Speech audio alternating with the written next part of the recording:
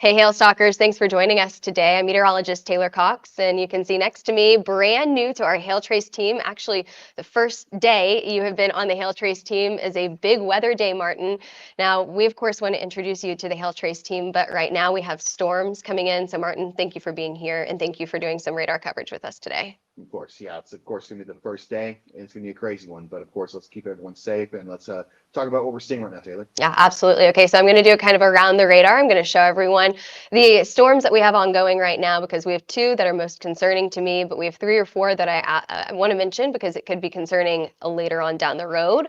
And then we'll talk about the watches that we have as well as the watches that we could get issued later on. So you guys put your weather questions in the comments section. I see that people are jumping in right now, mainly from Facebook, but I do expect YouTube to hop in here soon enough as well.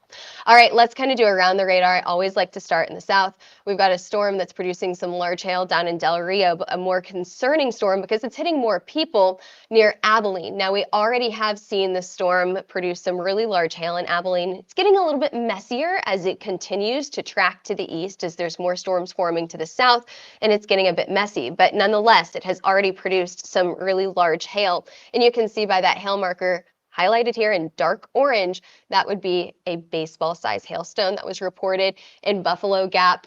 Now that was reported from the broadcast media over there. Taylor, Texas County is where we saw this hailstone reported. Again, baseball size hail has been reported from this storm that's moving through Elmdale right now. Potosi, I hope I'm saying that correct, and it's headed towards Clyde. It is still warned for baseball size hail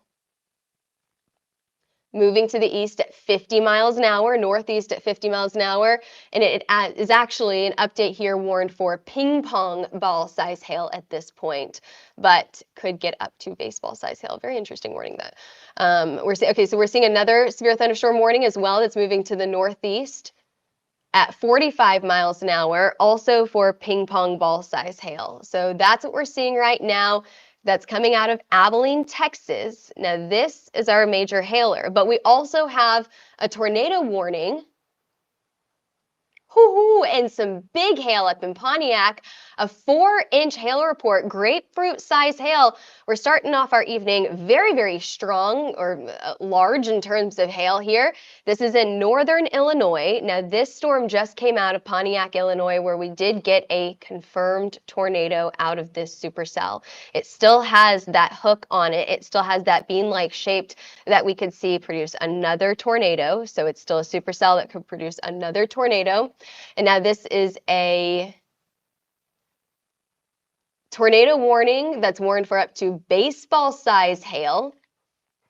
The National Weather Service here is saying flying debris will be dangerous to those caught without shelter. Mobile homes could be damaged or destroyed. So that's again coming from the National Weather Service. Everyone highlighted there in red, you need to be in your tornado shelter. You need to be sheltering. And even everyone that's a little bit farther to the east, this supercell has produced a tornado before. It's capable of producing one again. So everyone in Buckingham, Cabarrus, Kempton, make sure that you are also preparing to shelter in case that tornado warning is extended to the east. Another area that I'm watching that could impact a lot of people here, this is just southwest of Chicago, headed into Chicago proper. Okay, we've got a severe thunderstorm warning right now for $half size hail, 1.25-inch hail. And that goes until, let's see, moving to the northeast at 30 miles an hour goes until 6 o'clock Central Time. Let's see what our questions are in the comments section. Tell us where you're watching from in the comments section. One question right now saying, thoughts on how close it could make it to San Antonio? Something that Martin and I were both talking about earlier today. Where San Antonio is out of the watch right now. What you see there highlighted in pink, that is your tornado watch. We've got one little storm that's pretty far from San Antonio, okay, nowhere close to you guys. You may see those tall clouds moving up just to your west, but it's not close to you right now. If we do see any storms in San Antonio, I expect it to be after dark tonight. So that's some of the most dangerous storms that we could see because they're nocturnal storms. Another question, what does Dallas look like this evening? So we're going to go up 35 here to Dallas. Again, if we see storms in Dallas, when we see storms in Dallas, those storms will be after dark because we're watching for this line anywhere from Clyde all the way back to Del Rio. Those will be your storms that move into Dallas after dark tonight. We thought we could see round 1. It looks like round 1 wasn't very impressive. So what we're watching for here is round 2 to be a lot more impressive. And you guys can hear us, right? Indianapolis in the house. Thanks for joining us from Indianapolis. Little Rock. Martin, there's your town right there. Martin is our Little Rock expert. So Josh is coming in from Little Rock. Oh yeah, luckily they're probably gonna be staying out of the clear for at least a little bit. They could be seeing a few of those storms later on. Actually, there's a bit of a boundary that's moving over Little Rock. You're not expecting any storms out of it as of this moment. Maybe a shower or two. But really, if you get any storms, it's gonna be super late tonight, or possibly tomorrow. Yeah, right now, I mean, maybe a few sprinkles, but we've got a lot of clouds out in Arkansas right now. Very similar to Missouri. I know a lot of people had questions about Missouri as well. Yukon, Oklahoma. Now, Oklahoma was just included in this tornado watch, highlighted in pink. Now, this tornado watch goes until 11 o'clock tonight, from 5 to 11 o'clock. So we are in a tornado watch right now. It's for everyone highlighted in pink. So far, we've only seen one pretty significant storm in Oklahoma, and that's in the far northwestern side of the state. That storm is moving into Kansas as we speak, and right now it's warned for 70-mile-per-hour wind gust and half-dollar size hail. So what I said earlier today was that Oklahoma is going to be mainly a wind and a hail event. However, you could still see a tornado. It cannot be ruled out. We've got a few more storms. They're firing fast. Just to the west of 35, or just to the west of, is this 44, that's going down into Wichita Falls. I think that's correct. Close, yeah. These storms right here that are out in western Oklahoma, they're going up very, very fast. And so we just had maybe a 1 lightning strike earlier. Now we have 3, 4, 5 lightning strikes. So this storm's going up fast near Anadarko, near Eakly. This storm's going up fast as well. We've got to keep an eye on this storm back to the west near Alden. So all of these storms, these could become Oklahoma City's problem in just a few hours. So what we're watching for is not just storms right now, but in a few minutes. In a few hours as well. This highlighted here in yellow was basically our warning that, hey, we're going to get a watch soon. Highlighted here in pink, that is your watch that was issued. Let's go ahead and let's get a check on our tornado warning, because we told people earlier in Emmington, go ahead and take your shelter, because we need to be ready in case this tornado warning is extended. Right now, it has been upgraded, not only for ping pong ball size hail, but upgraded to tennis ball size hail. So this supercell right here, producing some really large hail. We've already seen a 4-inch size hailstone produced from this storm. We have a question here, and Martin, actually, if you want to share your screen and talk about Del Rio, and then we can kind of go through some of these questions. So one question that I see on here is, what just happened in Del Rio? Great question, because right now it's severe warned. Just found that over Del Rio, so I go, let me grab this real quick. All right. I'll kind of give you a little breakdown of what you're expecting out of Del Rio as of this point. So Del Rio, if you're unfamiliar, just to the west of San Antonio, it's kind of where we're going to be for a little bit. What happened in just Del Rio? You just got absolutely hammered by a huge pocket of these storms right here. You can see Del Rio is actually, if you're on the east side of the city, you're probably still getting some of those very intense storms. A lot of lightning. You can see all these little lightning bolts across the entirety of this cell right here. Recently just got extended on this warning. Severe thunderstorm warning, moving 27 knots, roughly about 30 miles an hour. Max hail size, baseball sized hail, wind gust over 70 miles an hour. So definitely a pretty intense, not so garden variety thunderstorm. Already got a confirmed hailstone of an inch and 1.25. That's around that ping pong sized hail, even a little smaller, just beyond that half-dollar sized hailstones you're going to be looking at there. There also was another report not too long ago of quite a bit of that lightning as it got into Del Rio. You can see a lot of these pinks, these dark reds. That's very heavy rain and hail mixed in there as well. With there already being several reports of that hail in Del Rio, this, as it makes its way outside of the city, heading towards Camp Wood, Leakey, and even Vanderpool, probably be seeing that again. This is just on the southern edge of a very, very large tornado watch stretching all the way to the northern border of Oklahoma, and probably going to be extended into Kansas as well. These little yellow, these little orange and pink boxes you're seeing here, these are what we call discussions, and they're basically thinking, are we going to be seeing a watch pretty soon? And the chance that they're being a watch extended all the way up into Kansas City, Missouri, 95%. So more than likely that will be happening pretty soon. Kind of just giving a little bit of a breakdown one more time. Actually, let me just check on that storm over in Illinois real quick. Still tornado warned, but it looks like they are going to be willing to let it expire. You can see they've added a new box here over here at Herscher and just to the south of Chicago, not extending that tornado warning. That hook that we usually see on these tornado warning storms has dissipated, so it's a very linear storm now.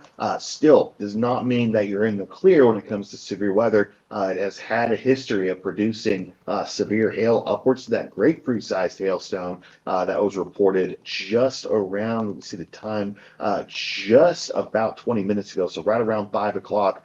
Grapefruit-sized hailstone was reported out of this storm. So it's already been a producer of both a tornado and several large hailstones. So even though they may be letting this tornado warning expire, it's still a definite issue out there. And we're watching, of course, one that's not really because of the intensity, but because of where it's actually going. Chicago, right on the western side of the city. We'll put this in motion real quick. You can see where this storm kind of just popped up, and you can see again, as it made its way through, it's already making its way through Platteville, going to make its way into Naperville, where we're getting into the suburbs of Chicago. If it does hold, it's going to be giving some pretty intense winds, pretty good hailstones. We're already seeing reports of an inch and a quarter. That's that $half quarter-sized hail, but it's going to be getting very close to Chicago, an extremely densely populated area. So I imagine we'll be seeing plenty of reports pretty soon out of that. Go back to the Abilene storm, because we've still been watching this one for a while. Plenty of reports of severe hail. Again, there was that one just right near Buffalo Gap of 2.75 inches. What's that classified as? Baseball size? That's baseball, yep. That'll definitely cause some problems if you're going to be out in your car for sure. It looks like it's also split off into two different storms. One also got some of those deep purples in there that are definitely going to be seeing the possibility of some of that larger hail, just looking at what we call reflectivity, basically how much is up in the air. You definitely tell there's going to be some high intensity when it comes to the possibility of seeing some hail. I'm seeing a couple more questions about seeing DFW being the same as Abilene. I don't think it's going to be in the same sense as Abilene, because we're earlier in the afternoon. These storms, they're kind of, as you look at the large, you kind of see they have already kind of conglomerated into a big old line. We usually associate these lines with wind threats. So by the time this gets into the DFW, I'm imagining it's going to be more of a wind threat and less of a hail threat. Now, I'm not saying that you're not going to see hail at all, but more than likely, once these storms really form into these lines, it loses a lot of the open air that allows these storms to really get the uplift that lets these storms have the hailstones. And by that time, it's just basically think of it as a wall of just storms moving across, and it causes pretty much high wind events. And then you're also seeing the possibility of a few of these linear, mostly rain-wrapped tornadoes. Generally, the tornadoes are weaker, but that doesn't mean that they're any less of a threat. So again, DFW is probably going to be putting under a severe thunderstorm watch or tornado watch within the next couple of hours, possibly, if these storms can hold themselves together. Austin, doubt you're going to be seeing much today. You could be seeing some of the leftovers as we get into, let's see, real quick, trying to find exactly what I'm looking for. Over toward Austin.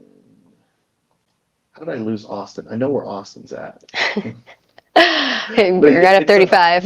Oh yeah, there's too many big cities in Texas. But again, of course, most of Texas, north of Dallas, you're going to be seeing some of those storms later on. But again, you're depending on your county, you might be in that tornado watch, you might not. Austin is probably going to be seeing those storms again. It's probably the same thing as Dallas, to be real. If we're looking at Dallas, you can see basically go straight down south in between San Antonio, going through basically the same thing for San Antonio, Austin, Waco, Dallas, all these cities. You're probably going to be seeing more of a wind threat later on as you get into the latter part of the evening into the overnight. Once the sun sets in most of these storms, they don't really see the what we call supercell, these individual little storms, kind of like the one we were watching over in Illinois, now probably soon about to be parts of Indiana. This is what we call a supercell. It's just a storm on its own, and usually these storms have that higher hail and that higher tornado threat versus storms that kind of merge into these lines. Usually we see the lines really accumulate once we get into the latter part of the day. New watch has just been added over in Wichita. We're now seeing a severe thunderstorm warning watch. So this is not a tornado watch, and this also goes until 11 o'clock. They're talking about the primary threats of large hail events up to that baseball-sized hail, wind events up to 80 miles an hour, and the possibility still of a tornado or two. Now, severe thunderstorm watches usually mean that the threat is higher for hail or wind versus tornado. So that's probably why they're going to be issuing that as a severe thunderstorm watch versus a tornado watch. So again, kind of giving the big view out here, we're seeing a lot of action going on across the majority of the south central part and over even the Great Lakes. And we can see again, Chicago does have the possibility of actually getting put in some kind of watch. They're being a little vague with how they want to say about their watches. Usually they say if it's a tornado watch or severe thunderstorm watch. So we could be seeing a watch of some sort being issued for Chicago. Kind of surprised they haven't yet, considering there's a storm heading straight for Chicago, and it's getting pretty close, making its way to the outskirts of it. You can see Oaklawn, you're probably starting to see a little bit of rain there. Naperville, you're barely just avoiding that. I know it's a pretty large suburb of Chicago is going to be Naperville. But again, you're seeing the pink boxes. Those are your tornado watches. We got 2, 3 actually going on all at the same time, stretching from the Oklahoma-Kansas border all the way down to the Rio Grande. You're seeing plenty of those storms. Kind of watching this one again. This one that's just now exiting Del Rio. Asking about McKinney, pretty much the same thing as Dallas. You're going to be seeing those storms probably kicking through later on. You're still sitting a couple dozen, if not a couple hundred miles from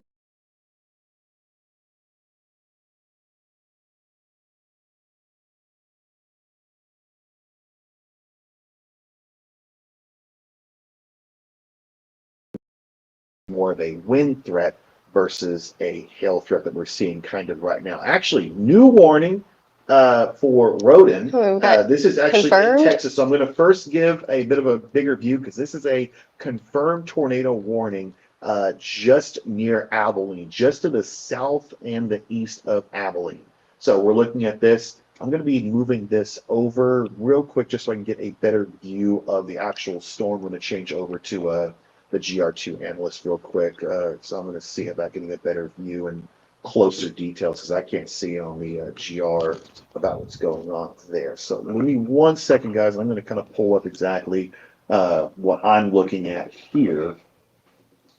Give me just 1 quick second. I'm going to change over to a different program we've got here that lets us kind of dig a little bit deeper into these storms, but it only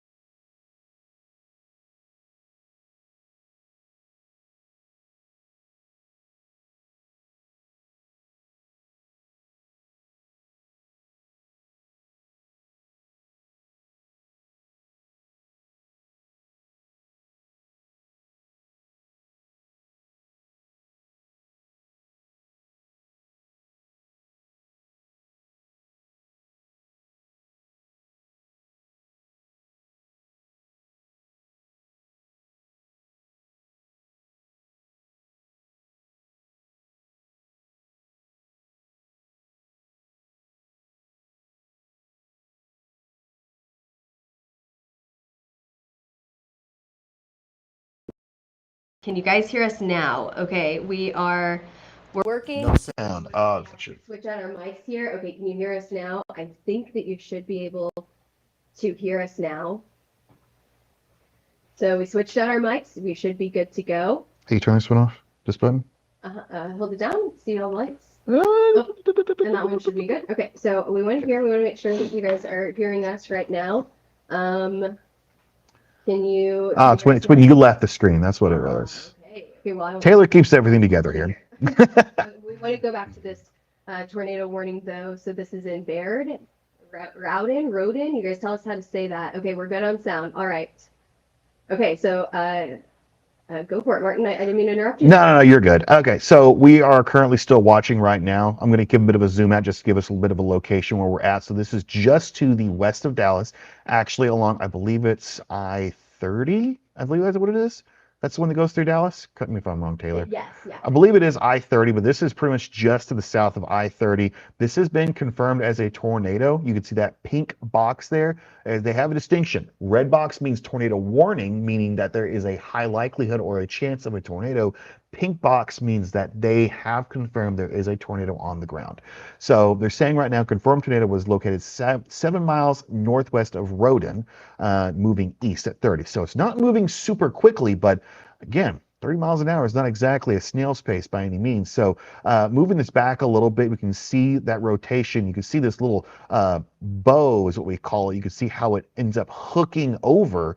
And that's how we start seeing that possibility, like, okay, there could be a tornado on the ground. And what you're seeing on the left side here is our debris tracker. Not really seeing much as of right now, at least on my end, but I can see really, that's actually not what would not be hail, but we could see a little bit of that hail near Baird, forgive me if I mispronounced that one. We're seeing drop-offs here for our debris tracker. This is not going to be debris. This is actually going to be hail. So I could imagine a mix with a drop-off there and that extremely high levels of the reflectivity, that pink you're seeing, meaning a lot that the radar is picking up. More than likely is going to be some of that hail, and our little algorithms trying to say that hail is also being shown there. Looks like there was just that observed tornado on the ground just southeast of Potosi, Texas. So they have confirmed that there was a tornado on the ground. Not completely sure. There is that definitive hook, though. You can see on the one panel here that I'm just going to just exclusively show this for right now.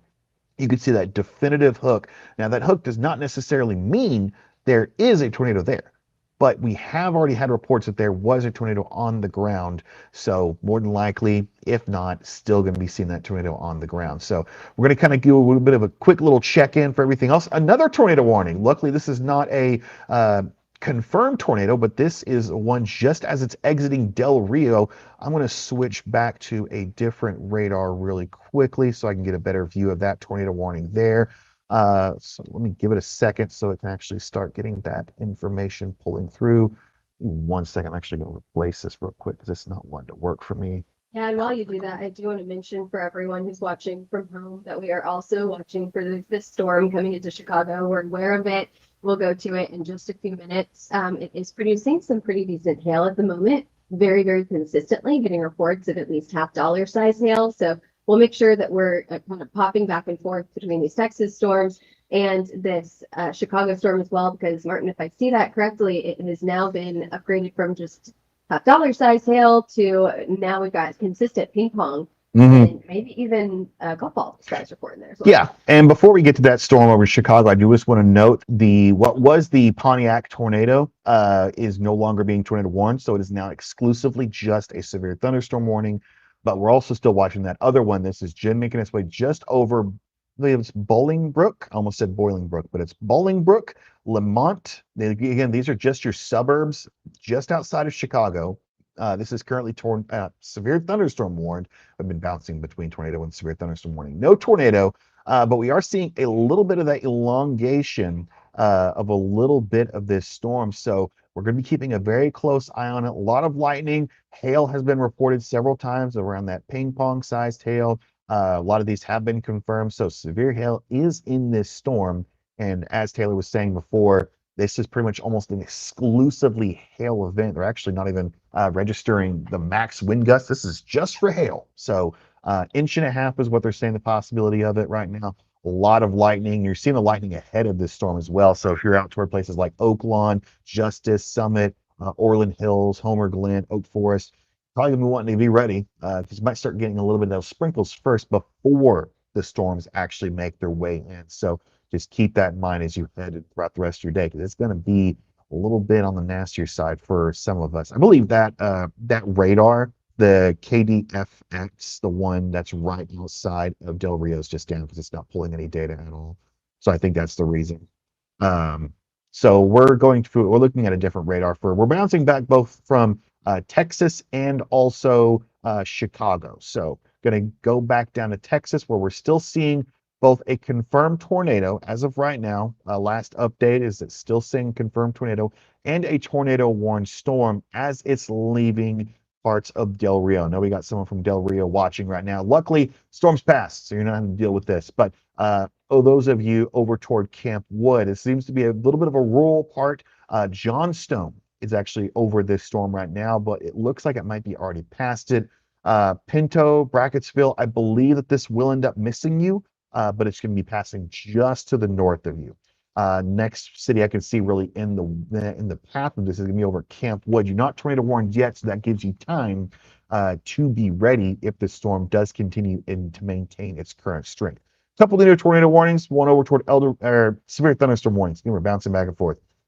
One toward El Dorado, one just outside of Juneau, Texas. Another actually heading in towards San Angelo. There's this one right here. This one is actually in a bit of a weird direction. It is moving itself northeast right now. So you can see how it's kind of almost training. Now, those also have the possibility of causing flash flooding, which is also a pretty big thing, especially if these storms, they basically what they call training. Think of train tracks, like these storms stay on the same area where they just roll more and more of that rain over. Good news for those of you over toward Roden and Bard and over at Putnam, it is no longer a tornado confirmed. It is now a tornado warning. So still make sure you want to be in that safe space for right now if you are in this tornado warned area. But I can tell you right now, it is not a confirmed tornado anymore. Let me kind of look at what we're expecting for this right here. So there still is a hook on that storm that you're seeing right now. But again, that hook does not mean that there is a tornado on the ground. It just means that there is that really tight rotation that does eventually sometimes lead to a tornado. So we're bouncing back over to Illinois, where again, we're still seeing this very elongated storm that did have a tornado very briefly touch down in Pontiac. Much more elongated now, meaning that we're not going to be seeing any of that rotation at this very moment. But I'm still a little bit concerned watching at this one over at the Bowling Brook. This is the one just on the outskirts of Chicago. I kind of put this in motion a little slowly for you where you can see it is maintaining that current path to make its way toward pretty much the heart of Chicago. So if you are watching from Chicago, let us know if you are. We're going to keep an eye on it. Got several reports. Inch and a half. That's about a quarter to almost, I believe, what is it? What's ping pong? Ping pong is 1.5. All right. It's my first day.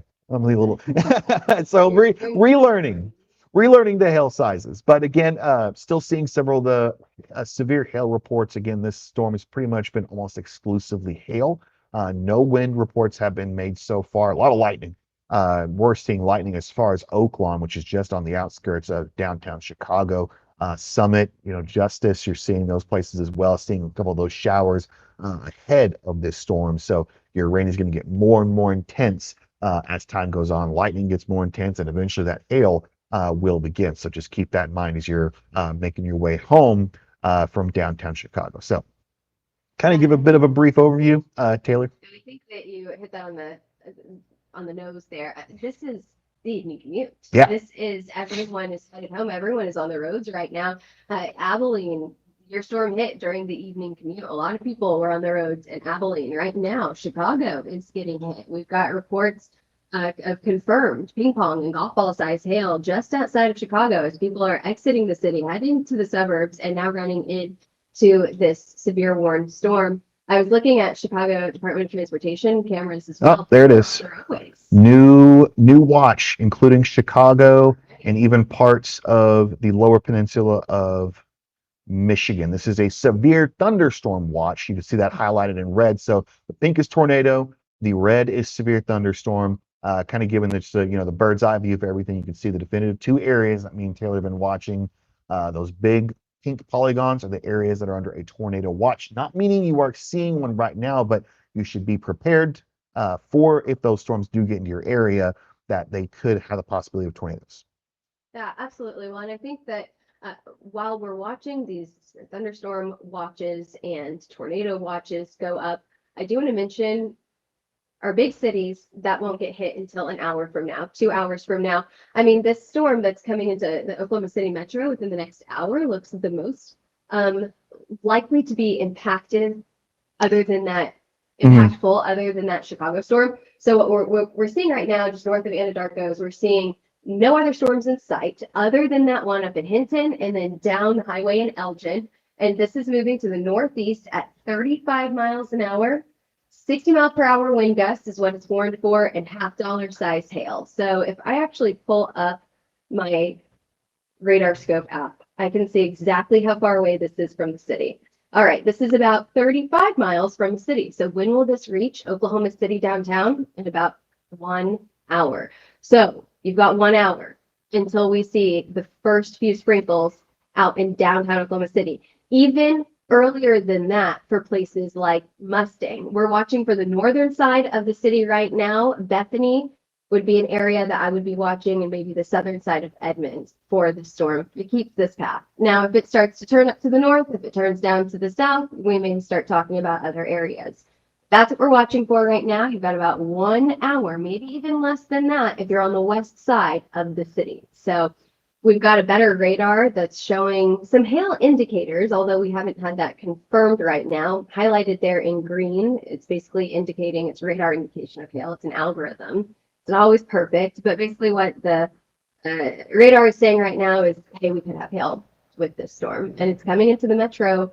Union City, Tuttle, you guys are going to be the first ones that are in the path for this storm. The headquarters of Brahms. You got to make sure Tuttle stays safe. But again, like Taylor was saying, several of these storms have been already tornado warned, severe thunderstorm warned.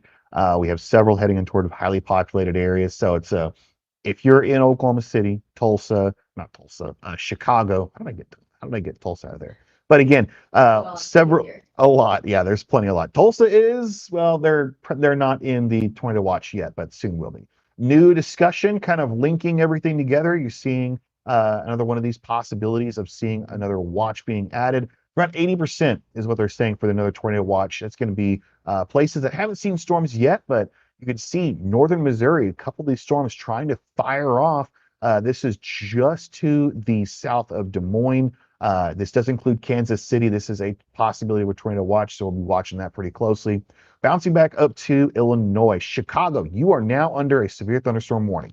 They have adjusted this. The storm is not there yet, but they are making sure just to throw this up there as hey, Chicago, you're going to be seeing this storm pretty soon. It has a history of hail. Still, several of these, you can see these little orange dots here, 1.75, 1.5, 1.5. That is all severe hail, roughly about that $half to ping pong sized hail. That'll put some dings in your car for sure, and definitely will make getting home difficult for sure. So Chicago's already starting to see a little bit of a sprinkle here or there, kind of putting this in motion again just to show you the actual movement of this storm. You can see as it makes its way past parts of the suburbs of Chicago, making its way past Joliet. I know the commute to Joliet from Chicago is not very long. Might take a little bit longer now with the storm in the way. But we're starting to see again just now that severe thunderstorm warning. They are calling it again for almost exclusively hail. Severe thunderstorm located over Woodridge, moving northeast at 35 miles an hour. This severe warning does not expire for a whole hour. I would be hard pressed to say that it actually stays even longer than that with how these storms have been shaping up, kind of existing. So again, watching again just to the south, this was a tornado producer not too long ago, not anymore luckily. It's actually been dropped off. Tornado warning is no longer in existence, but this storm did have a history of dropping a tornado over in Pontiac and now still giving us reports about 1 inch to, I believe that's a new report right there. That's a 3-inch hail report right there. That would be softball size hail, if I remember correctly. A little bit smaller, I think, than the size of a softball. Okay. Whenever we get into these hail sizes. We get into some weird ones like teacup size hail or large apple size hail. So yeah, just a little bit smaller than the size of Yeah, but again, still very intense of these storms that we're seeing. Again, over toward just in the northwest, just north of Woodward, actually, kind of right on the Oklahoma-Kansas border, much more rural part of the area. I know we heard just something about Wichita a bit ago. You're currently under severe thunderstorm watch, not a warning, but a watch. And you're watching the storm currently moving its way through, and it is kind of on a trajectory for Wichita. I can't say for sure that it's going to make its way to Wichita, but it is heading that way, and I'll be hard pressed to say you don't see a storm at all. Another one over toward Wichita Falls. This is just on the Oklahoma. This is on the Red River, in between Oklahoma and Texas. So it's near Chattanooga. Over toward, I'm trying to recognize some Burnett, I think that's what it is. I did not want to mispronounce that, but this is again just north of Wichita Falls. More of these storms near Haskell, near Throckmorton, Texas. Just a lot of these. And again, there's that tornado warning. You can still see kind of that hook there. I'm going to move over actually to a different radar system that we got here that kind of gives me a better view. More detail really is what I can see from this. This is our Abilene storm.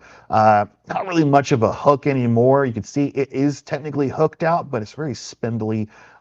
Really, they're just kind of keeping this warning up there just in case it does try to bring in. You could see around this area where that the orange and the reds and the pinks, that could be a redeveloping hook. But this is kind of like the leftovers of what that storm, of what that tornado was, because this was originally a confirmed tornado warned storm, but not so much anymore. But again, kind of just like look back with the history of this storm. Tornado, it dropped a 2 3/4 inch hailstone. So again, that's just a little bit more than a baseball sized hailstone near Buffalo Gap. So again, a lot of these storms. Going to go back to our wider range radar. We can kind of get a better view. They extended this tornado warning a little bit just to the south. This is that storm that was moving near Del Rio.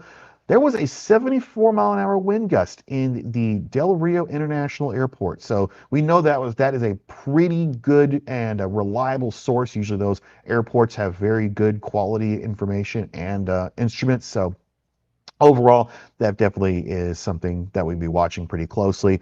Still tornado warned over just to the north of Brackettville. Kind of looking at the best information we've got right now. It actually looks like, what did they say? It was now just canceled. Looks like I could buy it being canceled at this point, but we're just going to be keeping a close eye on it still. Even if it does drop the tornado warning, it's still severe thunderstorm warned, and it's still got several other places. It's going to be just going north of Uvalde. Again, seeing several of these storms dropping hailstones and a handful of those tornadoes. Back to Oklahoma. We're just kind of go over this one more time. This is heading its way into Oklahoma City. I'm going to turn off a couple things just to get a better view of this storm. You can see it's right now over Gracemont, just to the north of Anadarko. Probably next city it's going to be getting into Spring Creek, Minso, and eventually into Union City. And if it holds together, could get into Oklahoma City within the next hour or so. Taylor was saying it was moving about 35 miles an hour, and it just so happens it was about 35 miles out of Oklahoma City. So you do the math, that's about 1 hour you'll be waiting for. Again, moving back to the north, I want to kind of look at that Chicago storm one more time. Look at all these orange dots here that I want to really see. I'm going to take off the watches just to kind of show these.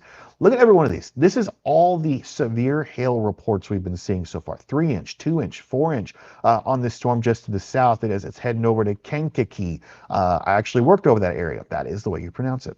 Over towards Chicago, you again, like I said before, you are severe warned. You're not sitting under the storm right now, but eventually you will be seeing this storm if it does hold itself together. It's now in the outskirts of Chicago. See a couple people asking, St. Louis, Houston. Let's go over a handful. St. Louis, probably not going to be seeing anything today, although tomorrow I could more than likely seeing something get into St. Louis. If you do see anything, it will be extremely, extremely late, if not early tomorrow morning, because currently this little orange, this little pink, not so circle. This is a discussion where they're talking about possibly bringing in a tornado watch, and even then, St. Louis is still not included in there. But Kansas City is included in that, so keep an eye out of those of you in Kansas City.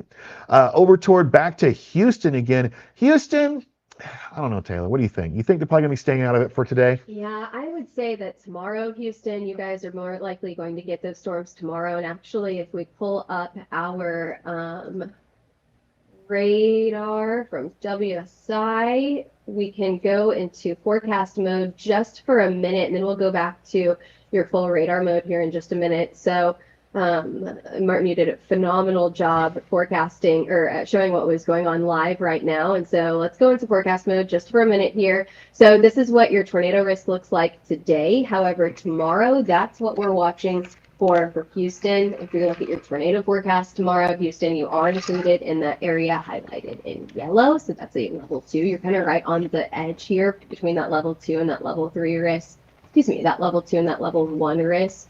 But for your hail forecast, if you're looking for hail in Houston, you're going to be a little disappointed by the map I'm about to show you. You can see that it's mostly smaller hail for tomorrow. Today is our big hail day. Tomorrow does not look as promising. However, if I were to put a risk on who would get hail tomorrow, I would include Houston in that risk. You can see that I've got that level 2, that moderate risk for Houston, Shreveport, and Jackson. But the models today were not terribly impressive with the potential for hail tomorrow. So, you could see some hail in Houston tomorrow. It's most likely going to be on the small side. Will you see storms? Yeah, you will see storms tomorrow. Let's take a look at your long-term forecast. Hang on one second. Let me pull that up right here. You're looking at today.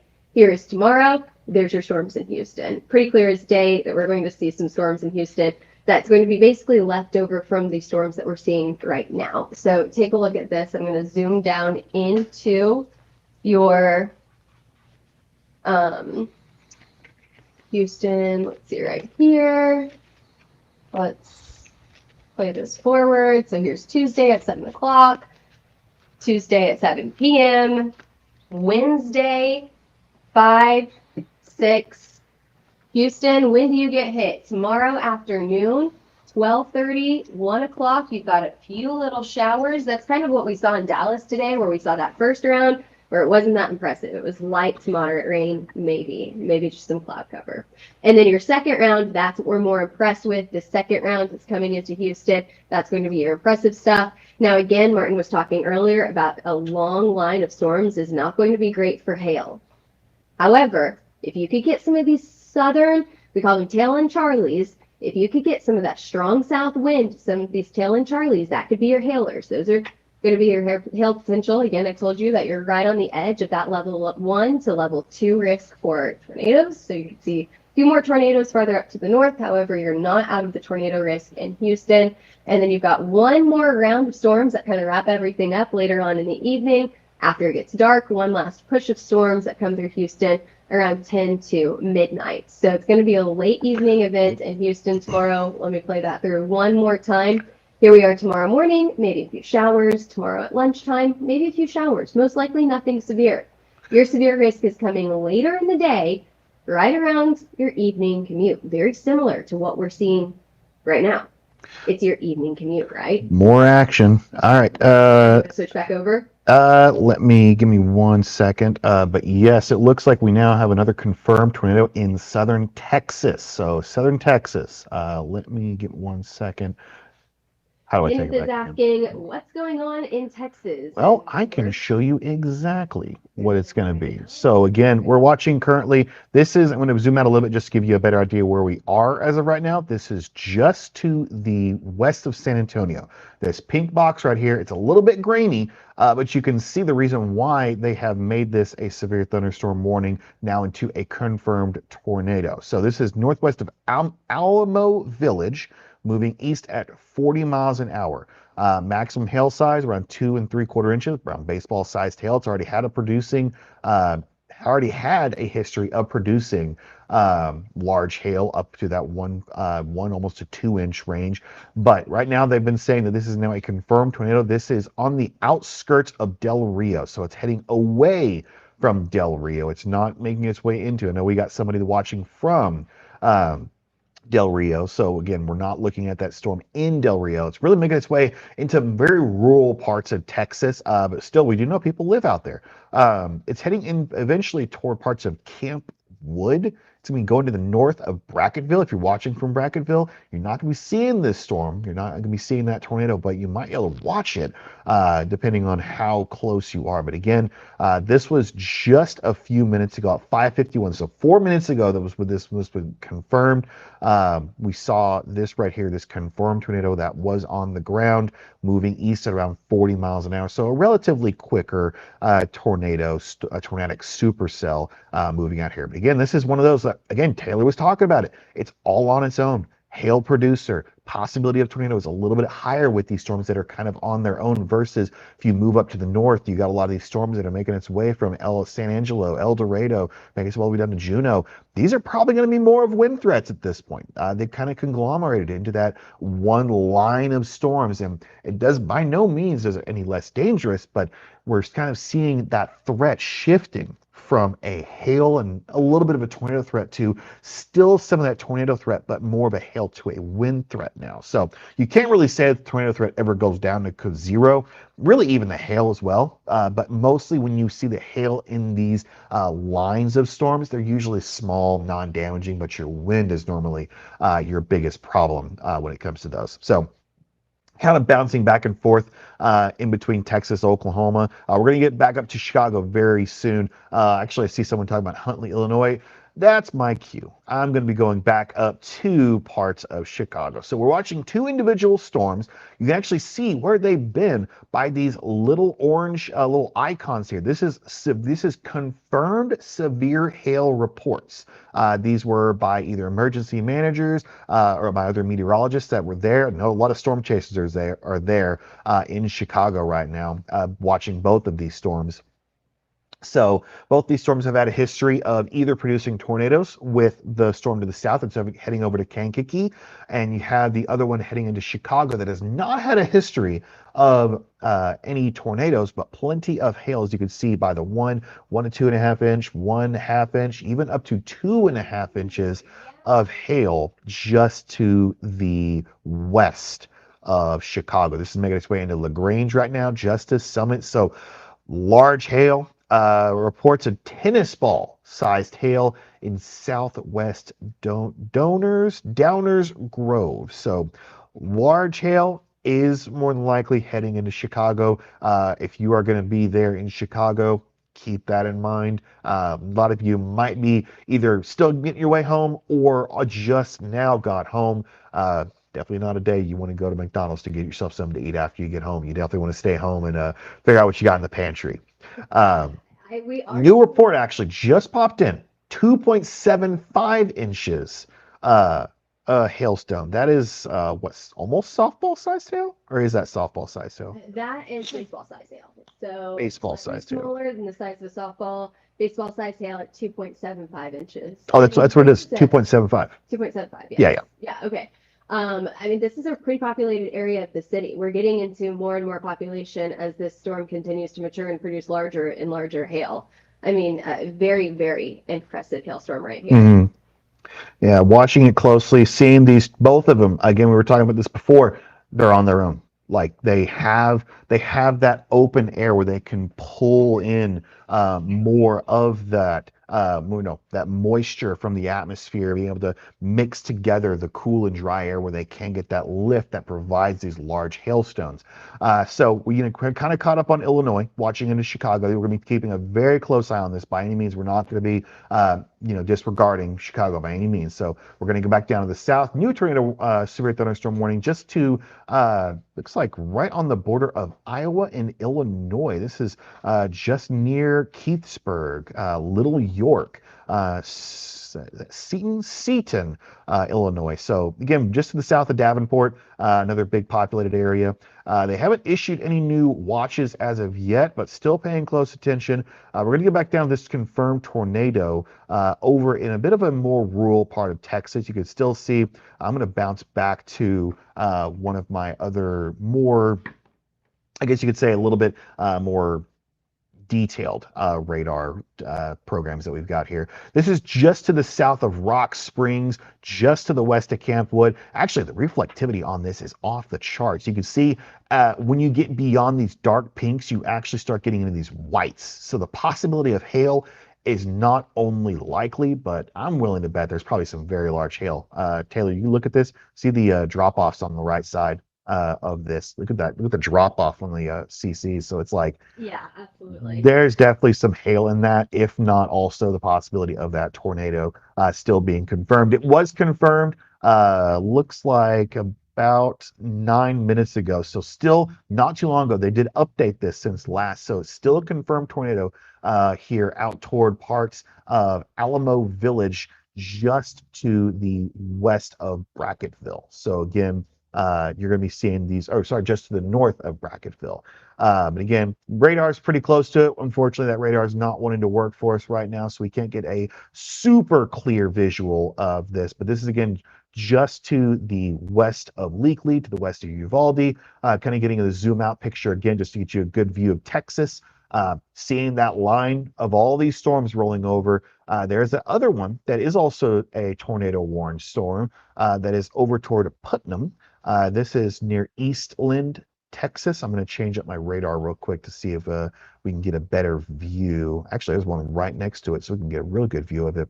This is again near Breckenridge. We're seeing again parts of that. Oh, why is there a tornado warning in that?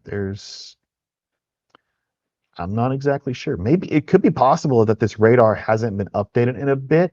It might have actually been decommissioned possibly by the storm. You can see as this radar went over. So I'm going to change to a different radar again real quick just to see if what's going on, because it looks like, no, I don't know what's actually going on there. So we're just going to keep on moving on over toward parts of Oklahoma City.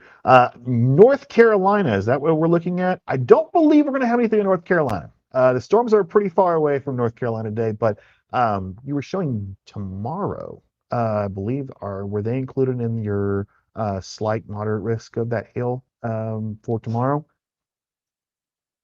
We have a brand new tornado watch. Oh, yeah, that was that one we were talking about. For Kansas City.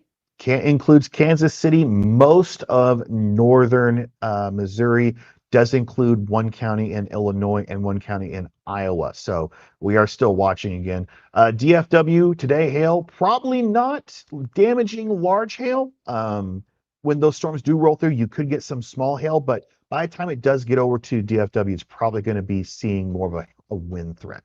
We're going to go back over to Chicago again. Again, a very highly populated area. More tonight towards DFW. Yes, probably more than likely going to be that line of storms bringing in the wind threat, maybe with the possibility of a small tornado threat as well. We'll get to Texarkana in just a sec. I see you, Corey. So I'll be seeing it. I'll be getting back to Texas in just a bit. We really just need to talk about Chicago before it does really start getting into the area. So looking at again the Chicago storm, you're starting to see a little bit heavier sprinkles over toward downtown Chicago, kind of putting this in motion, kind of backing up a little bit, just to show you what this storm, where it's been and where it's going to be going. Seeing a lot of these oranges and now starting to be red, these little icons here. Look at that 3-inch hail report, 2.5-inch hail report, 2.75. That's baseball size, if not a little bit bigger on some of those reports, and several reports of severe hail. That's that quarter sized or even bigger. So that's that 1-inch hail is a quarter size, which is what we use to define severe hail. Moving on to where we are sitting right now. Before we do move on here, I do want to mention that we are getting a lot of pictures and videos in from this storm that's moving through Chicago. This was actually a picture or a video that was sent in earlier from the storm. So this is whenever it was back in Bolingbrook. So that's whenever we were getting ping pong and golf ball size hail reports. Now this storm has matured and we're seeing those larger hailstones. But nonetheless, we've seen a lot of hail from this. Okay, you can see that hail, it's almost covering the ground. Okay, it's more than your Easter egg hunts, but it's less than looking like snow. So there's a lot of hail here and it's still ongoing. So who knows, whenever the storm finally passed over, how much hail was actually left. So I do want to mention that we're not seeing just isolated hail here. After that storm left Bolingbrook, it left a lot of hail behind. It's now continuing to mature. And now it's coming into Chicago proper, and that's what Martin's been showing you on the screen. So I just wanted to mention that we're getting these pictures and videos, and what the caption says that you can't see on the screen, and this person's saying this hail is crazy and it's very loud. So that's what happened in Bolingbrook. The hail just got larger as it's going into Chicago right now. Yeah, I mean, thanks for that. Because of course, it's been, that's been the big thing we've been talking about today is hail. Because while these storms are still, you know, by themselves, that's the biggest thing for today is that the storms are by themselves. That's when we're going to be seeing that hail threat really escalate.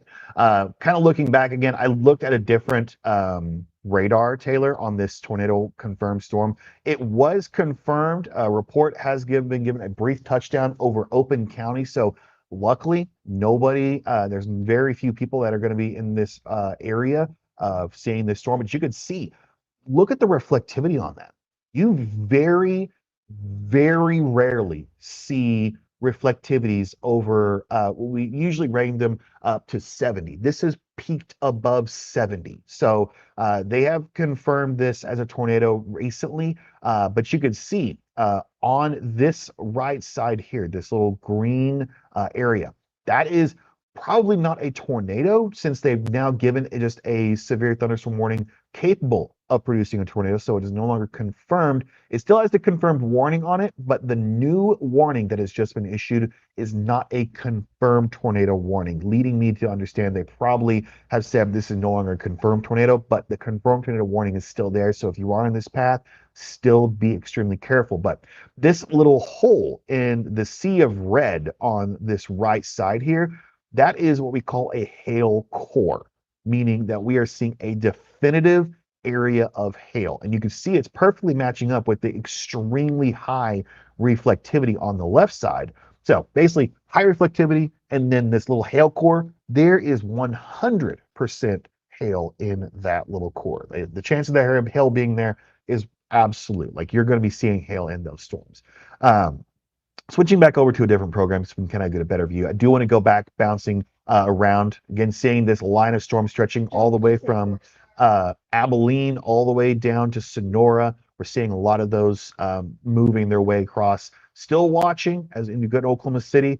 We've now gotten 2 storms heading toward Oklahoma City, one making its way just to the west of El Reno, one making its way toward Minco, and moving its way eventually into Oklahoma City within pretty soon.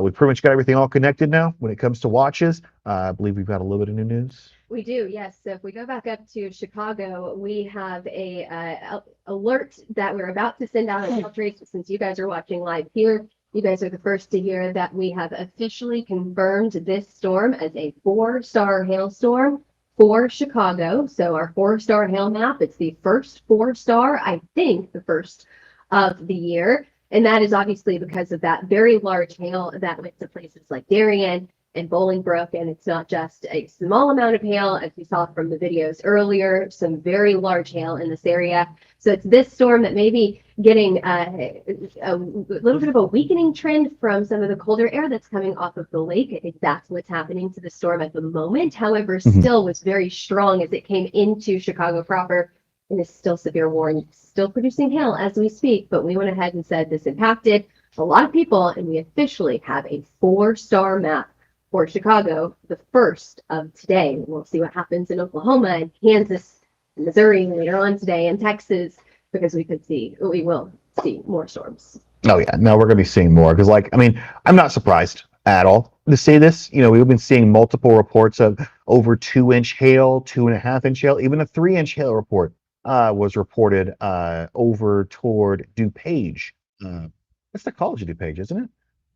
Actually, yeah, that's overside there. Yeah, so we actually we love College of DuPage. A lot of the resources make our job as meteorologists really a lot easier. Giving us a lot of great information. You can see again as it does go out in the lake, it does kind of dissipate pretty quickly. Lake Michigan this time of year is frigid, so any of that wind coming off the lake will absolutely just eviscerate these storms. They do not make it over the lake. But again, before it does, it still is going to be having that possibility of hail. You could see this little tail of all these reports, this orange and red here of that severe hail. All of these reports are severe hail. And this is just the ones that we got now, not even all of them later on. So we're looking back again to the storm just to the south. This has had a history of producing tornadoes and large hail, 3.5-inch hail over in Buckingham. This is near Kankakee, Illinois. This was reported by the public, 3.5-inch hail. Is that softball?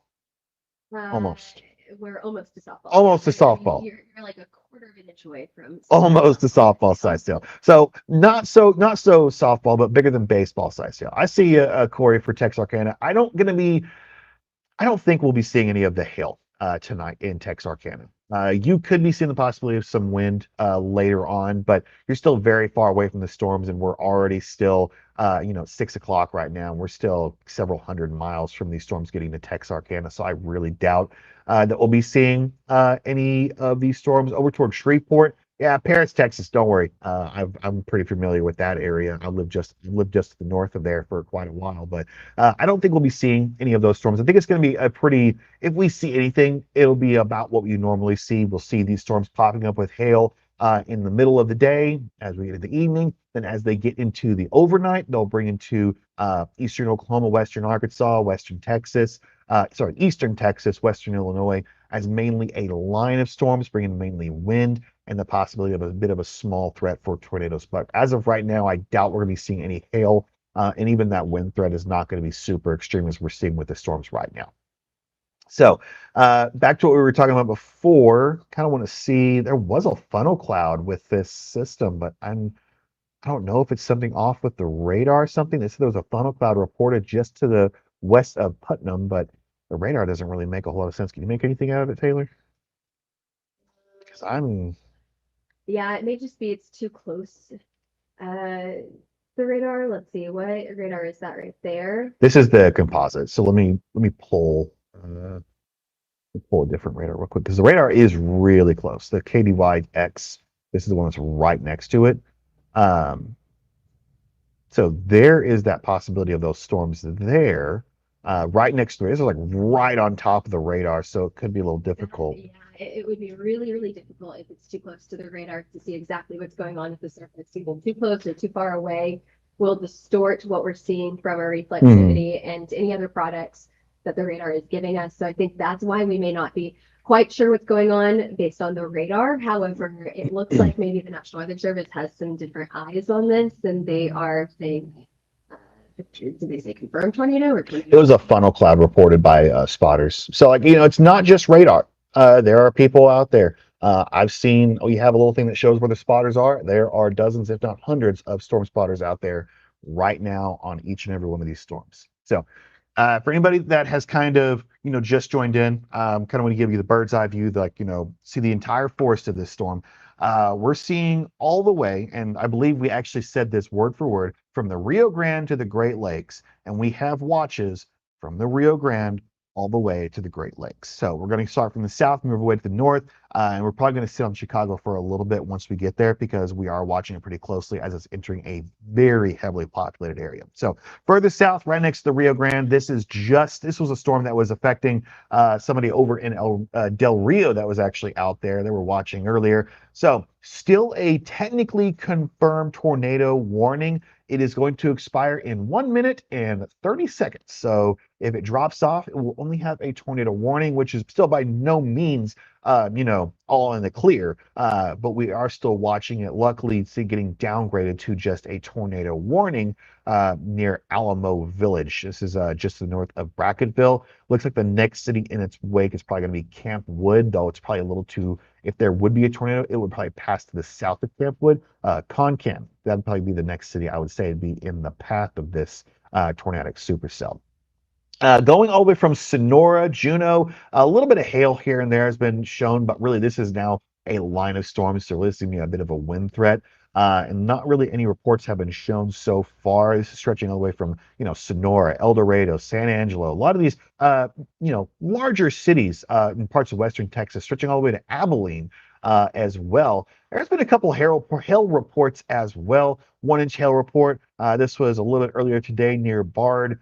This was this storm right here near Breckenridge. This is right next to a radar, kind of giving us a little difficulties on seeing it exactly. But as we move up and toward Oklahoma, still seeing a handful of these storms kind of on their own, kind of part of this the actual line itself. But you can see, again, a very high reflectivity there. Possibility of hail with these storms that are on their own are definitely there. So moving into Oklahoma, got a new storm just to the south of Lawton. This one's going to be making its way toward Duncan. So it's now north of the Red River. It's actually got a little bit of a hook on it. So let me kind of get a better view of what I'm seeing on this specific storm because I want to see how it's looking specifically. Let me change over to our uh, velocity. It's this is about to be a tornado warning. So yeah, we're about to have our first tornado warning in Oklahoma more than likely. It's got a very definitive. You can see on the left side the reds and the greens that are clashing really tightly, and you can see how that spirals in on itself just near Cookie Town. This is heading in toward Walters. I'm willing to bet this is going to be a tornado warning any second, so we'll be watching that pretty closely. Moving up into Oklahoma City, you can actually see that hail spike. I think it's a hail spike right there on the stream. Can you see that? Or is that just an anomaly? See, I don't. That is heading. That is no. It's not. No, nah. It's not a hail spike. It's an anomaly. Yeah, it's an anomaly. Sorry about that. But again, no. That will be a tornado warning soon. So what? If you switch over radars to the city radar, you may have a bit of a better view of that Oklahoma City storm. Then we can confirm if that is a hail spike or not. So what we're watching for here are those greens and blues spiking from the radar basically hitting hail and going in all different directions, not being able to penetrate that hail. So what we're watching for, although I do think that there is some hail with this storm that's moving into Yukon right now, and the storm looking just more and more impressive as we go frame by frame here. So again, this will be on the western side of the metro. Moving its way toward Mustang, Yukon, Tuttle, parts of Newcastle, and the western edges of downtown Oklahoma City have now been put under a severe thunderstorm warning. This does include Yukon as well. El Reno, you're kind of threading the gap in between these two, so kind of still keep a watch out. But soon enough, if this storm does hold together, Oklahoma City, more possibly Newcastle, maybe even making our way to Edmond. Don't think Norman will be seeing this specific storm, but who knows? This is central Oklahoma, so we'll be watching this pretty closely. But again, the max hail size 1.75 inches. It's a little bit bigger than a $0.50. Max wind gusts right along that severe limit, so both wind and hail is the possibility. But that hail is still going to be that bigger threat of the two, just because these storms kind of holding themselves together. So I'm wanting to rewatch this again. I'm really surprised they've not issued a tornado warning on that. And WS knows a little bit more than we do, but I'm still surprised. It's got a very tight rotation on it right there. So we'll be watching that closely. Working on it as we speak. Yeah. What they're currently typing. So it takes a little bit oftentimes to get down the funnel of things. And so we may be waiting on that tornado warning, and we'll keep you guys updated the second that it's issued. But it may be a good idea right now just to go ahead and prepare to take your shelter. So when that tornado warning is issued, you're prepared and you are ready to go. Couple more storms up in northwest Oklahoma and parts of south central Kansas. There's one just to the south of southeast of Dodge City. This is making its way through Sun City, Medicine Lodge, Isabel. Those are going to be going on. I will be getting back to Chicago very quickly. We're almost up there.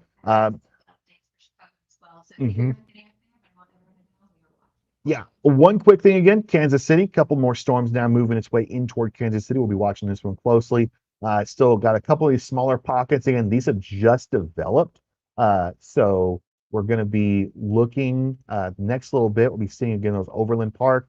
It's going to be seeing a little bit of that in northern toward Kansas City. Let's get into Chicago. Just to the south, Chicago, Kankakee now has got a tornado warning issued for it. We're still watching. Actually, Chicago's starting to get some pretty intense rain over there. At least we do know it is rain with the reflectivity. One report of hail over in Cook County, Illinois. I know that's just to the west of Chicago. 1.25-inch hail, so still severe hail, but luckily it looks like it has lost a little bit of its intensity as it's moved its way into Chicago. Still, we are watching it very closely. Making its way just to the north side of Chicago, it looks like. Oak Park, Cicero, Berwyn, you're looking at a lot of those right there. Making it toward Maywood, Elmwood Park, you're in that warning as well. South side of Chicago, you'll probably still get some of that rain, maybe a clap of thunder or two, but you're really avoiding the worst of these storms now. It's not saying it's over, because we're more than likely seeing a good swath of rain that would move across with most of these storms as we get into the overnight. I'm going to bounce back down to the Kankakee storm because it's got a pretty decent little hook on it. So Before we move off of this Chicago storm, I do want to know this is what this Chicago storm has already produced. Okay, so we've got some really large hail at Downers Grove. You can see that it's just about the size of that person's palm. So we're saying about tennis ball size hail. Downers Grove, again, in the Illinois. Let me see exactly where this is at. I know they've gotten some really large hail today. All right, Downers Grove, just in the Chicago suburbs, just to the west of Westmont, to the west of Brookfield. So we saw some really large hail just a few minutes ago in this area. And we're starting now to get some of those pictures. You guys tag us in those pictures that you see on social media. We're going to continue to show you pictures and videos as we continue to do storm coverage here. But this storm that is now going through Chicago proper, that's producing some really heavy rain, as Martin just said, produced this hailstone right here just a few minutes ago in Downers Grove. All right, let's go down to that tornado warning just to the south of Chicago. It's about to cross over the Illinois-Indiana state line. yeah, before we get back into that, I just want to answer Chad real quick. St. Louis probably not going to be getting anything today, but tomorrow you will be. It's probably going to stay all in Kansas City. But as we were talking about, just new tornado warning. It looks very impressive too. This is just to the south of Chicago. This is not making its way to Chicago. I want to iterate that.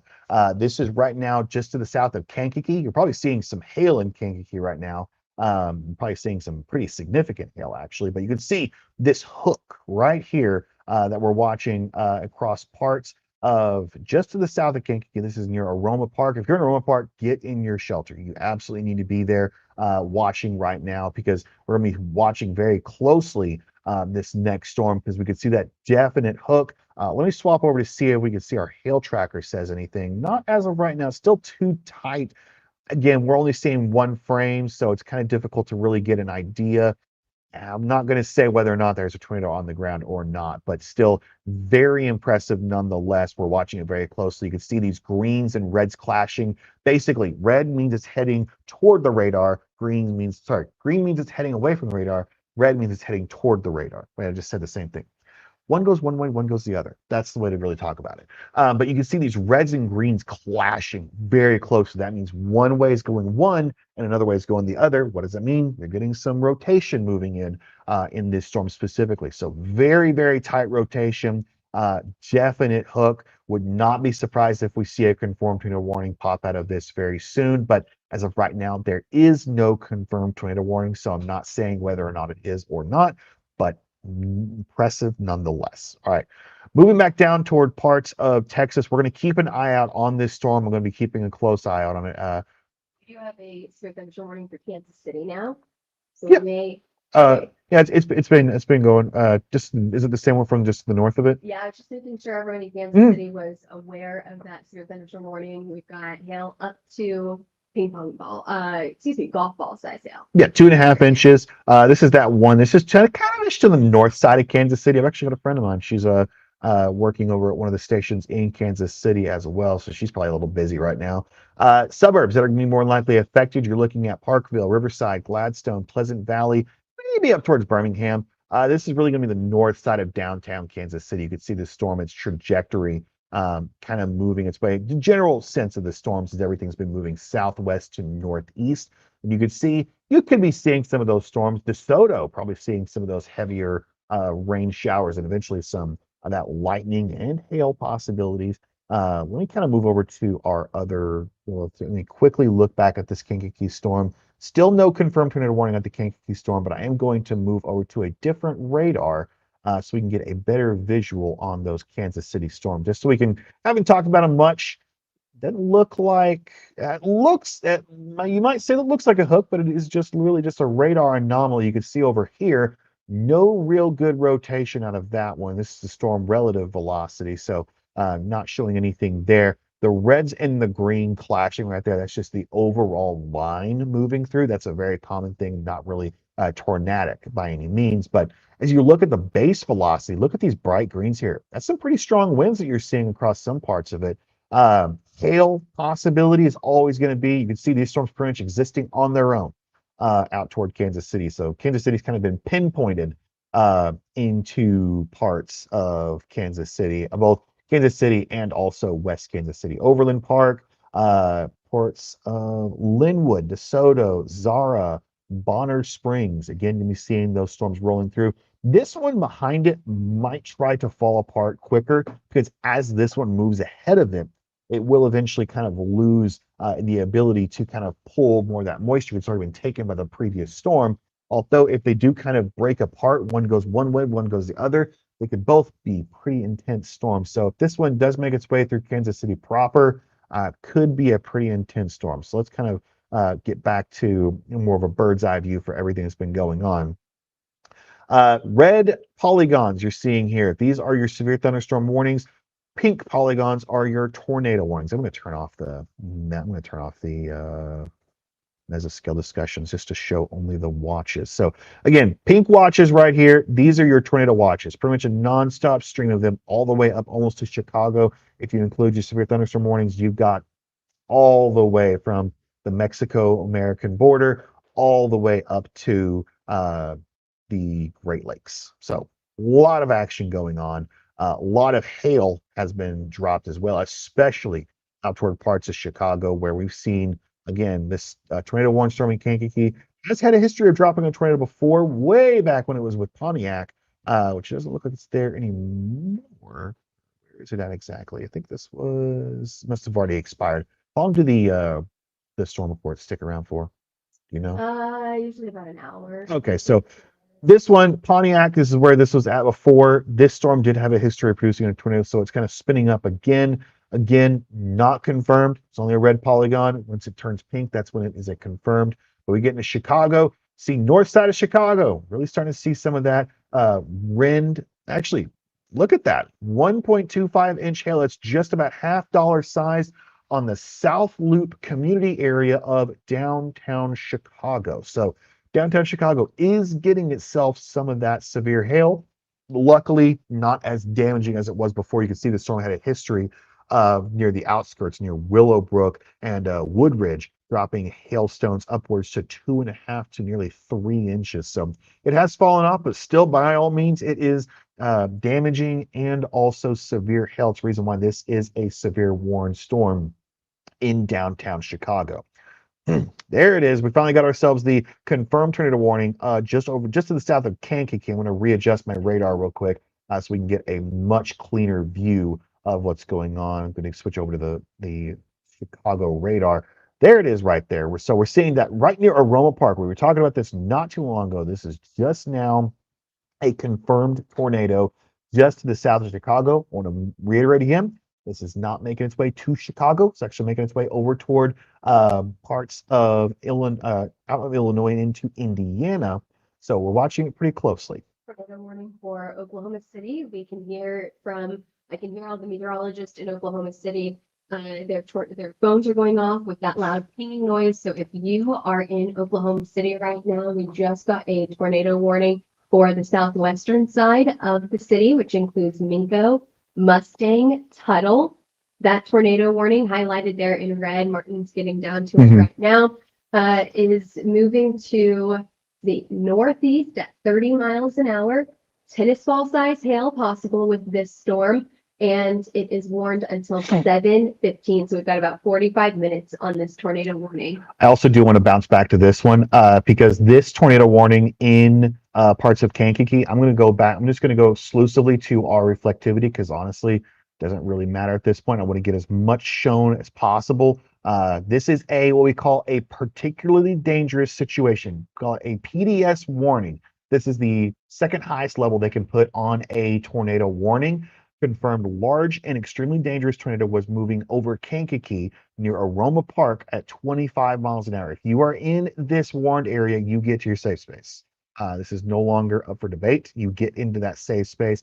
This is about as dangerous as it can get. This has a confirmed tornado. You can see that obvious hook echo, what we call that right there. Very high levels of reflectivity. You've seen that white yet again in this reflectivity here. There's definitely going to be hail in that area right there in that pink. In the area just to the south of it, if there's a tornado, that is where it will be. And we have had it confirmed so far that there is that confirmed large and extremely dangerous tornado just over Kankakee. Again, let's see right there. Video on a tornado reports on tornado on the ground near the Kankakee Airport. This was 2 minutes ago. So 2 minutes ago, there was a tornado on the Kankakee Airport making its way over Aroma Park. I'm going to move this to a 2 panel just so I can see about possibility of maybe a little bit. It's a bit of a mess, but I could easily buy that being a tornado on the ground for sure. Seeing very low levels of we call this other reflectivity here just near Aroma Park. So again, PDS warning, particularly dangerous situation for Aroma Park. If you are in this pink area, you need to be in that safe space right now. So again, hail in DeKalb?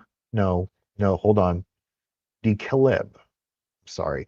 Later in Chicago, west of Chicago, probably not going to be seeing that anymore. Once that line is passed, you're pretty much going to be over with, but you could be seeing the possibility of more of that hail later on this afternoon. But once we get to the point where these storms really roll into lines, your hail threat almost completely eliminates. It's really just a wind threat with the possibility of a little bit of a tornado threat. So we're going to go back to Oklahoma City real quick because, again, new tornado warning for Oklahoma City. Again, this is over right now, centered over Union City, just north of Minso, Huddle, Minco. Oh my goodness. I'll learn, I promise.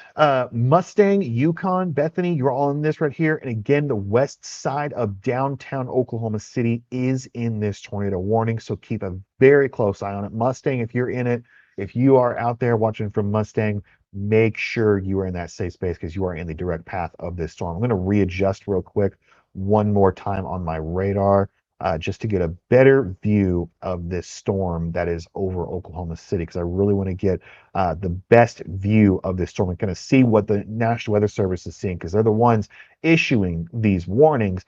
We kind of want to see where we're going at. There it is right there. There's that rotation. This is right over Minco. And again, seeing the possibility of hail over Union City. Actually, I know there's going to be hail in Union City. You could see these little dots of green and yellow and blue. That's really indicative of more round precipitation in the air, and that's what's causing that. Hey, this is probably going to be hail versus just rain. But again, the biggest threat right now is still going to be that tornado threat right over Minco. Not seeing anything indicative saying that there is a tornado on the ground. So probably not seeing one on the ground right now, but still a very big deal heading toward downtown Oklahoma City, Valley Brook, Moore. You're probably seeing this in the pathway pretty soon. Again, not 100% if it's going to hold together until then, but kind of on its own is again, there's not really anything to the south that's able to pull in a lot of that warm air to the south. And that's how it's able to really maintain that structure of the storm, making its way past Union City, possibly getting into Mustang later on. I want to bounce back over to that storm. We're kind of just keeping a close eye on this one. This is over in Aroma Park, just to the south of Chicago. Chicago, your storm's pretty much almost off into Lake Michigan. Again, most of those hail reports around Chicago were about 1.1 inch to about 1.25 inches. Again, that $half to quarter-sized hail. Damaging nonetheless, but still not as dangerous as it was before. So we'll be probably seeing more of those hail reports coming in very soon over Chicago. So again, Aroma Park, particularly dangerous situation. Looks like they might have oh no, they did not drop it. It's still a particularly dangerous situation. Again, we call it a PDS warning. This is basically a level above a tornado warning. So keep that in mind. It's a very rare thing for them to do this. And it's really because it's over a populated area, in this terms, Aroma Park. So keeping a close eye on this one. We're bouncing back over to Oklahoma City, where we're still seeing that tornado warning just to the west of the region. Passing right over Minco, Union City seeing probably quite a bit of hail. Mustang, you're probably going to be seeing this next pretty soon. Tuttle might miss you just to the north, but still, if you are in Tuttle, keep into that safe space as you are going to be seeing this storm getting very, very close to your region. Kind of going back to our bird's eye view again. I don't want to miss anybody, see what anything that's going on right now. We got several things going on right now. Still that tornado warning making its way into very rural parts of Texas. Just to the south of Camp Wood, Concan, Utopia, you're now under that tornado warning. What is that, Leakley? Yes, Leakley, Vanderpool, all in that tornado warning there. This is in South Texas. This is a storm that has had a history of dropping a tornado just to the east of Del Rio. So it is going to be a pretty busy day for a lot of us. Anything over toward Lawton, eventually you're going to be seeing the storm just to the south of Lawton right now. It is looking like, unless you're on the south side of Lawton, you're not going to see anything specifically, but there's plenty more storms to come for everybody. So I imagine you'll be seeing that pretty soon. Hail report just came in from Union City, nearly 2-inch hail report, hen egg sized hail. This was 3 miles east of Union City in Canadian County. This is on its way to Mustang. Let me change over to our other radar real quick so we could see the exact area where that was at. So again, right in this area right here is where we saw that report of the 2-inch hail. That's damaging hail for sure. That'll definitely cause some dings in a roof, dings in a car by all means. There is that official report coming in. Again, this is just about, let's see, this was about 15 minutes ago, looks to be. See, a 2-inch hail. Again, very large hail is in this storm, and it's still got plenty of air to pull in. Still seeing that rotation right there is what our programs are trying to pop up. So again, until this is going to until about 6:50 or 7:15 this evening. So this is going to continue on. This was only a few minutes ago where they had that severe thunderstorm warning actually upgraded to a tornado warning. So a lot has been going on the past couple of hours. I'm going to kind of keep this here on our Oklahoma City radar just so we have a better view of it. But I'm going to zoom out with our other program. More of these storms, nothing severe warned up in that area in parts of northwest Oklahoma and parts of south central Kansas. Looking at Kansas City, once again, large hail has been reported. 2-inch hail, 1.75 inch hail. That's just beyond that ping pong sized hail, hen egg sized hail. Definitely damaging hail for sure across parts of northern Kansas City. So while it's not a downtown, we're still watching this next cell that could be bringing in some more of that hail. Again, still 1-inch hail. That is enough to do some damage on some roofs. Moving over back into Illinois, more of these lines of storms have kind of started forming in. Still, that confirmed tornado is still a PDS warning. It is still a particularly dangerous situation. So again, Aurora Park, if you're in this area, make sure you are in that safe space because it is extremely important. Aiden, any hail in Texas yet? Oh, you have no idea. Quite a bit of that hail has been gone across Texas. I'll get back to Texas in just a minute. We've got a large and dangerous tornado in parts of Illinois, just to the south of Chicago. Chicago, you're pretty much good now. You're not seeing any of that hail, at least if you're not going to be sailing on Lake Michigan. It's very cold out there. This cell is pretty much going to be getting dissolved pretty soon by that cold air coming off of Lake Michigan, but still watching this cell moving its way through parts of Kankakee, Aroma Park, Hopkins Park. You're in this right here. Sun River Terrace, you're not in the path of the tornado, but you are in the path of the hail. So keep that in mind. You are going to be watching a lot of those storms moving its way over. So this is going to be eventually getting its way back into parts of Indiana. Kankakee tornado. Yes, it is. We did see that tornado in Kankakee. It's actually making its way into Aroma Park now. But again, there was a confirmed tornado on this report. This was about 10 minutes ago, 9 minutes ago. 11 minutes ago from a storm chaser that they did have video that showed a tornado on the ground in the Kankakee airport. So we'll be watching that pretty closely over the next couple of hours. More tornado warnings mixed in with this line of storms. Usually these are kind of messy. You can see a little bit of the hook over here over at Kewanee. You can see a little bit of that spin, which is probably going to be warranting that tornado warning there. Same thing over here, over in Fairfield. I believe we're in no, we're not in Illinois. We are in Iowa. Fairfield, this is just to the south of Davenport. Yes, we are in Iowa. I see a little bit of that hook there. Probably was what warranted that tornado warning there. So again, back to Kansas City, kind of going back south again, watching these couple storms that kind of conglomerate into one cell. This is just to the north side of Kansas City. So if you're watching this from Kansas City, you are going to be paying close attention there as well. Moving back down over to Oklahoma City, confirmed tornado. Just tornado on the ground near Minco.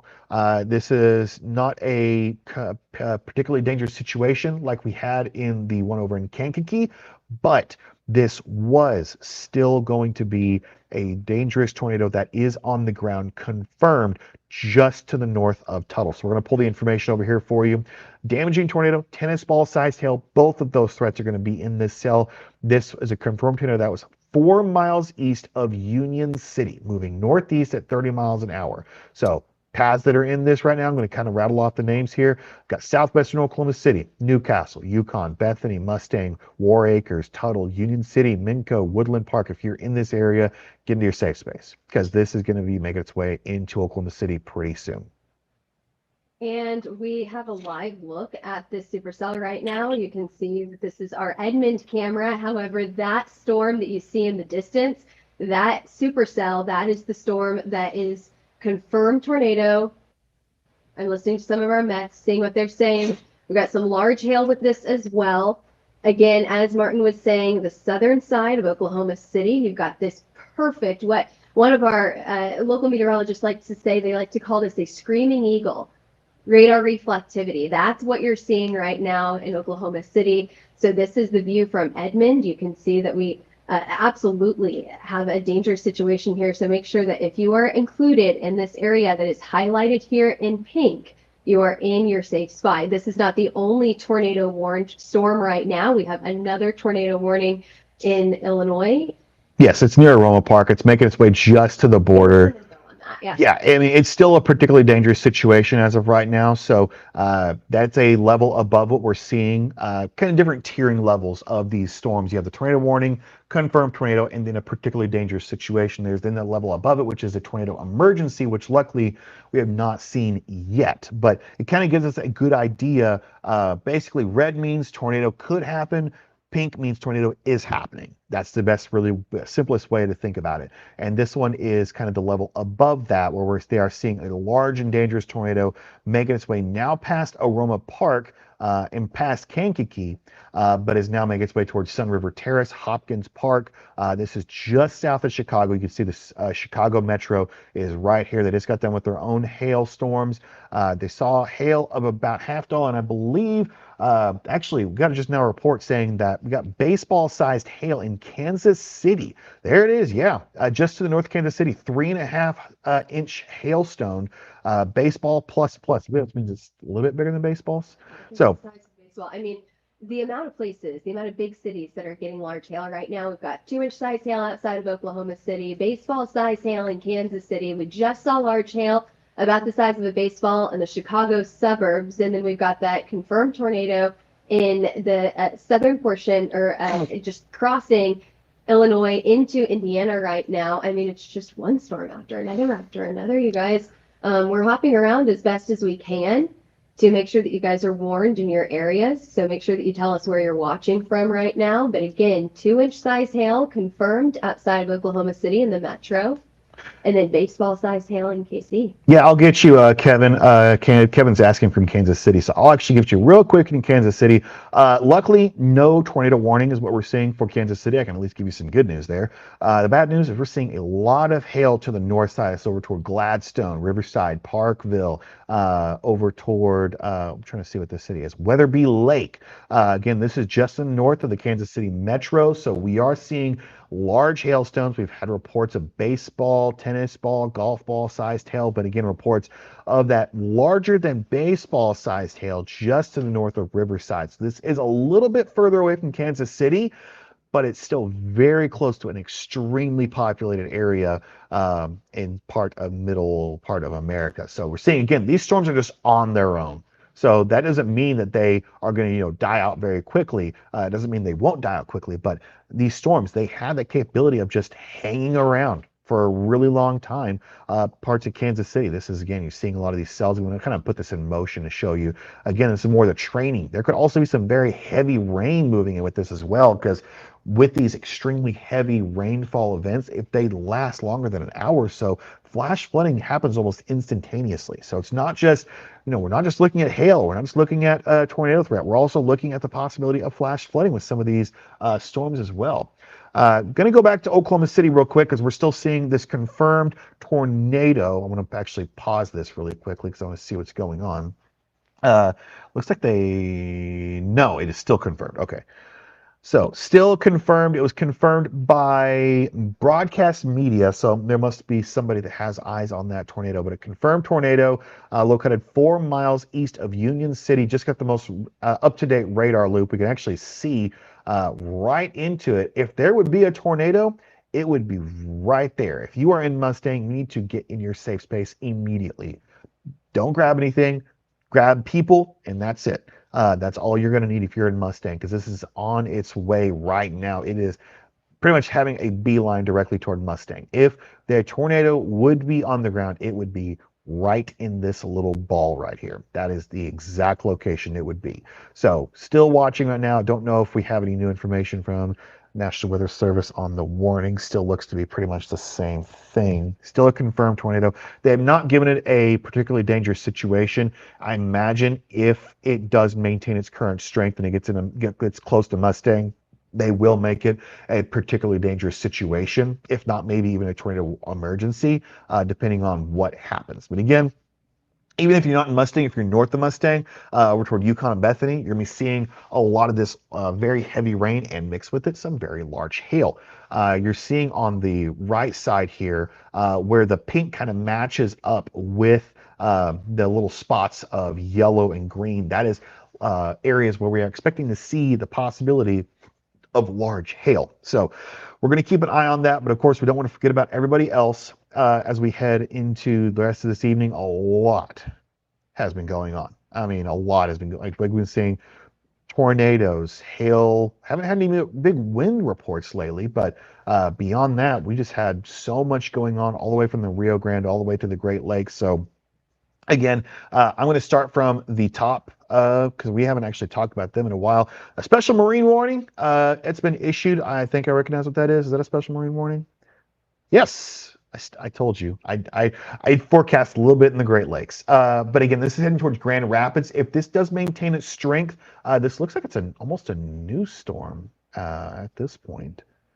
No, well, actually, yeah, it has developed over there. It is, yeah. Um, It just completely died out over the Great Lakes, and then it looks like as it got into some of that warmer air, it sped back up, and Yeah. it's fine. This one's heading over toward Grand Rapids. So Grand Rapids, Michigan, you'll be watching out that pretty closely. All the way from about South Haven, been there, nice little beach there, all the way up to Muskegon. So it's going to be, again, seeing a lot of those storms kind of reappearing over in Michigan right at the very edge of the tornado or the severe thunderstorm watch. So getting back to another one of our very closely watched areas, we're seeing again right here. This is that you can even see the hook even on our lower reflectivity levels. We can see that hook tornado, particularly dangerous situation, still on the ground. At last checked was about 8 minutes ago. So again, moving currently over Aroma Park, making its way over toward Hopkins Park, Sun River Terrace. You are getting hail out the wazoo right now. So you're going to be seeing plenty of that. Hopkins Park, if this thing takes a little bit of a south turn, you're going to be directly in the line of that tornado. So keep an eye out. More of these tornado warnings, nothing confirmed on these yet. Severe thunderstorm warnings as these lines start to conglomerate around the Illinois and the Iowa border right around the Mississippi River there. So again, keeping a close eye on it. Kansas City, plenty of hail reports. We've had up to baseball size, if not larger, in some parts of northern Kansas City. Downtown Kansas City is just seeing a little bit of rain, maybe some small hail, but just to the north, a lot of these hail reports. Again, upwards to 2, 3, 3.5 inches across parts of northern Kansas City. Moving back down south, it looks like they have dropped the confirmed tornado warning over in, like, have they? Wait a minute, am I off? Hold on. Oh goodness. Give me 1 second. It looks like I don't think the other program is updated yet, but I think yeah, it looks like they've dropped it to just a tornado warning. Yes, it's only a tornado warning now. No longer a confirmed tornado over Oklahoma City. Still very sharp rotation. So do not, all guards down. We're still seeing plenty of that rotation right now across this storm that is right now making its way over toward Mustang. So keep in mind, very intense storm. Hail is going to be easily a thing you'll be seeing over Yukon just to the north of Mustang. Already dropped 2-inch hail. They call that hen egg sized hail as it's making its way into Oklahoma City. So plenty of those storms still in Oklahoma. There's another one heading towards Duncan. That is one that we'll be watching again. Got already a report of looks like 1 inch possibility hail. But as we continue moving south into Texas, Texas has been the one we've been paying attention to quite a bit today with just how many storms and how many hail reports we've had so far out of this area. You look at the line here, you see kind of how this bows out a little bit, kind of like almost like a hunting bow. And that right there is the possibility we were talking about earlier of seeing the tornadoes in these lines of storms. I'm very familiar with this. My hometown has usually been hit by these storms with these embedded tornadoes. They're very hard to see. In my opinion, they're even more dangerous than the ones that are in the supercells because you can't see them. Most of the time they're rain wrapped. You don't know that they're coming. You just see rain. That's it. So keep in mind, even if these storms are not severe warning, there's another bow right here. You can see that just to the east of Cristoval, just north of Vic. There is that bow right there. That could easily become a tornado warning at any instant if the National Weather Service says, hey, this rotation is getting a little bit too intense. We need to issue a warning for that. So they could easily do that. Another tornado warning just to the south, right next almost to the Mexican border. This one has had a history of dropping tornadoes before. Hail reports, actually a new one just came out over near Campwood. This one was from an emergency manager, measured approximately 2-inch diameter hail. So again, that hen egg size, definitely intense hail there. Going back up north, we're seeing again, confirmed tornado. I'm going to shift my more close. I'm going to shift my radar over to that one since it's no longer confirmed tornado in Oklahoma City. So we can get a better view of what's going on. So we can see again, very intense tornado right here with this one. We can see, let me swap over to our correlation coefficient. There is definitely a tornado on the ground. You can see these little areas of green. This is what we call a debris ball. Now, while it might not be perfect, like the last screen, you can see a little bit of blues mixed in with that green. That is a much more defined debris ball. So it kind of has lost a little bit of that debris ball, but there's still leftovers of that debris ball there with this storm. New radar just came out. Still a very intense hook echo. And like I said, this storm can maintain itself for a while because it's got nothing to the south. It's got all this warm air can just pull into and maintain its strength. I believe it's the rear flanking downdraft is what they call it. So again, it's pulling in more of that really intense. I think that was thunder actually that we just heard here. I was like, or is it hailing yet? Okay, it's not hailing yet. Not yet. But I think you're right. We're starting to hear. And our office is here in Oklahoma City. We're starting to hear the thunder. So let's kind of, while I'm thinking about it, let's actually take a look real quick. So we're seeing where our offices are. We're seeing a little bit of that precipitation. But luckily now we're seeing just tornado warning. So still, tornado warning is in effect for Bethany, Yukon, Mustang. Mustang, you're still in the path. If this thing does try to spin up again, just like that storm to the north over in Illinois, it's got all this warm, moist air. Going to be seeing a lot of this over toward Bridge Creek. It's going to pull in that warm, moist air, and it could spin up back again. Tornado is called a tornado hook or an echo. Do you think the PDS warning area, PDS warning area? I don't know. I can't say for sure if they're going to give us a PDS warning, because as of right now, it's still just a tornado warning. And normally, in order to have a PDS warning, you have to have a confirmed tornado on the ground. Martin, I do want to mention that we've got some really large hail with this. We've got one of our meteorologists that is located on 23rd Street in Oklahoma City. So on the northern side of this severe thunderstorm warning, and they're saying right now it's hailing at his house. And he actually, I will repeat verbatim, but he said, it's hailing at my house. It's hailing at my house. Oh, that is so loud. And there may be some other added words in there that I won't. We're going to have to omit those. Yeah, but again, I do want to say that just to note that 23rd Street in Oklahoma City, we've officially gotten some decent sized hail in Oklahoma City, and we can actually hear it in his, I can hear it just from his speaker. So, I mean, just by speakerphone, we can hear how loud that storm is. And I'll get you updates on how large it is. They just ran out. He said it's hitting his windows, and we can hear it hit his windows. Okay.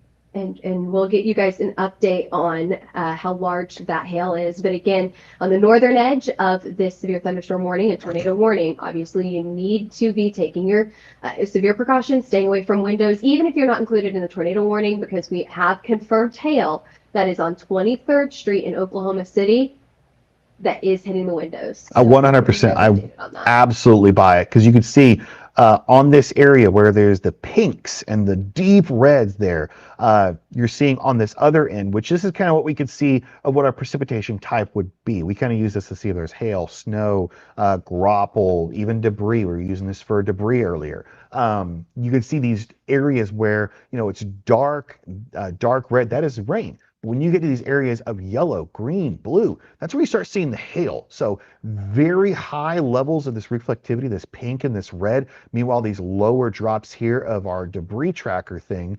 it's called correlation coefficient, but that's two very long words. So it really is.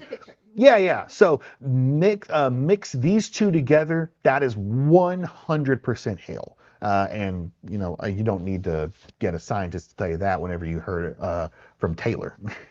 Well, it is okay. So I do want to give you an update because I'm listening to all of our meteorologists across Oklahoma City, and it is a little chaotic. I'm not going to lie. On our conference call, we keep in touch with each other so that we can map this. They can map the storm, and we can relay to you the information that they're giving us. And all I hear right now is that alert on your phone, the WIA going off, telling people to take cover. So if you're in Oklahoma City and you're hearing the hail outside of your window, and you're also hearing the WIA, that big loud Amber Alert on your phone going off, you are not alone. We are tracking this storm. We are keeping an eye on it, and we are included in that as well. Now, thankfully, Martin and I, we are just north of this storm, so we're safe. We're going to continue to stay on with you as this storm continues to track into some very populated areas of Oklahoma City, with not only a confirmed tornado earlier, but also some large hail in here. We've got golf ball, 2-inch size hail. Yep, 2-inch sized hail, 1.75, 1.75.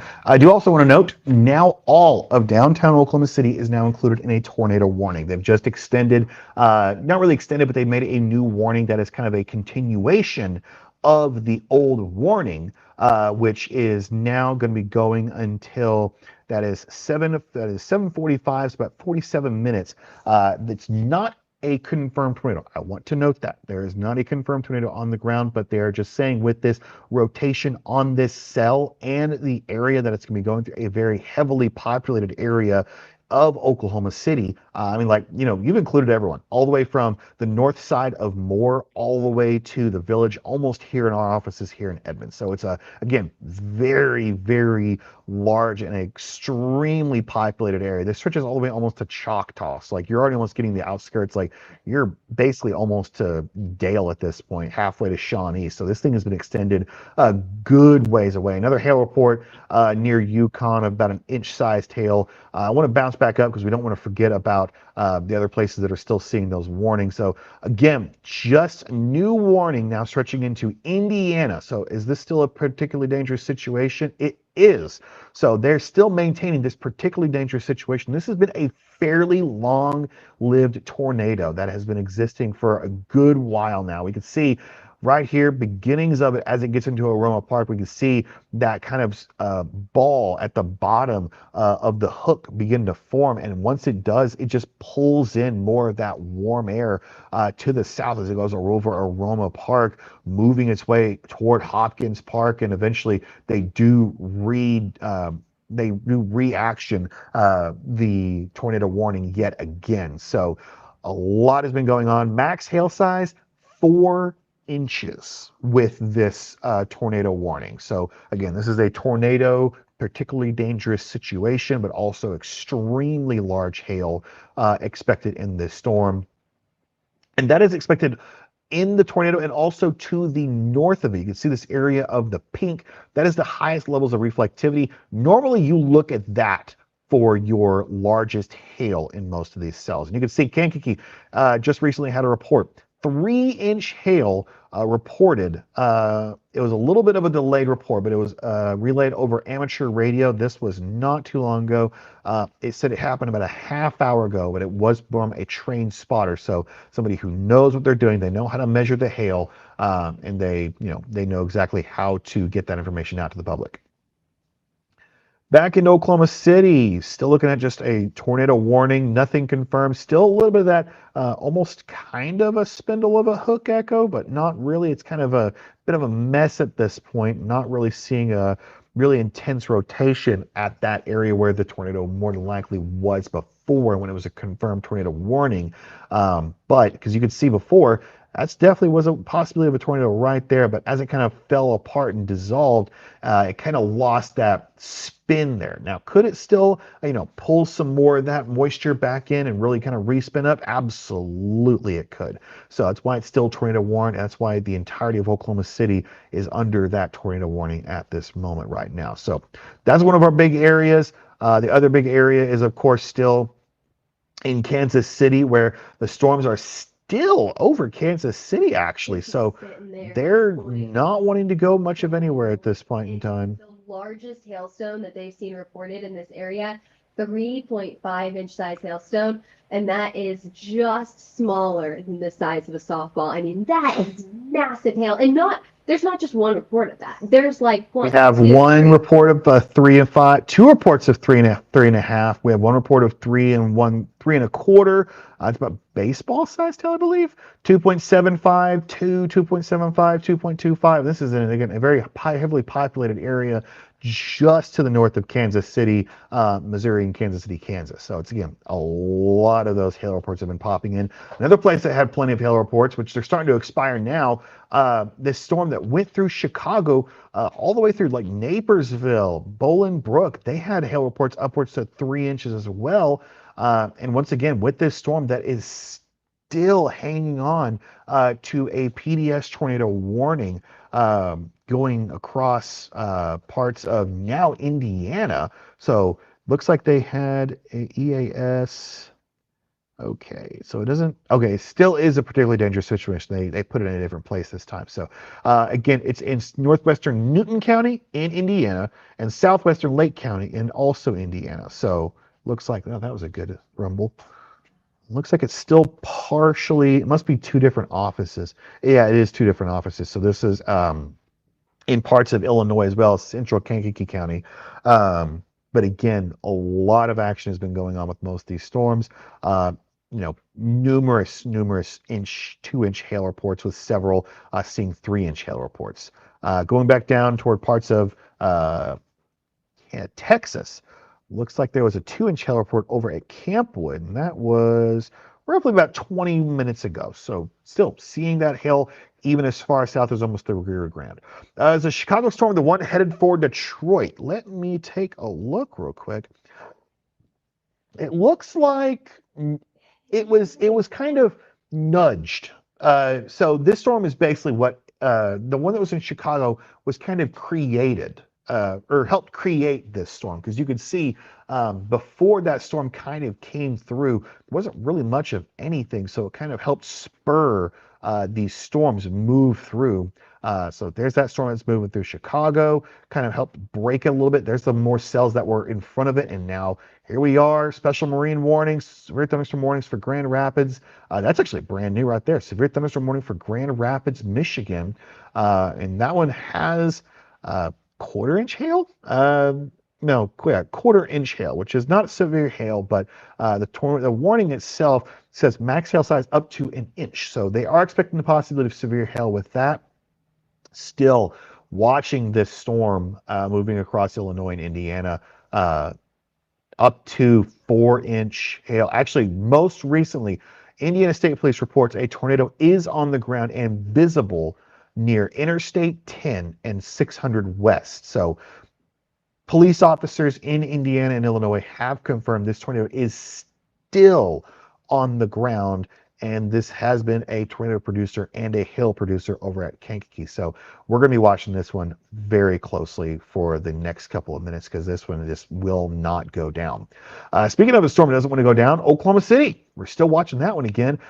Still seeing, we've had reports from a lot of our meteorologists here, co-workers here at Hail Trace. They've been saying it's hailing like blankety blank. So you just use your imagination. But again, another tornado warning still being issued for parts of Yukon, Bethany. It's got 10 minutes left on it, but a new one was issued not too long ago that has a max hail size of 2.5 inches. That's just around that baseball-sized hail, and around 40 minutes still left on that one. So Monica's saying there's a bit of rain heading for Michigan. Chicago storm may catch up. It looks like that one that was in Chicago actually almost completely just fell apart once they got into Lake Michigan. The lake's pretty cold, so it's kind of difficult to really get those storms to make its way over Lake Michigan right now. But still watching across Texas, several severe thunderstorm warnings, tornado warnings, all across the region. It's been a busy day, all across Texas, Oklahoma, now Kansas, now Missouri. Illinois has been getting lit up quite a bit today, and now it's Indiana's turn as well. They've actually extended the tornado watch over into the Northern Indiana office has now given this issue. This is until 2 a.m. Eastern time, so if you're watching in Central, 1 a.m. So these storms are going to be lasting for quite a while. We are now getting into Eastern time because Chicago is kind of like the last bit of Eastern time. So we are going to start seeing time shifts over. But again, tornado watch has been extended all the way through Grand Rapids, Sturgis, not quite Fort Wayne, but South Bend is included in there. Parts of just on the northern section of Indiana. Again, still seeing this tornado. The storm just does not want to fall down in parts of northern Illinois, northern Indiana. It just does not want to fall down. It's just maintaining that structure. It's maintaining the tornado. We got another new report as well. Man, this storm really does not want to give up. But it's several reports. Again, we've gotten this one right here. This was a while ago. Reports tornado crossing Main Street on the north side of Hopkins Park. That is a populated area. We're going to look in. Indiana State Police reports tornado on Interstate 10. That's heading in toward Lake Village. So if there is a tornado on the ground still, which according to the National Weather Service, it still is, yes, it is still a particularly dangerous situation. Is now moved into Indiana. So it is now moved over the state line and no longer in Illinois. I'm going to swap over to real quick to give us another panel so we can see if we can see a debris ball. Not really as of this point in time. There's that. That right there is a textbook debris ball. That is 100% a confirmed tornado that was on the ground, even if we did not have those reports already. So again, we're watching this one, still under that particularly dangerous situation. We're going to be getting another radar update in about 30 seconds, so we'll be able to see what is showing off on this one next. But watching again, the two biggest things have been, I guess three really, is that one storm moving its way from Illinois to Indiana, and then another one with plenty of hail. Look at the hail reports on this one, Taylor. We've got hail reports of 1, 1.5, 2, 2.5, 3, 3.5 inches all across northern Kansas City. It looks like the storm is finally making its way out of Kansas City. So eventually, the training is finally going to be ending, but it's not exactly, doesn't just disappear leaving Kansas City. So plenty of that's going to be going on. And then, of course, still watching Oklahoma City. We're hearing the thunder rumbling like crazy here in our offices in North Oklahoma City. But as you've been watching, I'm going to switch back over to previous because this was a confirmed tornado back about 30, 15, 20 minutes ago or so. But no longer is a confirmed tornado, but they have extended the tornado warning to include almost all, if pretty much not all, of Oklahoma City, across almost to Edmond, stretching all the way down to just about Moore, making its way almost all the way to Choctaw as well. What area in the Chicago suburbs got hit with the worst of the hail? So we'll have to go back a little bit if we want to try to see, but I remember we did have a 3-inch hail report or 3.5-inch hail report.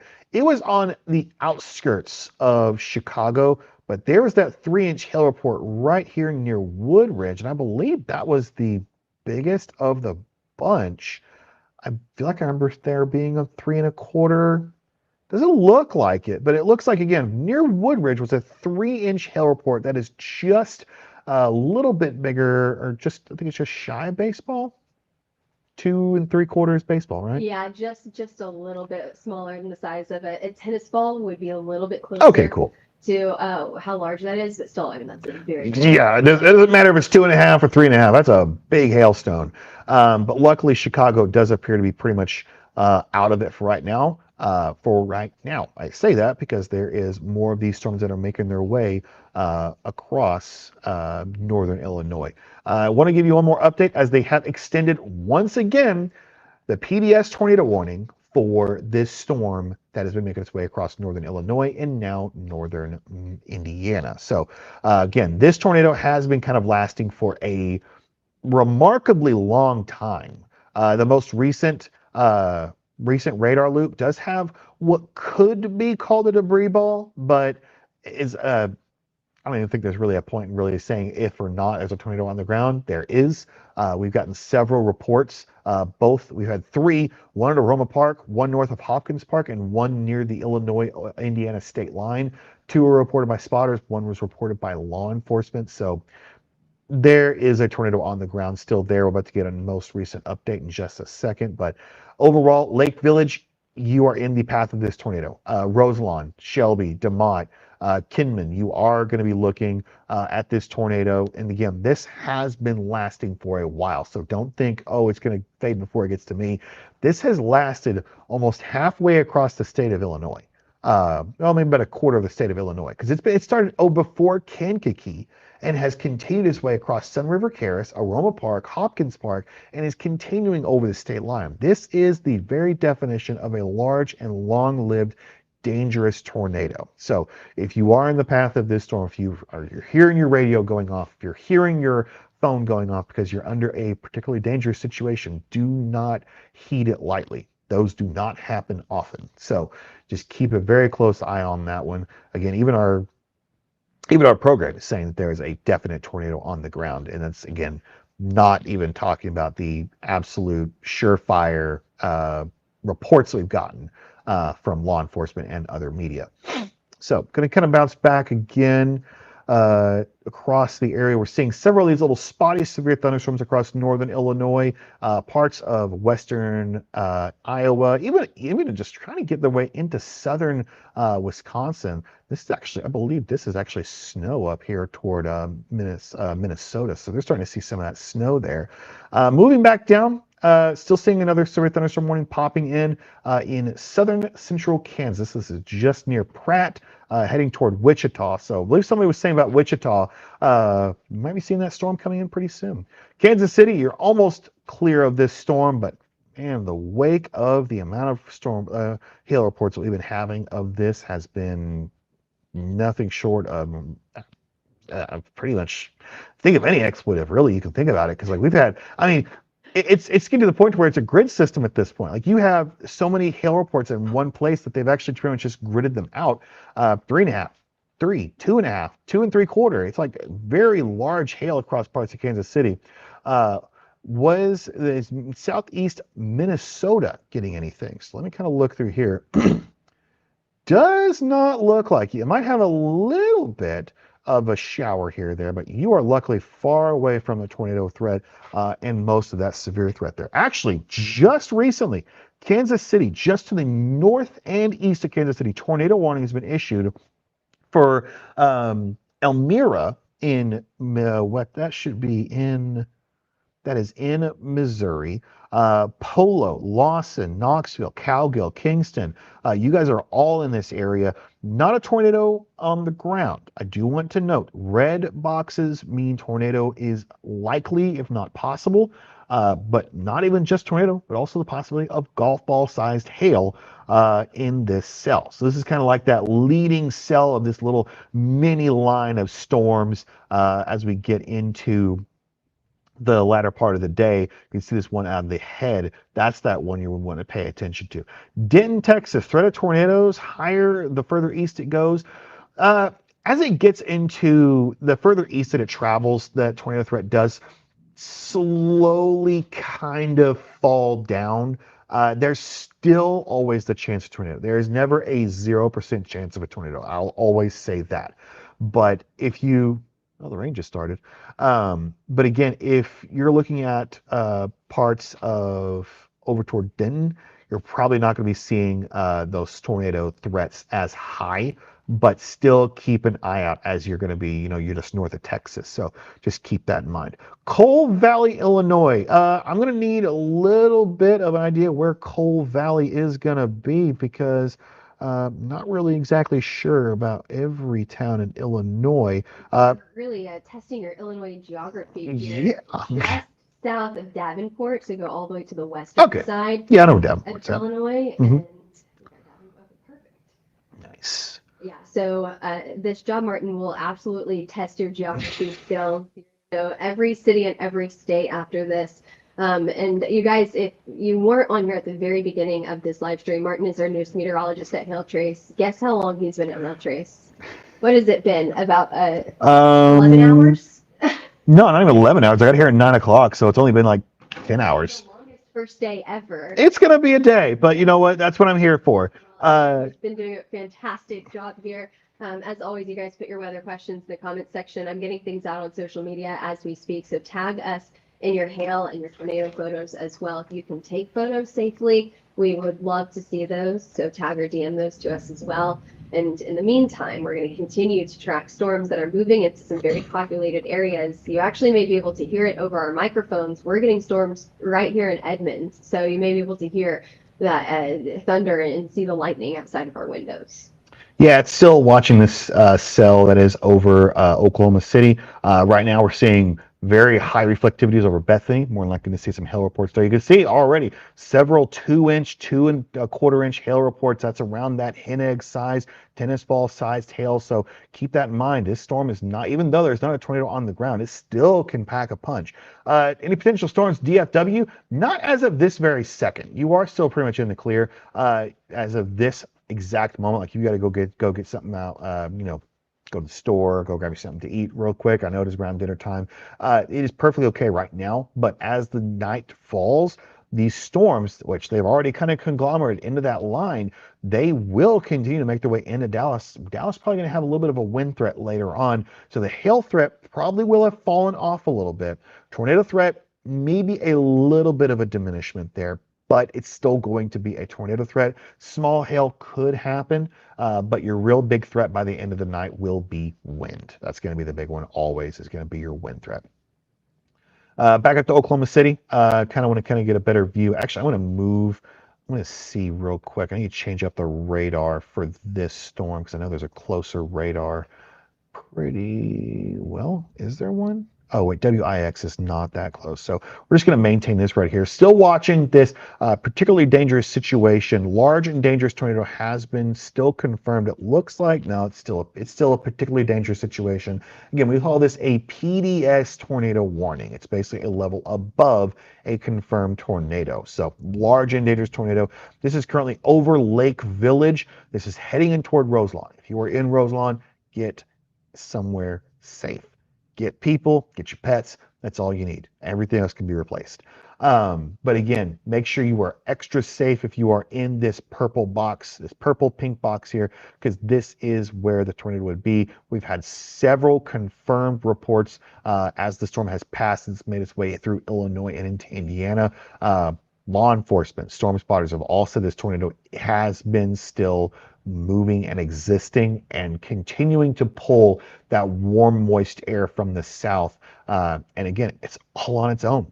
Like it has nowhere that's, basically cutting off its circulation to get that warm, moist air. And it's just maintaining its strength. You can see how far back it's gone and maintained that strength. That hook is just continually ran over and over.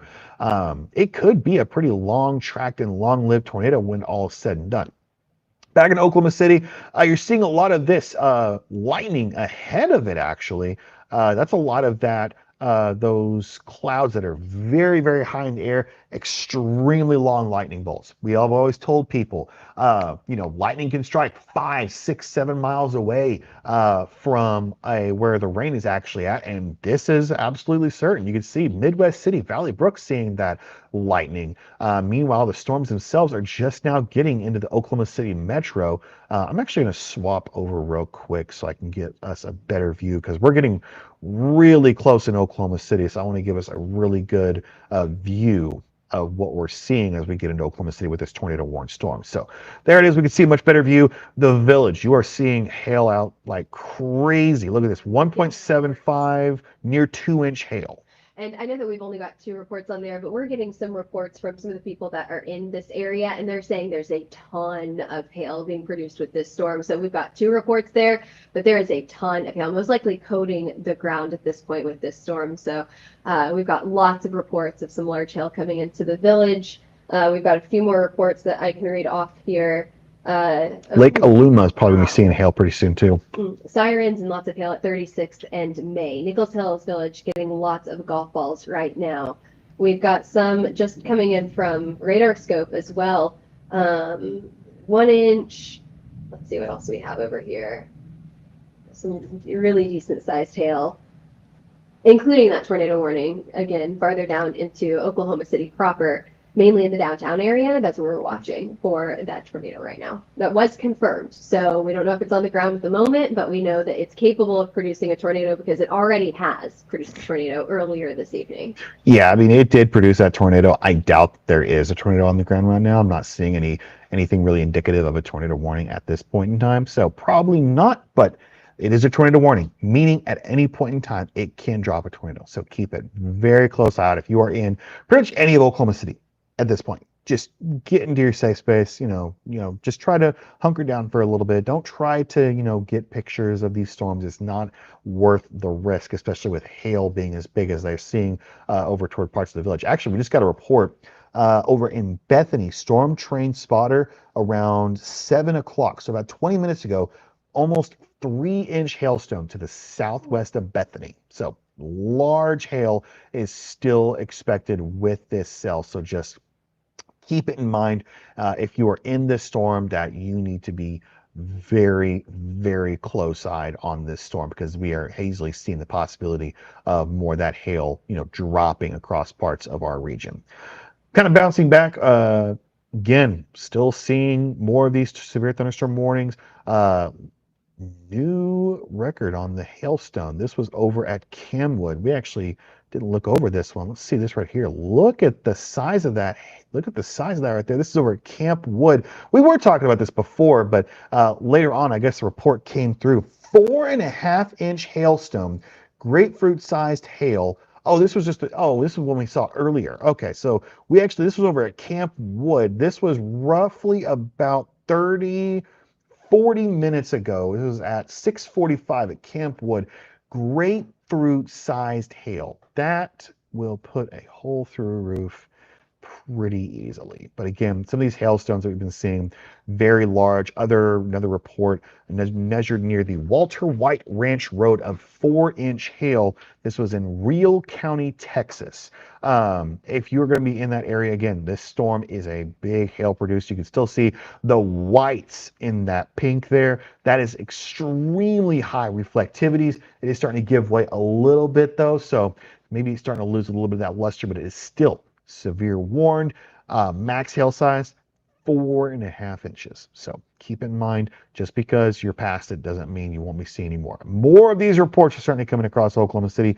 2.25, 2 inches, 2.75. This is over that golf ball sized hail.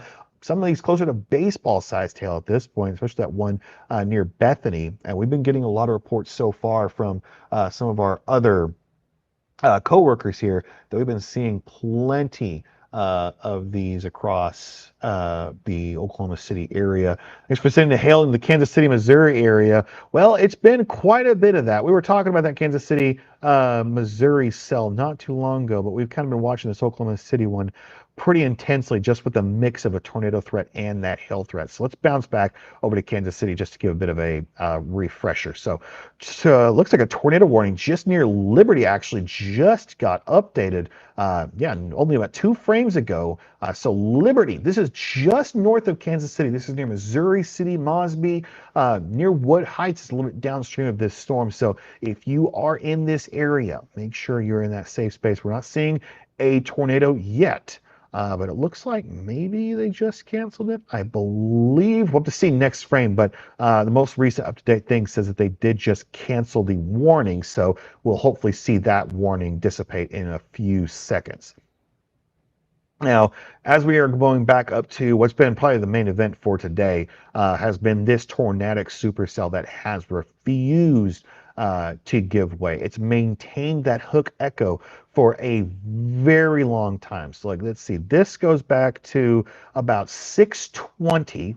This right here is about 6:15. This is over an hour ago is when that hook echo began, and around 6:24, 6:26 is when the confirmed tornado warning began, and it has maintained that confirmed tornado warning the entire time until now, which it is still maintained the confirmed tornado warning, still labeled as a particularly dangerous situation. So again, if you are in the northern Indiana region heading toward Plymouth, just south of South Bend, Winnemac, Rochester, Warsaw, this cell might give you some troubles later on.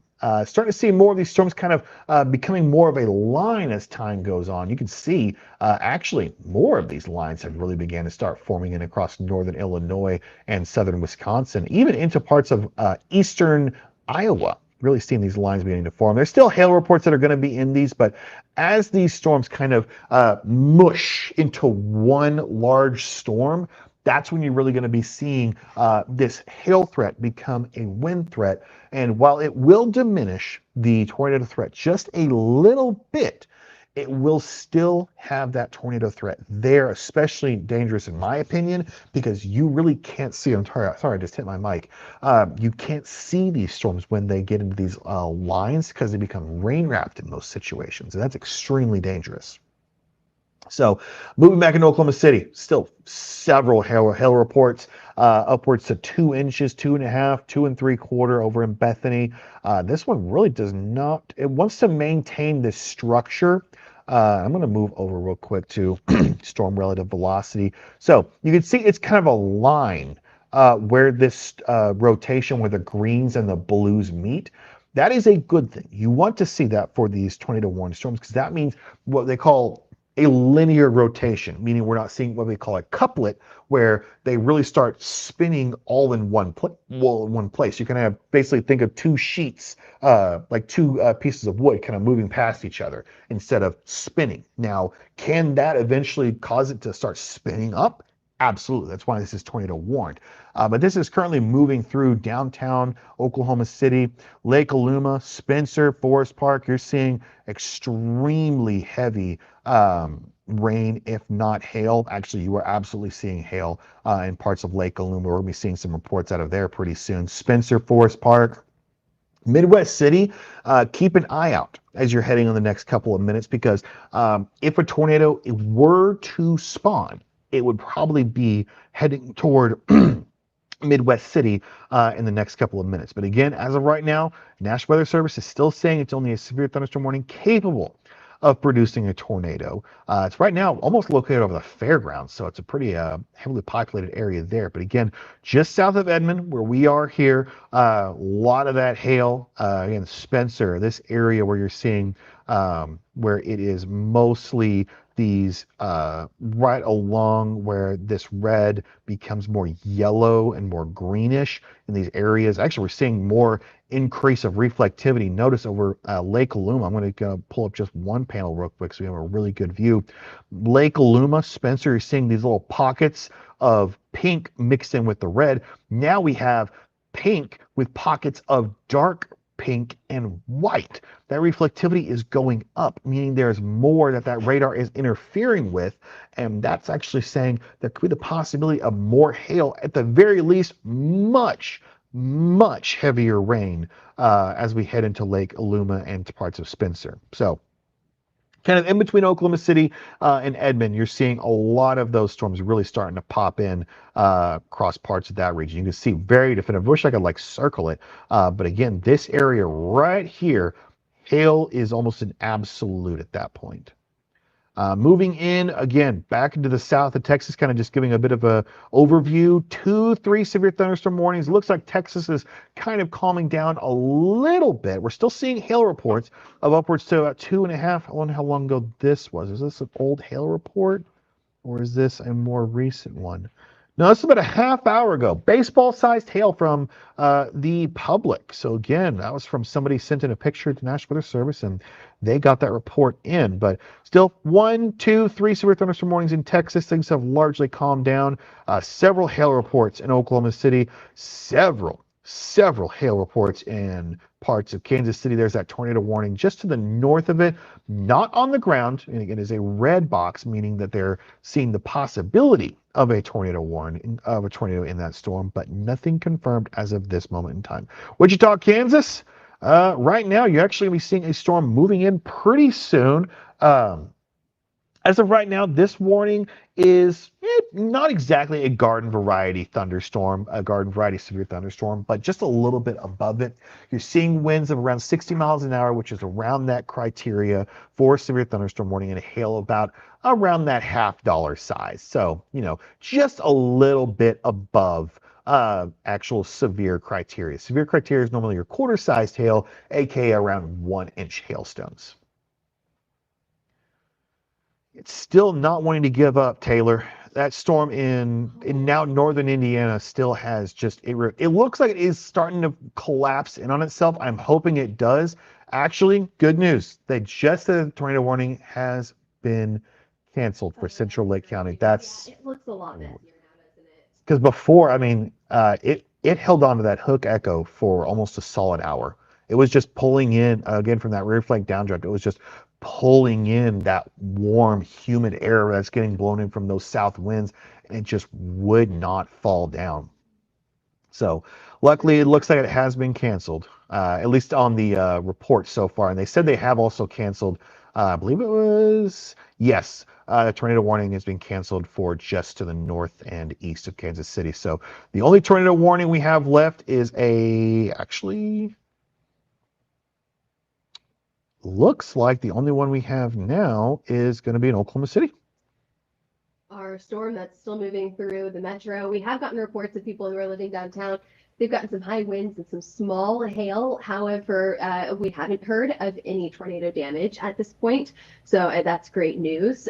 I want to also note, if you go up to Chicago, and Martin, I can go ahead and share my screen right here and give you a little bit of a break because Martin's done an absolutely phenomenal job here, but I want to go ahead and show you.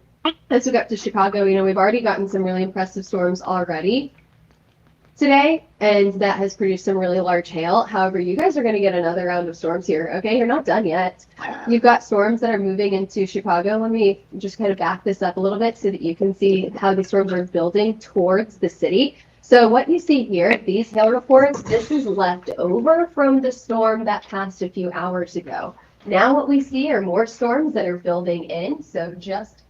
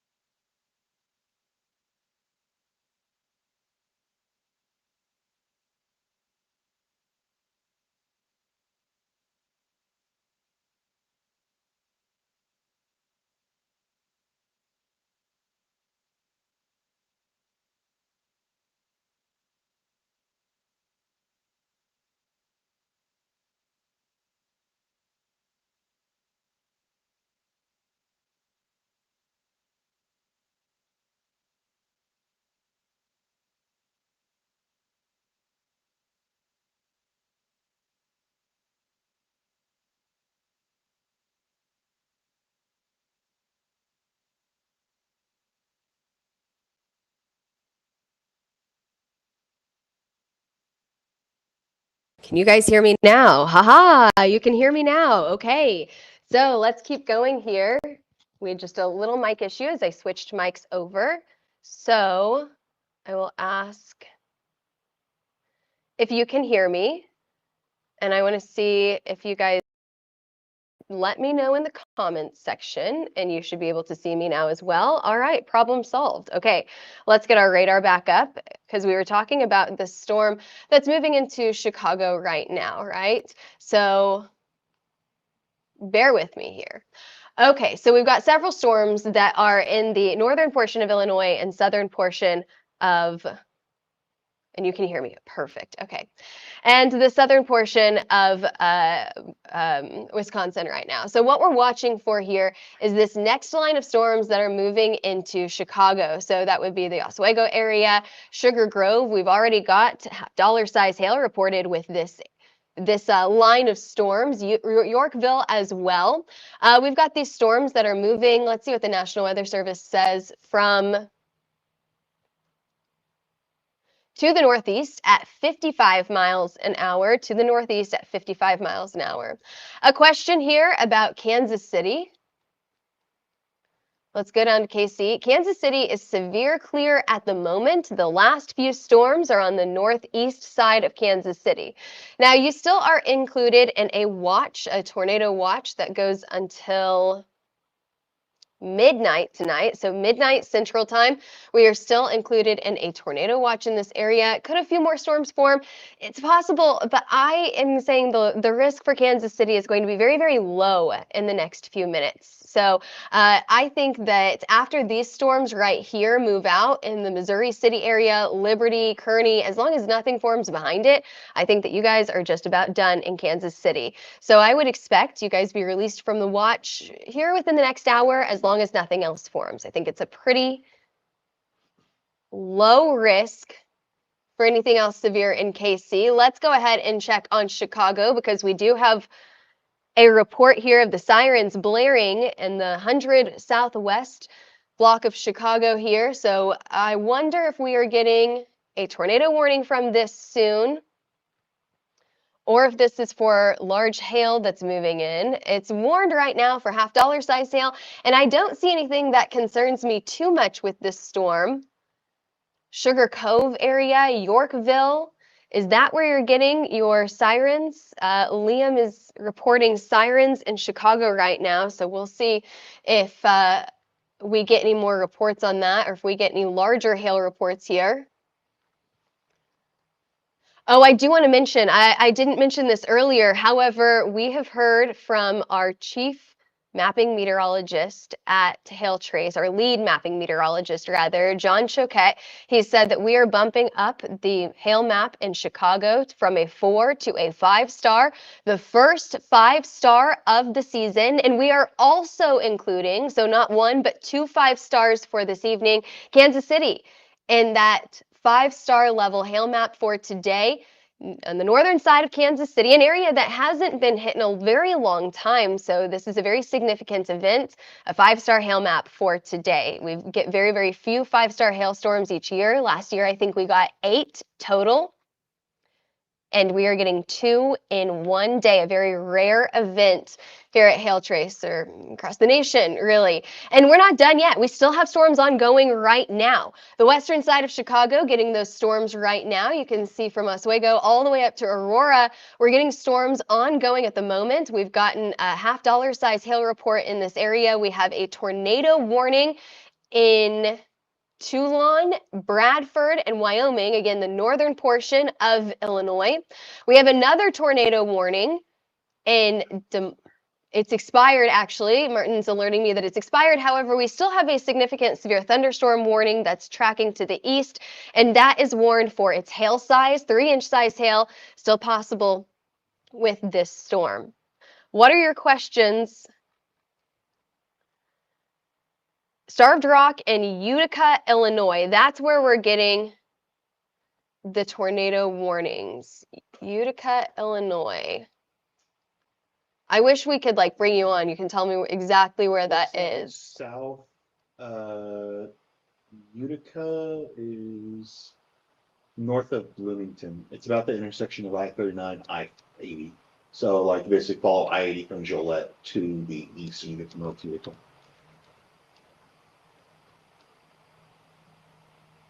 Okay, so we've got sirens going off, and I think that may be because of large hail in this area, because we don't have a tornado warning, and I'm correct on that. Yes, so both of these severe thunderstorm warnings are warned for baseball-size hail. And then, are you going to that tornado warning? I'm just looking at it right now. So Give me 1 second. I can get something pulled out for it. Martin's saying 1 county away is that tornado warning. Mm-hmm. Yeah, they're saying a tornado warning not too far from it, but I still wouldn't see why that one of these sirens would be going off just yet.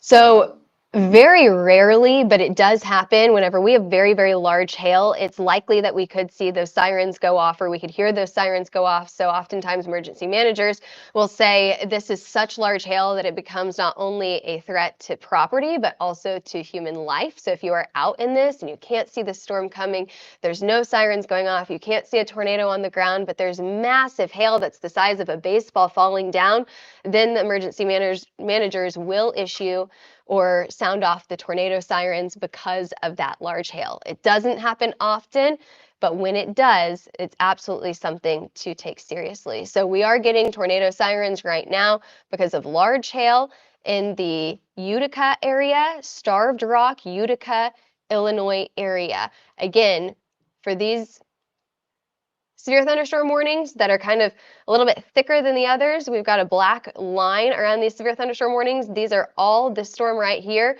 warned for large hail. Okay, we've got a lot of questions that are coming in right now. So I want to go down to DFW because we've got a question about DFW right now. You guys are not in any sort of severe storm warning or watch at the moment. Do I think that you'll be in a severe storm warning later? Do I think that you'll be in a watch later? Yeah, I do. Because these storms that are sitting out in Cato right now, that's producing baseball-sized hail, they're moving towards you. The east, 60 miles an hour, they're trucking. Yep. They're booking it, as Martin said. They're moving to the east, they're moving quickly, and so that's going to come into Dallas here in just a few minutes. You an exact timeline on that. We take a look at our scope. How far away? Oh, we're about 60 miles from Dallas, so we're probably going to reach DFW. We're probably going to reach Fort Worth in about 40 minutes. So these storms that are producing baseball-sized hail right now will reach Fort Worth in about 45 minutes. I think that we will have a watch issued for this area here pretty soon. No, we haven't gotten anything from the National Weather Service or Storm Prediction Center yet about issuing a watch in this area. However, I do think that we will get some here pretty soon. Alex, the 5-star was both in Kansas City and in Chicago. They had reports of upwards to 3-inch hail. I believe actually there was a report of 3.5-inch hail in parts of Kansas City. So very, very large hail.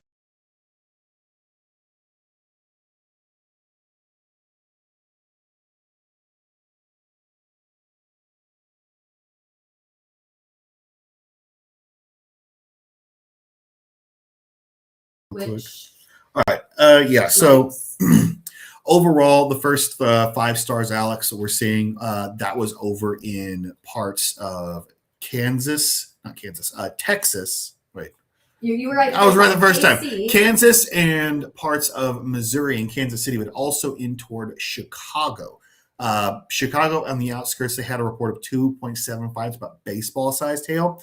And then over in Kansas City, they had upwards to 3.75-inch hailstones that were reported there, which that is pretty large. I'm trying to see reports of what I saw, 3.25. This is near Parksville, which is this was actually taken by an NWS employee. So you know for certain that this is a absolute for sure report.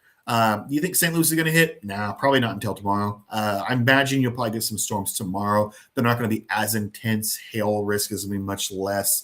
Overall severe threat, I think, is much lower than what we're expecting today. Tornado risk, wind risk, and hail risk are all lower. for tomorrow. So I probably expected that you won't be seeing those, but don't be so certain that you're going to be seeing no tornado. We're in Illinois, northern Illinois. Pretty much all of northern Illinois is seeing some kind of storms right now. How do you get access back over to the shared screen? Again? Yeah, here, we'll just pop your screen back on here. And I want to, real quick, before we continue, let's do like a quick mic check, because as you guys can tell, Martin and I are producing for ourselves. We don't have a producer behind the scenes. It's just us. Just us. I want to do a quick systems check to make sure that we are all good before we continue. So you guys help us out. Give us a thumbs up or something in the comments so you know, so that we know that you can hear us. Everything is plugged in. Should be good. I think mine says it's on. So if you can hear us both, let us know real quick. We need you guys to help us produce. And I don't see that we've got audio coming from my side. However, looks like mine is good. It's good. All right. Okay.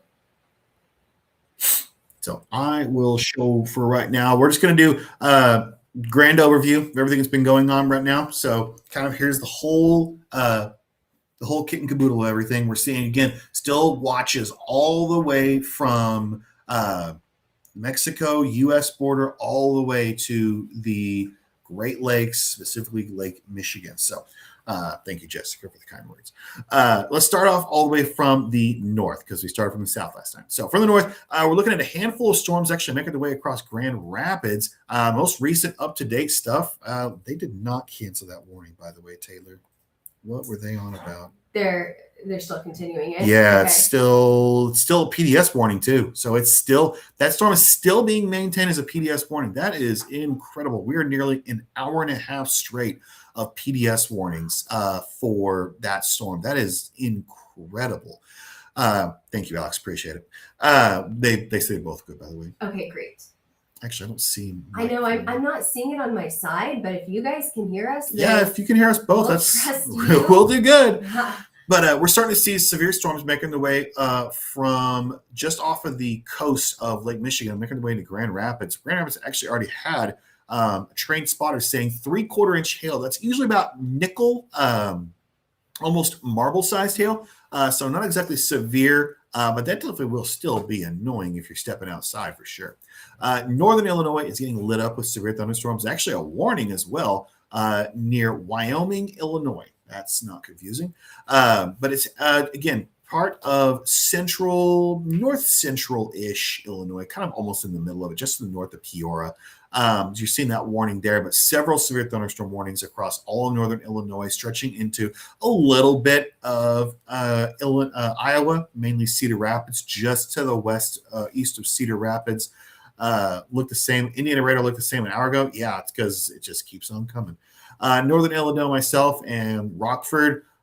Where's the worst damage report? We haven't had any damage reports so far. We really have just been getting hail reports so far. So the largest hail reports really have been about 3.5 inches across some parts of northern Illinois. It'd be a little difficult to kind of pinpoint exactly where we've been seeing those biggest reports. I can go back a little bit. I'll have to go back a decent amount because some of the largest hail we actually saw was on the outskirts. It's actually this storm. The tornadic supercell, it's been lasting for what feels like an eternity, dropped 3.5 inch hail just outside of Livingston, Illinois. It's 3.5 inch diameter. That is just a little bit bigger than baseball sized hail. So imagine a chunk of ice the size of a baseball coming down. That's what was happening over at Livingston. So that's about the largest hail we've had so far. I would probably say the worst damage will have been from there as well. Still more of these lines of storms that are kind of just conglomerating. Still severe warned. A handful of tornado warnings are out there right now. Still several hail reports in extreme northern Illinois and parts just to the north of Davenport. Still seeing those 1, 2, 2.5 inch hail reports. Kansas City looks like you're finally clear of those storms, but we could still see some more, so don't think you're completely out in the clear. Wichita, you're going to be seeing some more of those storms pretty soon. A lot of lightning with this cell. Look at that. Quite a bit of lightning with this specific cell here just outside of Wichita. More cells over on the Oklahoma and Kansas border. Still watching to now the east of Oklahoma City. Still tornado warned, heading in towards Choctaw.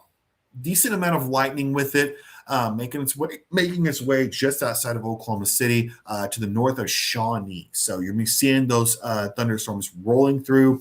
Again, there's still a little bit of this rotation in this thunderstorm here. So if there is a tornado, more than likely will be just to the north of Midwest City, the south of Spencer.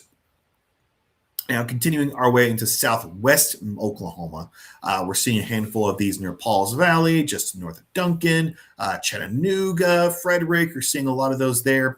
Severe warned storms, a little bit of hail, 1.5 inches hail. That's about that golf ball size, a little bit smaller. Not golf ball. Inch and a half. Inch and a half is ping pong ball. Ping pong ball size hail. Got to get all those hail sizes in my head. We like to be accurate here. You know, that 1/4 of an inch, what a difference it makes. Going down through Wichita Falls, even into Archer City, Graham, we're now seeing this line of storms that have kind of developed across much of central and western Texas. Now moving its way mostly into central Texas. And that does mean DFW is probably going to be seeing these storms pretty soon, if not within the next 2, maybe 3, 4 hours or so, depending on how these storms maintain their speeds. Now, so we're looking at a lot of these storms are going around 60 miles an hour. So again, they're moving pretty fast. So I would not be surprised if they make their way from Abilene to Dallas in about 1.5 hours, 2 hours or so. So keep that in mind. There's also a tornado warning there. This is right near, I think it's Granford, Salesville, Metcalf Gap, Brad, Palo Pinto. You're seeing that tornado warning there. That is moving north and west, north and east. Sorry about that. About 25, 30 miles an hour. So it's not moving as quickly as the rest of the cell, which means they're probably get overtaken by the cell and kind of just, fed into the entire cell itself. And then down almost to the Mexican border, just to the north and west of San Antonio, we're seeing a lot of these severe thunderstorms here. This one has produced some hail, 3-4 inch hail near Leakley. So very large hail in some parts of this region. Hasn't had any reports in about the past 15 minutes, so it might be calming down just a little bit. It was showing much larger areas of pink before, so more than likely calming down just a little bit. Gainesville, Texas. I should know where Gainesville, Texas is. I have Gainesville, Texas. Give me just one moment so I can locate where you're at. I told you this will test your geography. Oh yeah. Skills, Hey, we'll learn. Okay, so it's just north of Dallas. Okay, so same thing as before. Like I said with Dallas, you're pretty much just looking at seeing these storms eventually making their way in the next 1.5 to 2.5 hours to 3 hours or so. So Denton, McKinney, Dallas, Fort Worth, Arlington, all you guys. Of course, the further west you are, the faster you're going to see these storms. So, Fort Worth will see these storms before Dallas does. McKinney will see them before Greensville. Denton will see them before McKinney. But if you're even close to the Metroplex, you'll be seeing these severe storms pretty soon, within about 1 hour to 1.5 hours at the earliest, 2 hours to 3.5 hours or so at the latest. So kind of the whole Dallas metro, Fort Worth Metroplex will be seeing that pretty soon. So just keep that in mind. Again, Taylor, look at these hail reports we got. Inch and a half, 2 inches, 2 3/4 up in Oklahoma City. Several of these hail reports we saw. A lot of those. Still maintaining that tornado warning as well. We're down to, actually, we just got a new, what is that? Okay, so this is now, I'm going to give us our, I'm going to give another closer radar to this. Actually, I'm going to move over to KIWX real quick. This is a radar I'm very familiar with. It's still not that good. Oh, right. There's all that. You've got it. There's a bunch of terrain in the middle of that, so it's difficult to see. But this is still maintained a particularly dangerous situation tornado warning. This has now made its way about 1/4 of its way across Illinois and Indiana. So about a half a state it has moved over. It's probably been going for, I want to say, almost 2 hours at this point. Because I remember, let me kind of look back at our old radars where I can track how long it's been going on. So we can see At the moment it became a confirmed tornado was as it went through Kankakee, right there. And this was at, I want to say it's 5:30. So no, it was 6:30. So roughly about 6:30. So it's been going on about an hour and a half now since Kankakee, and it has kind of just rolled its way over Kankakee, made its way over the state line. This is probably when it was at its most intense. It has lost a little bit of its structure, I want to say, but also it has gotten further away from radar, so it's kind of more difficult for us to really see. But I would say there's still the hook for sure. It is absolutely still there, but it is still actually. They're saying there could be a possibility of a dual tornado at one point. They said there was two individual circulations. So you sometimes can, with these longer track tornadoes, you can actually get what they call twin tornadoes, where one will be spinning one way, one will be spinning another. And it doesn't really make it more dangerous. They're still as dangerous as one would be. And I have been told that it is starting to get a little bit darker out there. And this is when, in my opinion, tornadoes become extremely dangerous, because you can see if you're in a perfect terrain, you can see a tornado coming from miles away. At night, you really can't see that. So it's extremely paramount if you are in this area, if you're in St. Pierre, if you're in North Judson. These are places I'm kind of familiar with. I was living close to Northern Indiana for a little bit of time. La Crosse, Knott's, Hebron, you're going to be probably seeing these storms pretty soon. DeMott, Kingston, you're out of it right now. But again, San Pierre, North Judson, you're right in the middle of it. Wheatville, you are on top of this thing this very moment.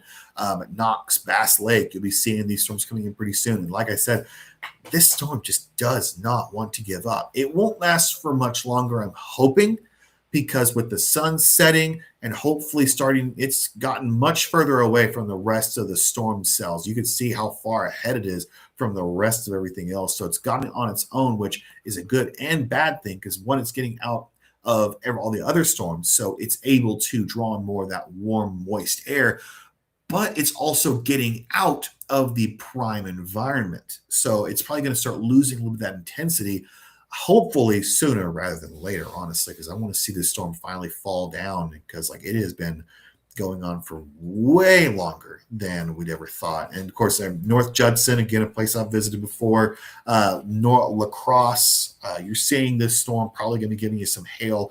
Areas in this pink probably will be seeing a good little bit of hail, just because high reflectivity normally is indicative of some of that hail. You can see, what do you think? Do you think that's a hail spike? Not really sure.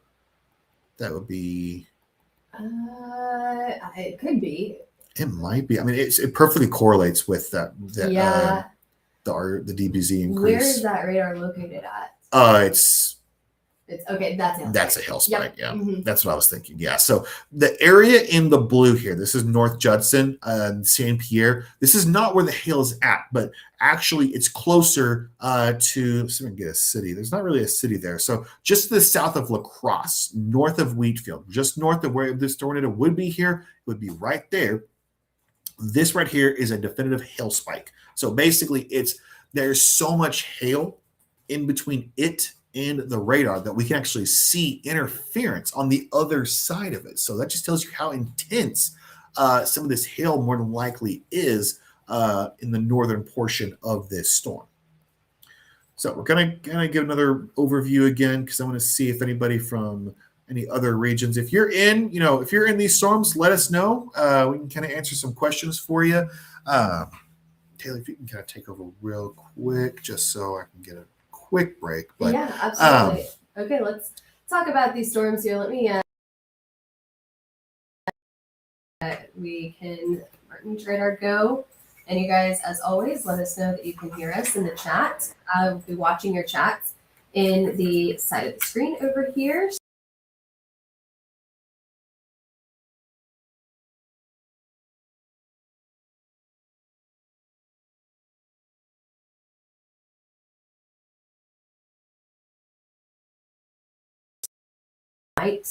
So you guys let me know. You should still be good. Yeah. Hearing me now. Okay, so I've hid your camera, keeping your audio on, however. So we're going to hope for the best with these microphones. I'm going to go ahead and show you what happened in Chicago earlier, and then I'm actually going to play this radar loop through, and I want to show you what's happening now because we have storms coming into Chicago at the moment. And you can see those forming farther back to the west right here. You can see that these storms are moving. It's going to be more of a northwestern side of Chicago type of thing. It's going to slowly sink across the city as we head into the next few hours. We have a history with these storms producing some really large hail. However, it does seem like it has started to weaken in some of these areas. We're seeing some really, really large warnings now. We're seeing that it's more of a wind event, 60 mile per hour wind gust and quarter size hail.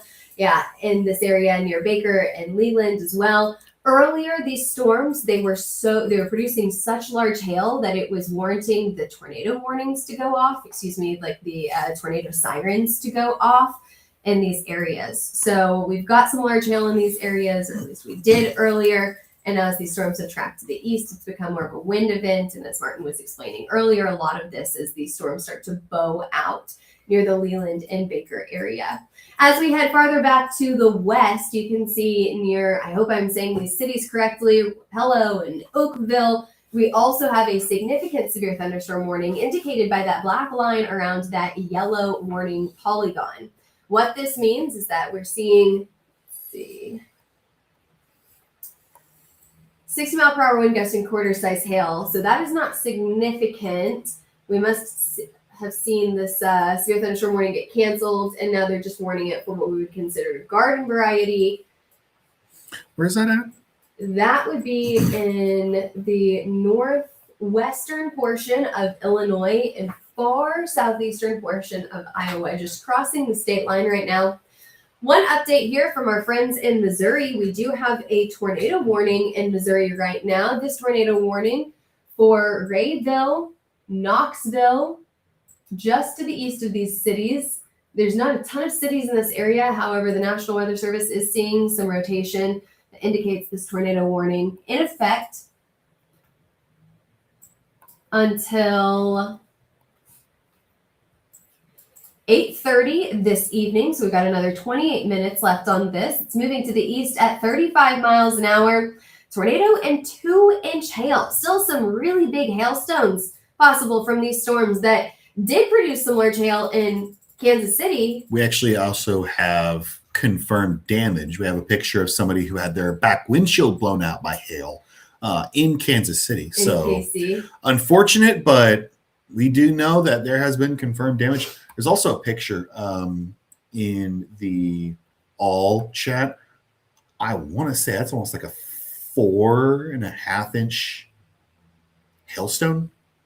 That is a massive, massive hailstone. I don't know if we can get that pulled up or not, but like it is a massive hailstone. It was taken over in the Chicago suburbs. So that just tells you, that wasn't even the area that we were seeing like some of the largest reports and the largest reflectivity. So could have some that are bigger. One person asking, how is St. Louis, Missouri looking? So St. Louis, we see highlighted here in this. Do you see this really big circle? Not the watch, not like these rigid polygons right here, but this big circle that goes all the way up to St. Louis. So this is the National Weather Service giving us an idea of what they're thinking in the next few hours. So not necessarily what's happening right now, but basically what they're saying is a tornado watch is likely, an 80% chance for them to issue a watch if everything continues to go as we expect it to. What they're telling us is these supercells and line segments that are capable of all severe hazards, tornado, hail, wind, and flooding, are becoming increasingly likely. So we're going to see more of those over portions of northern Missouri this afternoon and evening, and another tornado watch is likely. So that backs up just up to St. Louis. It doesn't necessarily include St. Louis. So what we're watching for here is a late night tornado watch in this area that'll go just up to St. Louis as these storms move out of KC and into St. Louis. So that's what we're watching for over northern Missouri, and we'll probably see this watch extended up to St. Louis. However, if you see storms in St. Louis, it'll probably be really early tomorrow morning, and then I think you guys are included in the risk tomorrow as well, and maybe I'm correct about that, but I can check real quick. You are just out of the risk for tomorrow. So it looks like your storms will be overnight tonight and into early tomorrow morning. St. Louis, you will still likely get storms. However, it's going to be a few hours. It's going to be probably while you're sleeping. So make sure that you have multiple forms of weather alerts to wake you up for the overnight hours. One question about Jacksboro, Texas. Pull it up. Let's see, Jacksboro, Texas. Let me look up exactly where this is. I don't know Jacksboro off the top of my head. This is to the north and west of Dallas. Okay, so we've got storms moving through Jacksboro right now. However, they're not severe warned. These storms are going to be loud. You're going to see a lot of lightning and hear a lot of thunder with these storms. However, your severe situation is going on down to the south in Crawford. I hope I'm saying that correctly. Palo Pinto. And this severe thunderstorm warning is in effect. It's not giving me a timeline. It may be actually replaced with this tornado warning right here. And we've got a new severe thunderstorm warning that's large. It covers this entire area. So I'm going to give you some information about this tornado warning. Moving to the northeast at 30 miles an hour. It goes until 8:15, so we've got another 9 minutes. What we're seeing now with this line of storms is that we're seeing basically what we have. Let's say we have a line of storms that's moving through. Every now and then, you're going to see a funnel that'll touch down and pick back up, and touch down and pick back up. Most likely, these tornadoes will not be on the ground for very long, but also because of the quick nature of them, you may not have a ton of time to shelter. You're going to get a tornado warning. It'll say tornado right now, not tornado in 5 minutes, tornado right now. So as you see these storms approaching you, make sure that you have your tornado plan in place. If you get that warning, can you act right now? Places like Mineral Wells, Brazos, Santo, Morgan Mill, you guys are all in that area that could see potential tornadoes over the next 45 minutes. The National Weather Service is putting the severe thunderstorm warning for until 9 o'clock tonight. So basically what they're saying is they're seeing this potential severe threat, and they're saying, everyone in this area, it's a large area, we know, go ahead and just get prepared. Jacksboro, we had a question about Jacksboro just a minute ago. Brand new information here. You guys are now included in that severe thunderstorm warning. Here's your main threat. We are seeing that shift from a hail event to a wind event. That hail threat going down, that wind threat going up. So now we are seeing 70 mile per hour wind speeds possible with these storms in quarter size, so a little bit smaller, quarter size hail. Here's what the National Weather Service is saying. Hail damage to vehicles is expected. Expect considerable tree damage. Wind damage is also likely to mobile homes, roofs, and outbuildings. That's from the National Weather Service. What you need to do here is stay away from your windows. Make sure that you are in a room that will not have any windows nearby. So you may go ahead and go to that innermost room of the house. However, there is not a tornado in this area that we can tell, but a tornado is not out of the question here. It's not something that you need to take action immediately, but it's something that you need to be prepared if you get that red polygon.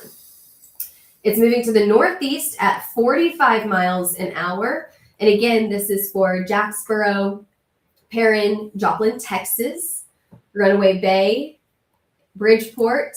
And again, some of these cities that are farther to the east here, they won't get impacted until about 9 o'clock this evening or shortly before then.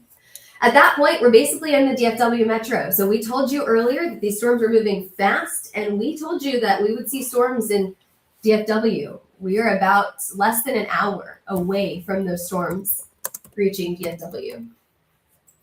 Farther down to the south, Kerrville, Texas, we've got some large hail down here. Baseball size hail and 60 mile per hour wind gust is what this severe thunderstorm warning is warned for. Another question about Sanger, Texas. That is also to the north and west of Dallas. Let's see, Sanger. Okay, so we just addressed that with this warning right here. Again, it's warned. Okay, so that tornado warning has been released. But we have 2 new severe thunderstorm warnings. And their main concern here is 70-mile-per-hour wind speeds. So strong wind Once again, gusts. the winds, it is slowly but surely becoming a hail event to a wind event. I'm seeing a lot of the hail reports starting to fade away because we're losing the hail events, and even the hail reports that we do get, they're only 1.5, which by all means they are severe, but we're seeing the hail threat tapering off, and a lot of these storms conglomerating into these lines, as you can see on Taylor's screen right there. It's going to be a wind event for the rest of the night, just about, guys. Yeah, I think that we're absolutely seeing that transition, which we knew that we would at some point. I think that the question was, when would we see that transition? And, we had hail just in every single city for a long time. OKC, Kansas City, Chicago, large hailstones in this area. And then now we're seeing that transition to a wind event. I do want to note right now we have a storm coming through Wichita that's warned for 70-mile-per-hour wind gusts and quarter-size hail. Wichita, that goes until 9 o'clock tonight. And so we not only have that hail, but also the wind. Quarter-size hail here. We've already gotten some reports of just smaller than the size of a quarter. This is dime-size hail. More good news. The storm that was tornado warned outside of Oklahoma City has been brought down to a severe thunderstorm warning. So no more tornado warnings in the state of Oklahoma, Kansas, and Texas. The only warnings we have now are in Missouri and Illinois. That's great news, because that tornado warning, right through a very, very populated area, I know was Got a little spooky for a bit. Yeah, absolutely. Oh, and also Indiana, because for some reason that storm is still maintaining its strength. We are approaching almost 2 hours on this supercell, and it has just maintained its strength this entire time. Here's the life cycle of that storm. Before it was tornado warned, it was tornado warned. It was actually, we had a tornado warning back in Pontiac, a confirmed tornado there, and weekend. But we said it has potential to be a long track as we head into the late evening hours, and that's exactly what happened. Then it was tornado warned again. Then it was a PDS, particularly dangerous situation. As it continued to track across the state line, it kept that PDS strength, or that PDS danger threat to it. We still have a confirmed tornado on the ground. I do want to note it probably is going to be dropped off. It is still PDS. I do want to say it is still PDS, but the latest cycles. If you look at my screen real quick, I'm looking at the much more detailed. And you can see that it has lost a lot of that intensity there across the last couple of cycles. You can see right here is where, if that tornado would be, that is where it would be. And it's kind of, it has kind of collapsed into the full system itself. Now, does that mean that it's gone? No. It can absolutely try to respin up here yet again. But as of right now, I think that it's finally starting to give way just a little bit. I'm kind of just being hopeful here. I really want to see this storm finally fall apart, because we're seeing, as of right now, and kind of look at the storm relative velocity, still not a whole bunch of that rotation as kind of detached from itself. And meanwhile, you look behind it, not as definitive. So I'm hoping we see this pink polygon turn into a red polygon, but as of right now, still confirmed tornado warning, confirmed tornado in parts of northern Indiana. Didn't mean to hijack you for a sec there. Wow, no, I appreciate your insight there. I mean, this is a place that you're familiar forecasting for, and a place that's not used to tornadoes. In my year that I was there, we had tornado warnings. We had 3. That was it. And every time it was like a fire drill. So this place is not used to tornado warnings, let alone confirmed tornadoes. But I'm going to keep it close. I'm going to keep an eye on it, kind of just letting it loop through so I can actually see more and more of it. But yeah, I mean, still dealing with several tornado warnings. Northern parts of Missouri and southern parts of Iowa. Meanwhile, we're still watching that one cell just to the south of Chicago. Again, seeing more of these storms. It's like Chicago's just getting more, right? Is Woodridge the largest hail? Maybe. The thing is that it's kind of hard to tell, because we had a picture from Kansas City that is upwards to 5-inch hail. I wish I was kidding. The picture I saw, I'll look at it, Taylor. You tell me if it was a 5-inch hail or not, but it looked close to it. It had a couple little spindles, but technically they count. Yeah. So it technically counts. But very large hail. We also had some very large hail in some cells much further south in southern Texas. Oh my goodness, Del Rio. They had that tornado earlier. Another severe thunderstorm warning. Another one. It's just, I mean, round after round in these areas. Another place that we're seeing the third round or second round of storms is Chicago. Mm-hmm. Another place that we're about to see the second round of storms is also Oklahoma City. Mm-hmm. So I'm not expecting it to be as strong as before for both Chicago and Oklahoma City, but I am expecting another round of storms in both of these areas. I know that we have a question specifically about Chicago. It looks like on my radar, Chicago is about to get hammered again from 9:30 to 10:20 Eastern time zone. What are your guys' thoughts? So it's about 15 minutes from now. Yep. I wouldn't use the word hammered because I don't think it's going to be as intense as our last storm that we got. But I would use the word, hit by hail. I guess it's a phrase. But I think that while we see these 1-inch size hailstones being reported right now from this storm, I think that we're going to see that continue into Chicago. So earlier we got baseball size hail. This time around, I think it's going to be a little bit smaller. Nonetheless, hail coming into Chicago again. Yeah, you're still seeing, of course, some of these little cells that are kind of developing. Not this one. This is the one that already went through Chicago. But there's that second round right there. Couple 1-inch hail. And granted, all three of those reports were about 15, 20 minutes ago. And we haven't had any since then from these newest cells. But they are still warned. Most of these cells, especially south, if they continue their continuation for the Chicago suburbs, yes, that Woodridge, Illinois probably was the highest hail, at least when it comes to the report that we've got. Actually, no, wait, that 5-inch hailstone was from the burbs of Chicago. That was from the Chicago suburbs. So yeah, and we saw a lot of it too. Mm-hmm. You know, I can answer this real quickly. Hailtrace.com has it mapped. So let me hop on Hailtrace and just check it out for you guys. This is kind of the joy of watching it live, of watching the live reporting, because now you guys can see what we think in real time. So let me pull up Chicago map from today. Woodridge is in the largest hailstone swath. So our swath for largest hail is up to 3 inches in size. We do have pictures of 3-inch size hailstones in Woodridge. Yeah. Bolingbrook also got some really large hail as well. So yes. that was the one that I was looking at. I think, yeah, I was kind of in between Woodridge or Bolingbrook. And that cell is spinning back up again. Yeah. It's getting toward North Judson, which is another area I've been at. And it's just, it does not want to give. It does not want to give up. You can see the hook there. I readjusted to a radar that I'm more familiar with over in North Webster, Indiana, and it looks pretty formed. So we could be seeing continuing again, but again, keeping an eye on it. But when it just comes to the whole grand view of things, a lot of these, you see these cells kind of conglomerating again, but the big hail threat, I think, is beginning to wane. And I think we're probably going to start seeing more of a wind threat, because you can just click of any of these. Max hail size, 1 inch, max wind gusts around that 50, 60 mile an hour.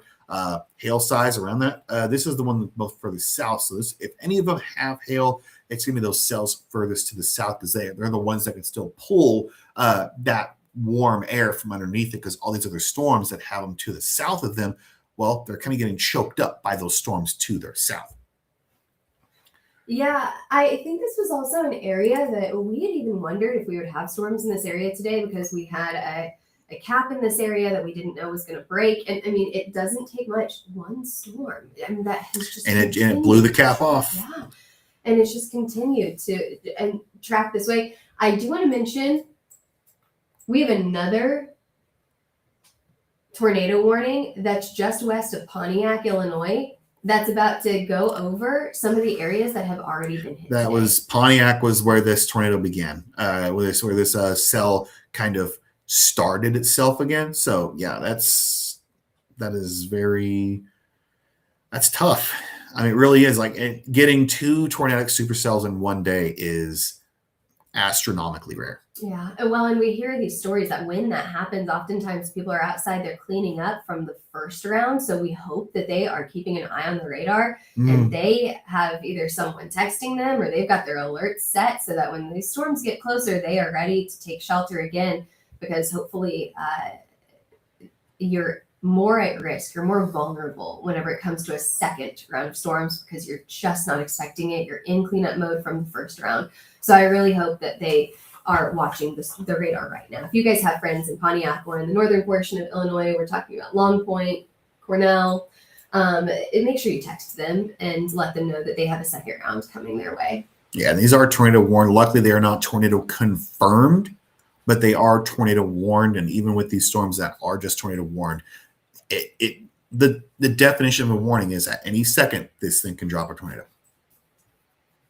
What other questions do we have? We have one question about DFW, so we can go back down to Texas. We're in Illinois right now, but if we look into Texas, it's getting close. Actually, they just extended it. You are now underneath a tornado severe thunderstorm watch. But again, so you're now under a watch. This is going to go until 2 a.m. Central Time. So quite a bit of while. You got about 6 hours you're going to be under this one. But I imagine once this line does pass by, usually when these storms conglomerate into these lines, they will be detaching counties off of the watch as these storms move over, because this is effectively your cold front. Like, this is it. These storms, whenever they line up in these storms, this is basically all the warm air has been crammed in on that cold front. And once that cold front passes by, basically it's like you're sealing everything shut. You're calling it a day. Storms have been tapped out at that point when it comes to the cold front. And you can see pretty much where that cold front kind of is right now across this area. Actually, I think I could pull up the winds, can't I? Let's see. Yeah, so you're already starting to see some of the winds starting to pop up out of the north. These little arrows right here, when the little tail is coming from the north, that's the direction it's going. So already starting to see some of these north winds kicking in. And once you get the north winds, your storms are done, pretty much over. But for right now, most of us are still in that what we call a warm sector. Basically, it's just the pocket of warm air. And for right now, and we're watching it pretty closely, outskirts of Dallas, I'm talking Weatherford, you're probably going to be seeing these storms pretty soon. You're probably already hearing it because you've got lightning in this thing. It's crazy. Another little bow starting to form in just adjacent to Dallas. Usually with these bows is normally when you're seeing your most intense winds, because it is physically moving faster than the rest of this and then the rest of the line, giving those winds an extra push. You're basically getting the storm winds along with the extra speed that these storms are pushing along, causing the winds to be even more intense. So these bows, usually you do start seeing some of those. Is this a considerable? I'm not sure. No, it's not. Oh, no, it is destructive. Is it? And it's for that wind. It's wind and baseball size hail. So we only have one reason for destructive. However, too, and that would be another reason for the tornado sirens to be going off in this area, because it's not only large hail, but also really strong wind. And again, this is in the northwest, just outside of the Dallas metro. This is right near Perrin, Mineral Wells, Salesville. We were talking about them not too long ago. Joplin, Texas, not Missouri, Texas. Places that's in the path of this can be Bridgeport, Decatur, Alvord, Seidel. Sorry about that. Boyd, you're looking at those areas. Again, you can see the direction that this storm is kind of moving. You see how that bow kind of, you go back and it's kind of like it's still that line there. And then as you advance, you see that bow literally moving in front of the rest of the line. That's what's giving that extra intense winds. Because if you look at everything around it, you're sitting, it's like, 65 miles an hour, which, by all means, it's still very strong winds. But then you look at this is close to 75 mile an hour winds. And you're also getting the baseball sized hail. I did say that the hail threat diminishes. I didn't say it was down to 0. So we're still seeing that possibility of hail. God, it's just these little pockets at this point. It's not everyone in this line. It's these little pockets. Another note I think that Martin mentioned earlier is that we could see a few tornadoes spin up here as well. So just make sure that you're keeping an eye on that tornado threat as well. It's hard to tell in these long line of storms whenever we see a pocket of rotation immediately. That is usually warned because you don't have a ton of time whenever these storms are moving so fast. 60 miles an hour. That's how fast these storms are moving right now. They're Very moving. fast. You can barely outrun that on the freeway. Yeah. I will note for these bow echoes is what we call them. There's hook echoes and there's bow echoes. So your bow echoes generally on the south and north side is where you'll see those tornadoes trying to spin up. Pretty much anywhere along this bow echo, a tornado could spin up. But generally, you do see, because as these bow echoes get ahead of the rest of the line, it causes the line to kind of break and disturb, and that's where you get those brief spin ups.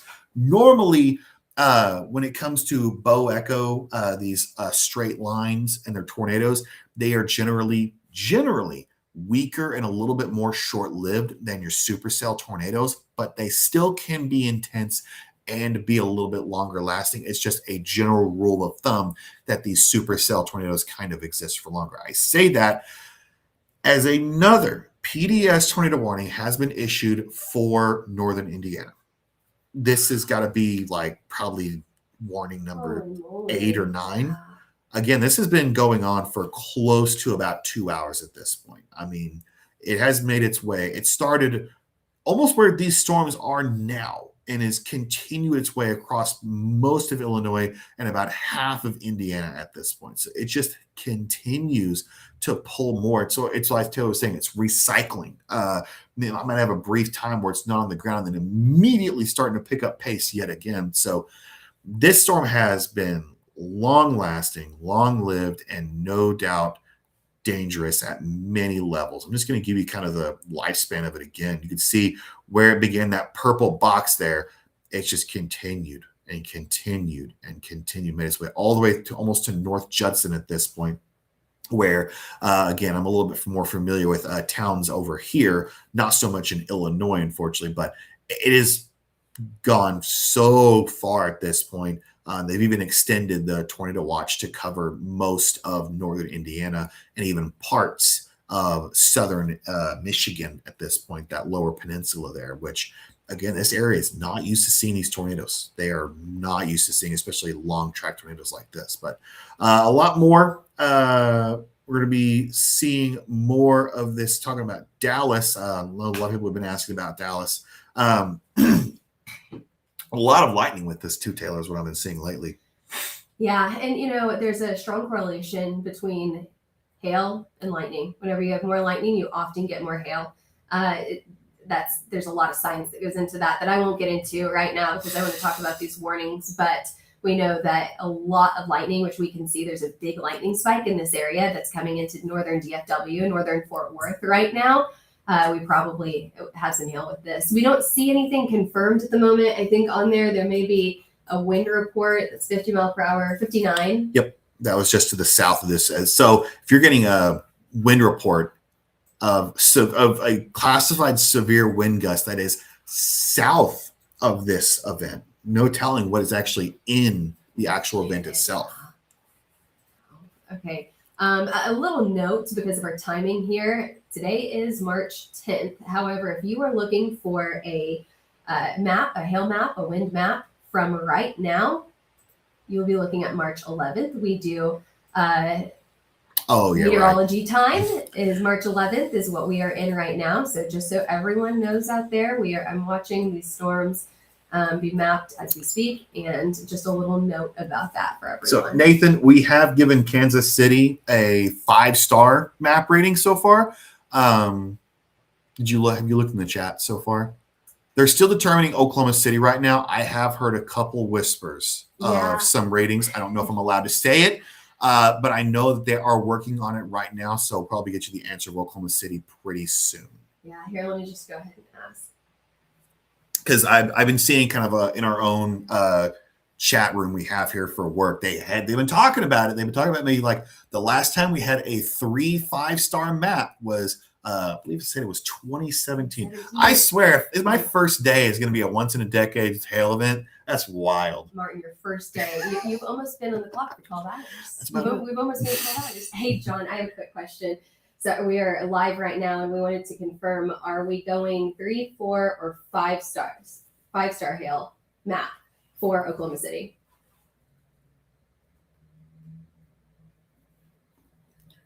It's on the phone right now.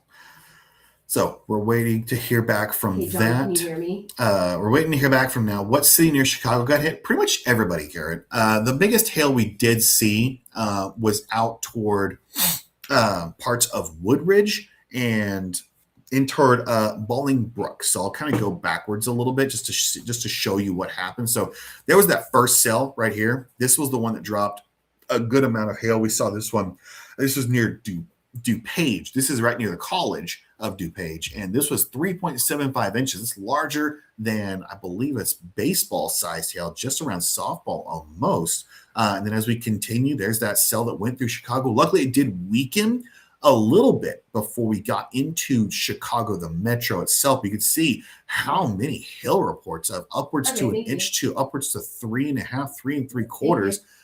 And we did have a picture of a hailstone that was close to 5 inches. So very large hail. Not exactly sure. I was just told it was the Chicago burbs. So somewhere in the Chicago burbs was a hailstone that was 5 inches dropped. Taylor, did you get an answer?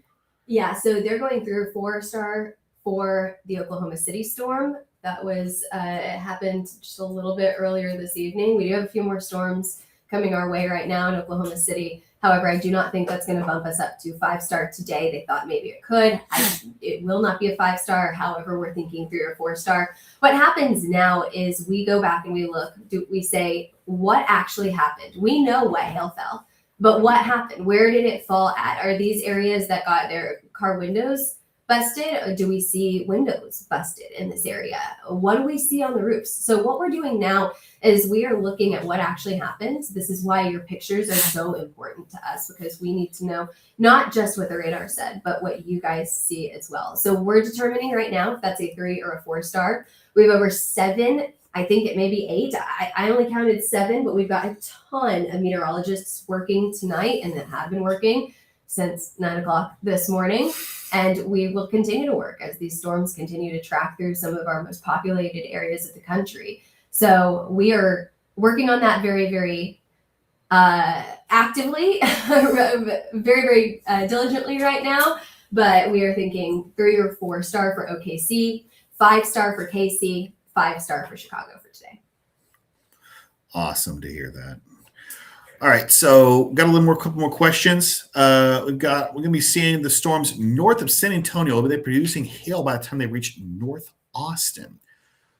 Well, that is going to be a little bit tougher to see. We'll see, but it is one of the rare ones that is actually still on its own. So there's the possibility. The thing is that I'm already seeing more of these cells kind of to the north of Fredericksburg. You can see this storm is still technically on its own, but you're seeing this moisture. You see those blues starting to pull that moisture off of that cell there.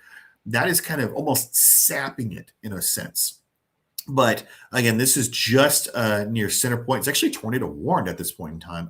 Not confirmed tornado warning, but it is a tornado warned storm. This is pretty recent. This one looks like it started 41 minutes ago, so 8:25, just about 7 minutes ago is when this tornado warning began. So pretty new tornado warning. This is near Center Point, near Camp Verde, Waring, Texas. I'm going to zoom out a little bit. This is just north of San Antonio. So this is heading towards Austin. So you're talking about North Austin. Looking at that, probably making its way eventually into Austin proper. Maybe if you're over in like Round Rock or something, you might avoid it. But northwest, probably in Austin, going to be seeing that. Northwest Arkansas, my old stomping grounds for a couple years. I doubt you'll be having anything of super significance. No matter if you're in like Bella Vista or even down toward Fayetteville, even down toward Fort Smith, I doubt you'll be seeing much of anything just because these storms, you're looking for hail, probably not seeing much. You're seeing later throughout the day. If you're talking about the daytime, not really. Now, as we get into our overnight, these cells could eventually conglomerate into another of those lines, and you're familiar with those lines. Across Northwest Arkansas and the River Valley, you're seeing plenty of those across there. Now, again, these storms all severe warned right now, and you can see that line kind of stretching its way toward Dallas. I'm imagining it's going to continue stretching up until probably it reaches up to Kansas. So it's just going to be one long line. And depending on if they're going to hold together, you could see some of that wind threat, maybe a little bit of that tornado threat. But for the most part, when it comes to the hail threat, I doubt we'll be seeing a huge threat by then. Again, there's never a 0% chance. There's always that chance. But really, by that time you get to the overnight, you're going to be seeing a much lower chance. We're going to be seeing a lot of the lower chances of seeing that hail, but wind could easily be a thing. Oklahoma City, we've also got Mady. She says she's looking for Oklahoma City if their local weather cut out. Well, hopefully they get back up. But there's a new warning just to the south of Oklahoma City. This includes Norman. They kind of avoided the first one, so the second one, they're going to be getting a little bit of that. Austin get hit tonight. They'll probably will. They're still outside. No, they're included. Oh, this is a new one, actually. New watch just got issued.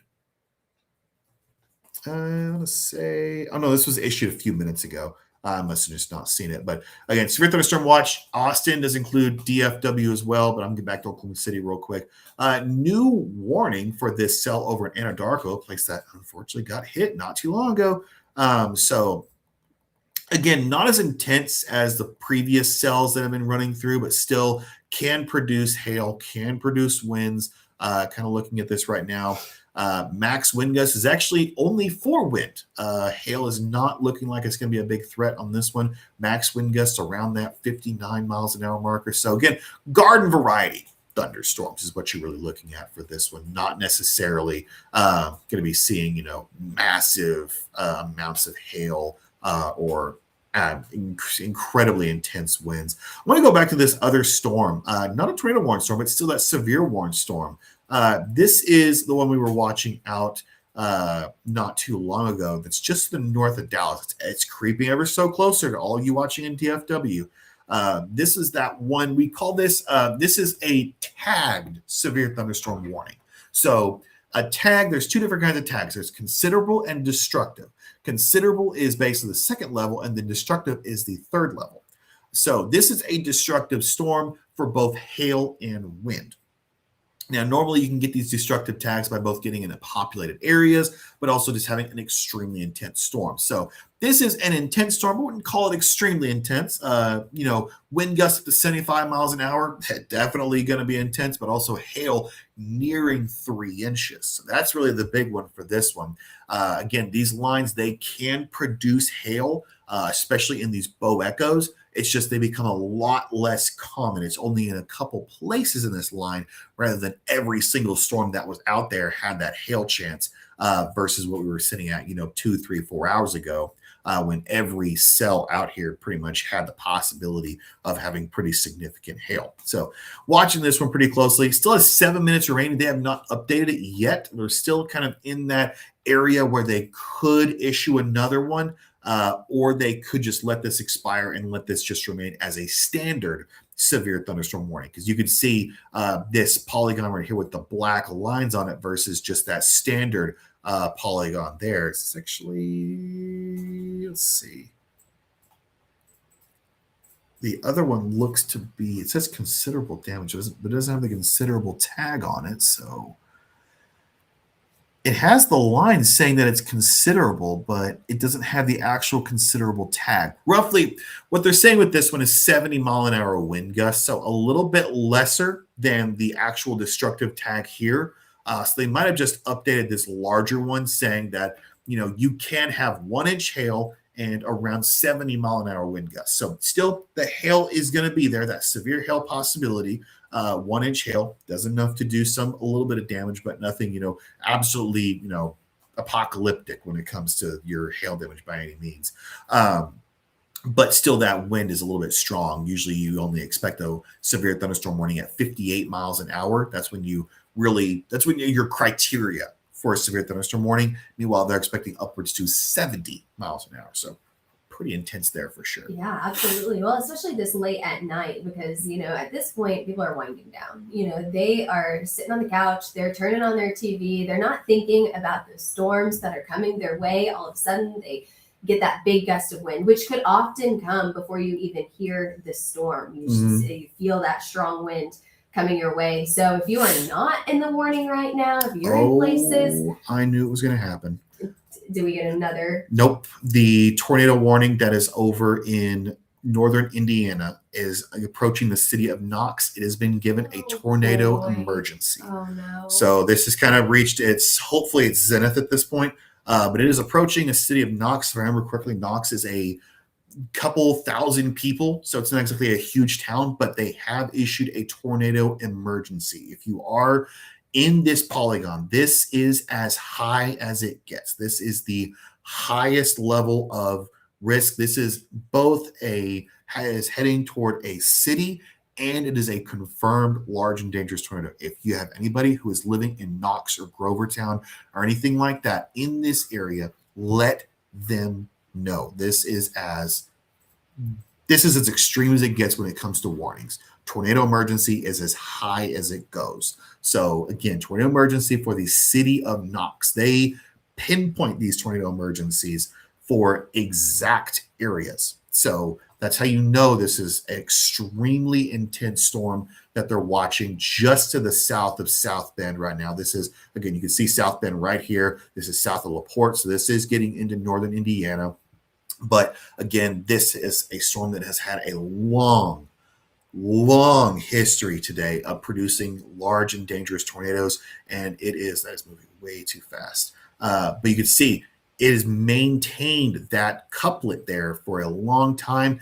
And it started all the way down here in parts of northern Illinois. So it has traveled a long ways, and they have now issued a tornado emergency for the city of Knox and just to the south of Grovertown. Tahlequah, you're going to be seeing more of those lines of storms later on this afternoon. You're probably be seeing that, I would say, probably within the next 2 or 3 hours, if I had to guess, over in Tahlequah. That's a home of NSU. Yeah, you've got a little bit of time before those storms get to Tahlequah. You do not have a watch or a warning right now. So that watch extends all the way up to Henrietta, not including Henrietta. Wakita included in that watch there. Tulsa, not included right now. However, I do assume that Tulsa will be included later on tonight. I'm going to check Tulsa's real quick just to see if they're going to be talking about maybe including a couple more counties, because I'd be hard pressed to say they don't include the rest of their viewing, because Tulsa covers pretty much all of eastern Oklahoma and parts of northwest Arkansas. And at this point, I just don't see a reason why they wouldn't include the rest of their area to make themselves covered by that. So I'm going to see mesoscale discussion. New mesoscale discussion for a tornado watch, and that's going to be not in eastern Oklahoma, but actually just to the north. So let me check real quick. They're going to be extending. Oh yeah, so extending out that watch there. They're probably going to be continuing that with the possibility of more supercells. Probable peak hail size 2 inches to 3.5 inches. Again, if we get supercells out here, guys, there still will be that good chance of seeing those storms producing hail and unfortunately producing tornadoes, as we are still seeing with this long track tornado that has now produced a tornado emergency in the city of Knox. Again, this is a city I've been in. It's a nice town. I'm hoping that everybody there is getting themselves safe, because this is a large tornado. I'm actually going to check to see if there's any showings of anything else, like a debris ball or something like that. That's a debris ball. Wow. That is a definitive debris ball right there. That means that this tornado is hitting houses. It's hitting homes. This is on the This ground. is a populated area. Let me pull back just a little bit to see. This is textbook. This is absolute textbook debris ball. This is a large, dangerous tornado confirmed on the ground heading for the city of Knox. The fact that you can see the debris means that that tornado is that large. That is how large that tornado is. So the city of Knox is more than likely going to be getting it. The last frame gives me a little bit of hope that it's starting to fall apart. You can see a little bit of the green starting to pop in there just a little bit. And it's still, the debris ball is absolutely there, but I'm hoping that it does eventually kind of fall itself apart as we head into the next little bit. Sorry, Xavier. This is really like this is the highest level of threat that you could ever see on a storm. So we're really just wanting to really drive it home. And with seeing this debris ball right here, like we just have to let everybody know this area. Where's the Indiana tornado headed? Right now, I'm going to zoom out just a little bit as we head. I'm going to actually change up a couple panels just so we can get a better view. So this is northern Indiana. This is just south of South Bend. This University of Notre Dame's there. Michigan City, a very popular vacation spot here. Indianapolis is down here. So if you're kind of getting an idea of where we are. So this tornado currently is heading towards Knox. It is currently over Knox right now. If it does maintain its current course, heading toward Plymouth, which is a bit of a larger town, I think close to about 40,000 people is in Plymouth. It's one of the larger cities in northern Indiana. So if it does maintain that, it could get another tornado emergency.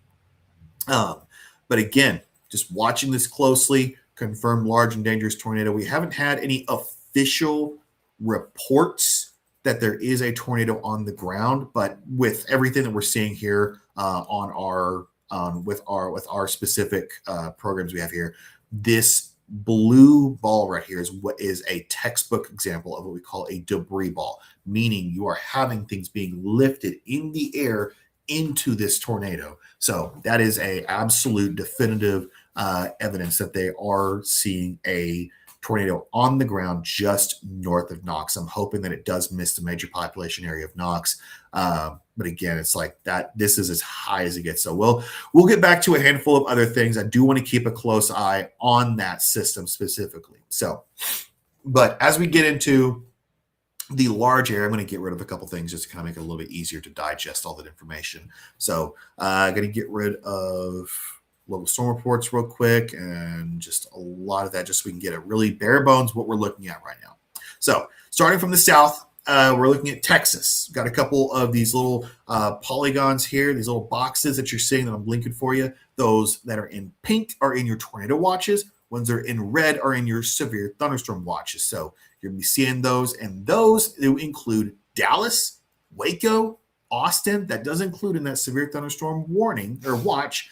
The watch of the tornado watches does include parts of Junction, it includes Granbury, it includes Lawton, all the way to Oklahoma City. We're still in that tornado watch right now, even though there are starting to see more of these tornado warnings now popping in just near Chickasha, just south of El Reno.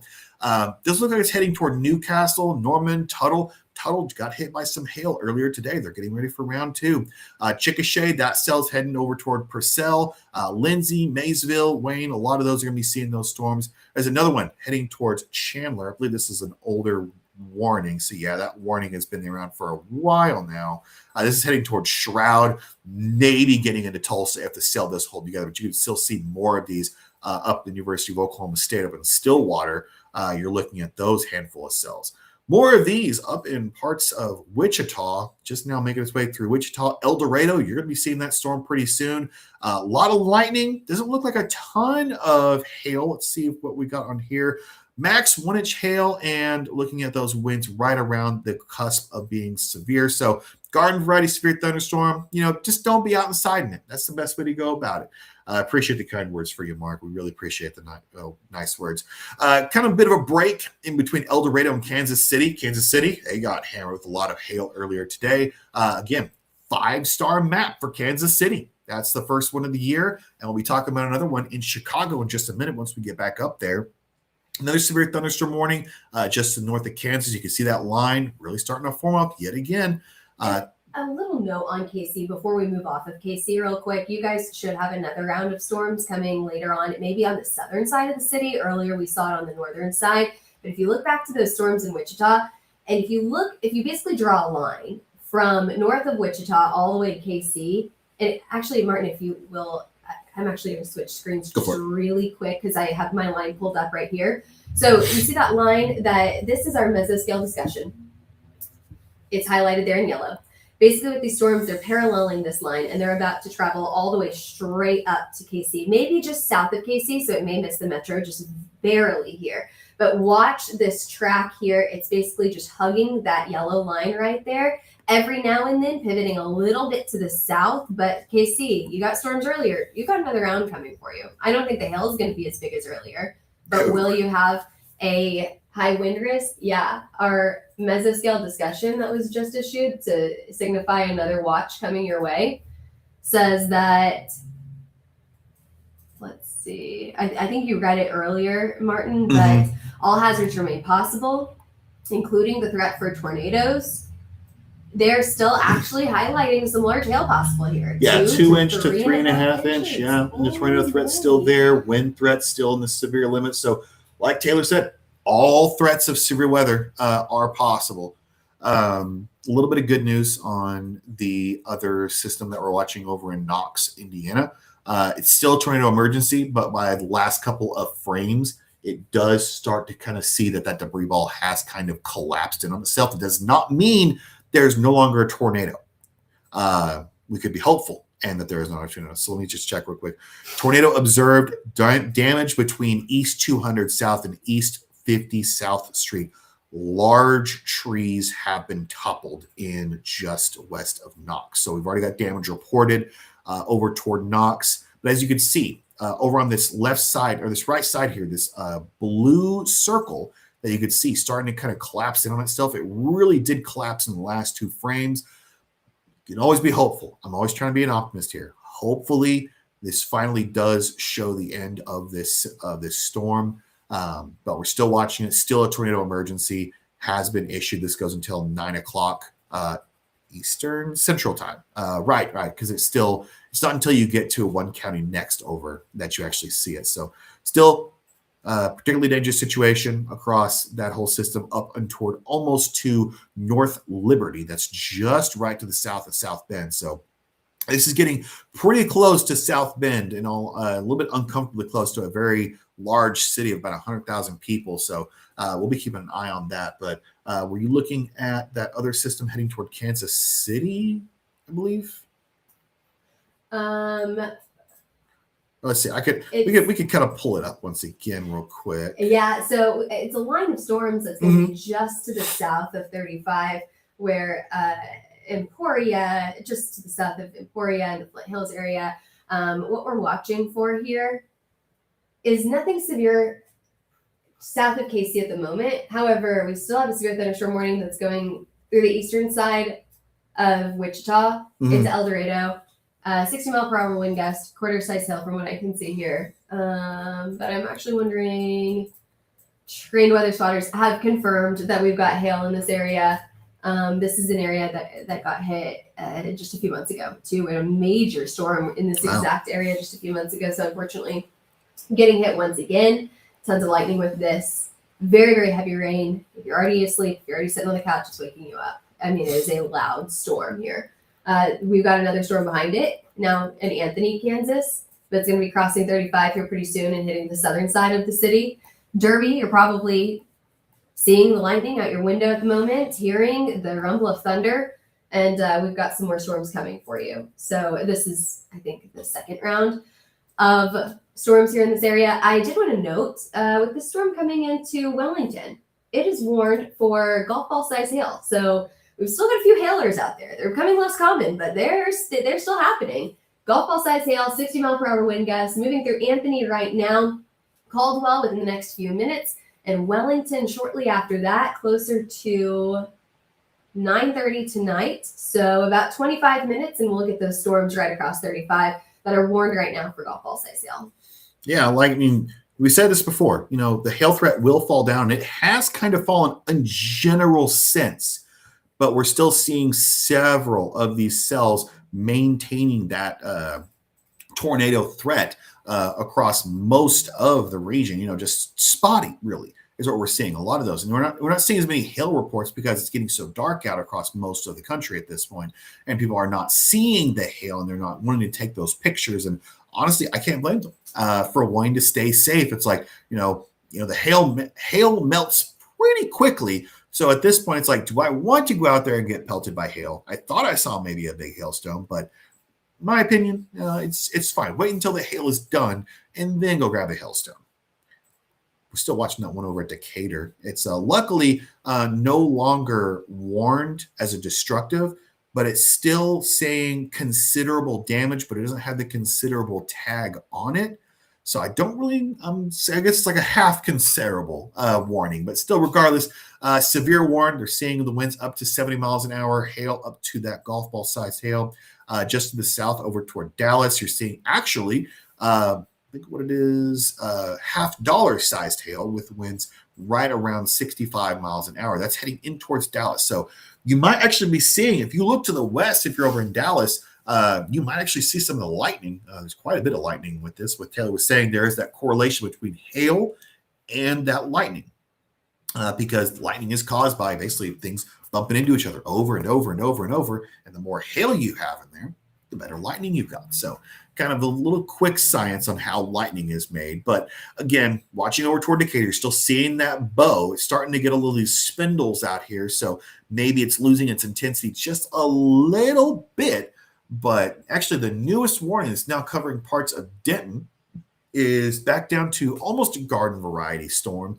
They're seeing max hail size of 1 inch. That's around that golf ball or that quarter-sized hail. Meanwhile, the max wind gust around 60 miles an hour, 65 miles an hour. This is just to the north of Dallas, reaching almost into Richardson. So how will Coweta be hit? I know where Coweta's at. Again, I'm not going to be seeing anything as of right now.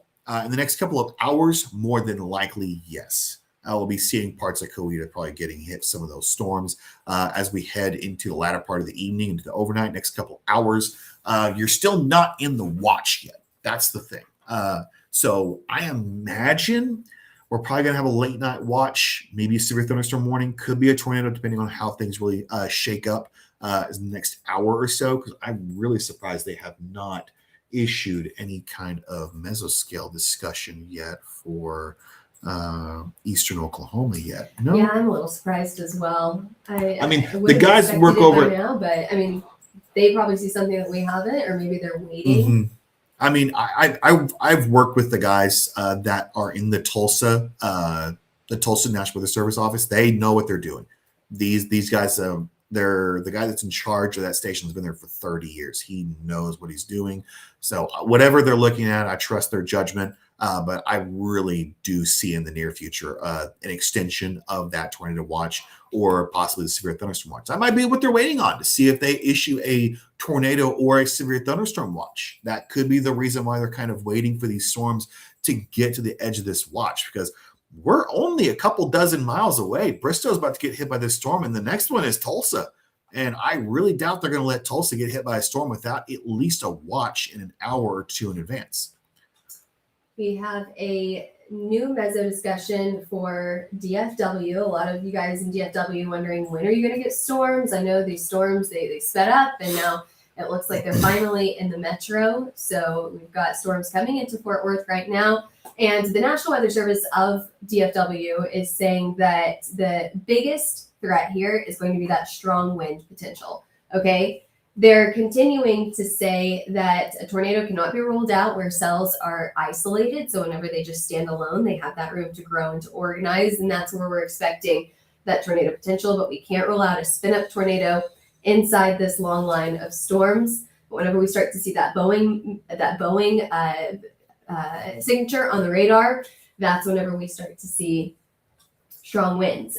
Both what the National Weather Service of Norman and Oklahoma City, and also what the National Weather Service of Fort Worth has mentioned, is this low-level shear that has increased this evening, which is going to add to the longevity of a severe thunderstorm. So basically what that means is that we're not going to see these die off anytime soon. They're most likely going to make their way through DFW, completely warned, and we're going to continue to see them move to the east with that warning still in place, okay, or a new warning to warn a new area. So I do expect, and as I speak, there it is. I expect another warning in Fort Worth, and there is a brand new warning in Fort Worth for 65-mile-per-hour wind gust and quarter-size hail. So sure has kicked in. Oh, We yeah. are That includes absolutely- Arlington and pretty much all of Fort Worth. I saw someone, we had someone talking about Salina, and it's in Kansas. I don't know where that's at.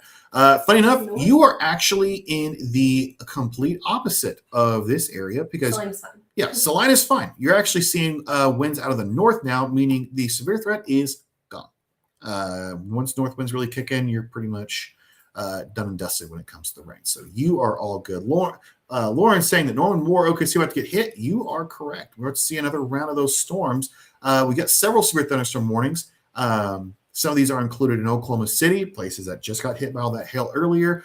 Moore, Norman, Newcastle, Noble, Cole, Blanchard, all the famous places that have been hit by tornadoes in the past. But luckily, it doesn't look like there's any rotation or any really organized rotation right now. It's mostly just your garden variety thunderstorms. I'll look at the most recent information from NWS in just a moment. So actually, it's not even hail. It is exclusively wind. So only wind, nothing, anything crazy. Kika, I am already on Moore right now. We're watching over Oklahoma City. You can see the storms are kind of starting to move in. Norman, you might be getting a little bit of that. Actually, there's not really a whole lot of lightning in this either. There's barely any lightning in this cell. So it's really disorganized. It's kind of a leftovers of old cells that have kind of run through, but doesn't mean they still don't have a kick on them, especially the wind. Wind can maintain in a cell for quite a while before it really dies out quickly. Any hail in San Antonio tonight? Probably. It's going to be tough. It's going to be tough. Technically. Hail, there's specifically for hail, that's going to be a tough one because is there a tornado watch in Salina? Don't think so. I think it just expired. Salina is severe clear. So if you go north you're not of even. Hutch, if you go into McPherson, you're severe clear. Salina is severe clear as well. Junction City, all the way to Topeka. The farthest north in Kansas that you see that severe risk ongoing is KC and Lawrence, Kansas. So that's where you've got farthest north convection or potential convection. But Salina, you're severe clear. Yeah, but talking about Fort Worth and Arlington, I have a reason why you're tuning in because you just got severe thunderstorm warned. You're watching this line of storms that are starting to roll in. This is currently over at Springtown, Weatherford. You're seeing that really moving in right now. So just keep an eye out as you are going to be watching this cell, not really a cell, more like a line of storms moving through. There's nothing extremely intense about these storms. I will admit that it's not anything like 1 in a million type storm, but we are looking at those severe storms that could be bringing hail up to an inch and also the winds up to at 65 miles an hour. So I don't want to say it's standard, but it's not nothing we haven't ever seen before in Dallas. That's for sure. So, just take your regular precautions. Don't get out when the storms start rolling through in the next 30 minutes or so. And once those storms do roll past, especially with it being this large and how damp the environment's going to be, or really capped is the better word to say it, how capped the environment's going to be. Basically, we're putting a cap on this whole thing. No water's going to be getting out, no storms breaking through, really. So that's the biggest thing that we're going to be watching.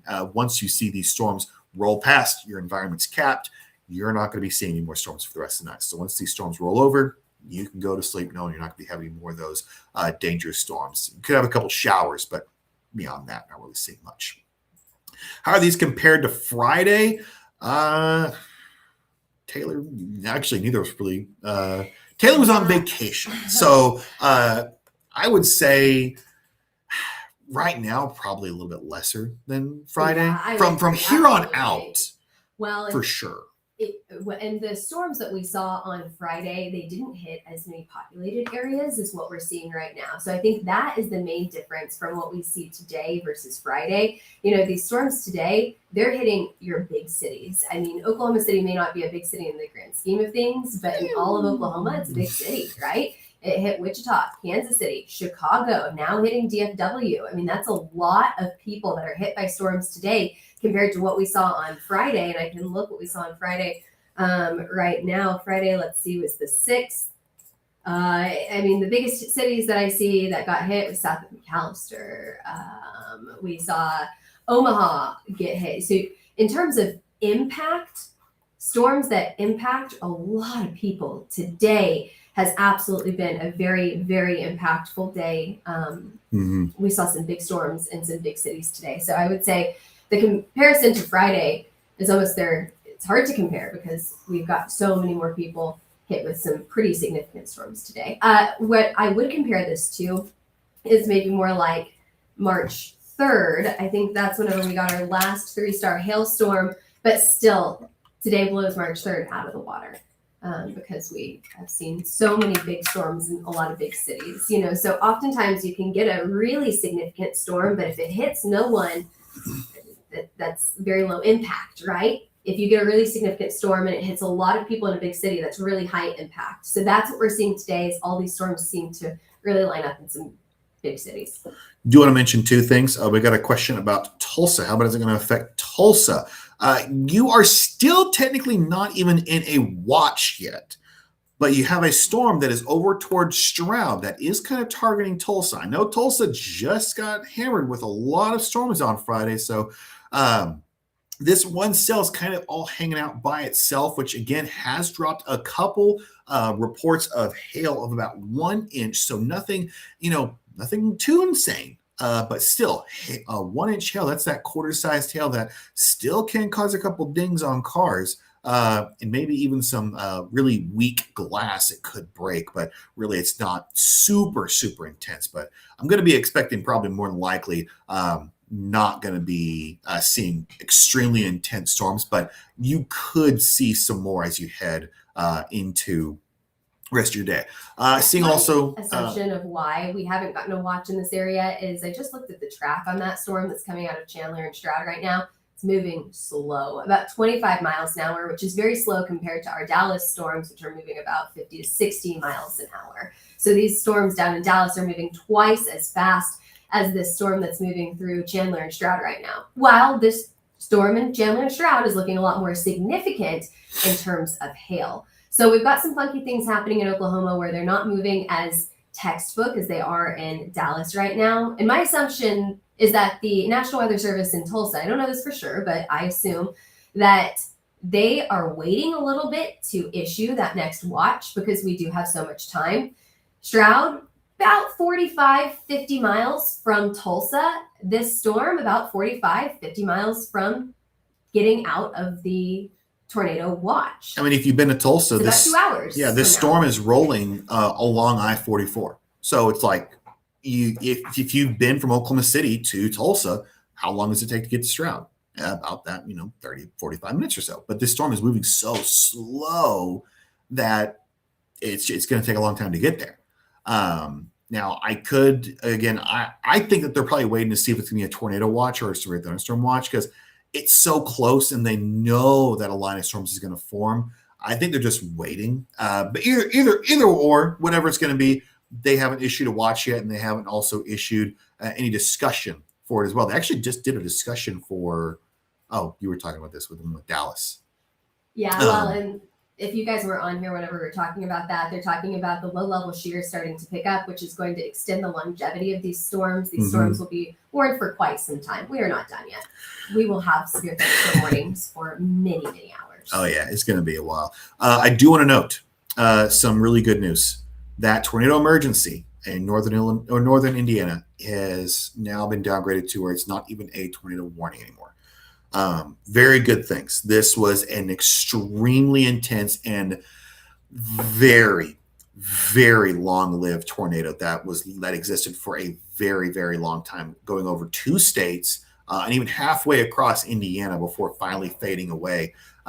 So this is going to be probably the last time I mention it, really, but it was a very intense storm where it even dropped a tornado emergency, which, again, I've said this before, was the highest level of warning that you can put on any storm. So luckily, seems like we're done with that cell. It is finally dropped out to just a severe thunderstorm warning, making its way in the South Bend, and as it gets into cooler air, it's probably going to be eventually fading away. So let's go back to what we were talking about before. We're going to answer the questions. New to Oklahoma, story about tornadoes. I guess that's more of the question. So the thing is with tornadoes is as you get further to the east, these storms become more linear, meaning they fall into lines, kind of like this right here, this storm over in Dallas. So it seems like it was going more northeast. And the thing is that Taylor was right. It's starting to slow down, these storms are. And when these storms begin to slow down, they can't really maintain that level of intensity anymore because they have to be going a certain pace, keeping up with the rest of the system because this thing is being tracked together by one large system. So if it falls behind or gets ahead, it ends up losing that strength. And this system is generally moving at 40, 35 miles an hour. So if a system is going 60, then it's going to outpace the system, lose the intensity. If it slowly gets past it, then it's going to still lose that intensity. But Texoma, looking specifically at Texoma, you're probably going to be a little bit, let's see, Lake Texoma, I know where Lake Texoma is at. There it is. So Lake Texoma, again, you'll be seeing those storms probably eventually fading their way into it. You're probably starting to see some of those storms actually moving in now over toward Ardmore. Also, more hail expected in Chicago, northern Illinois. You could see some hail. We're getting a couple reports of like 1 inch hail. So nothing insane when it comes to, size of hail. This is pretty standard severe hail. It's actually pretty much what the expectation is. Actually, when it comes to Chicago, they just dropped the warning that was heading towards Chicago. So now it is just a strong storm moving towards Chicago. So again, you could be seeing penny, nickel-sized hail, wind gusts up to about 40, 45 miles an hour, but nothing that's going to be causing any damage. Actually, new confirmed tornado warning over in right around the border where Illinois, Missouri, and Iowa meet. So we have a confirmed tornado. This is just near Farmington, Iowa, Revere, Missouri, and just to the, I'm trying to find an Illinois town, just to the west of Dallas City. Confirmed tornado, not a emergency, not a significant PDS warning, just a confirmed tornado that is moving across Wilson Lake, storm heading toward Donaldson, Iowa. They are also seeing the possibility of up to 2-inch hail with this system too. So it's not just we're watching just for the tornado there, but also hail up to about that almost your tennis ball sized hail. Michael, I don't know what kind of day you've been having, but it has been a very busy day for weather across the nation at least. So kind of just going to go back over everything once again. Going to go back down for a tornado. Well, more or less. It's a little bit complicated. Go on for hours about tornado genesis, but it's still very, very difficult to really pinpoint down. So we're going to kind of go over again the 100-mile view. Rapid City is getting snow. 1.7 inches confirmed in Rapid City, South Dakota. A little bit of everything. A little bit of everything today. Yeah, like I said, we look at these arrows that are being pointed here. These arrows that are pointing from the north down to the south, that is your north wind. So once you get that north wind, severe threat, 0. Pretty much goes down to 0 once you get that north wind. So we're going to start from the south, build our way back to the north, kind of just go over everything. So if you're in the pink little shaded area here, I'm going to start clicking this in real quick. If you're in this pink shaded area, you are still under a tornado watch, meaning you have the possibility of seeing those tornadoes. You are under that red area that you can see that is flashing there. That is going to be the severe thunderstorm watch, meaning you can still see those severe thunderstorms. So again, starting all the way down from the bottom, there's that severe thunderstorm warning over toward that Comstock, Loma Alta, and into Rock Springs. This is just south of Juneau. Again, right along that area where that severe thunderstorm or the tornado watch meets that severe thunderstorm warning. Moving up north, we're all the way into Dallas already. we're going to be seeing, again, this little bow echo that we're watching. A little bit of hail reports. 1-inch hail has been shown across some parts of amateur radio, and also I think it was another amateur radio was shown there. So going to be watching this close as it makes its way into Dallas. Moving into Oklahoma, still seeing the severe thunderstorm warnings moving right now over. There's 3 warnings. One into Purcell, heading in toward Tribby. That is Etowa. Is that how you say it, Taylor? This one is for, hang on, let me go back to my screen here. I'm trying to say the name correctly. Etowah? Etowah. Well, Etowah. all right. Well, I butchered that one again. I got you for Oklahoma, and you can help me with Indiana. All righty, cool. Good deal. The thing is that we're also watching more of these storms making their way over toward Newcastle, Norman, Moore, Oklahoma City. You can see these.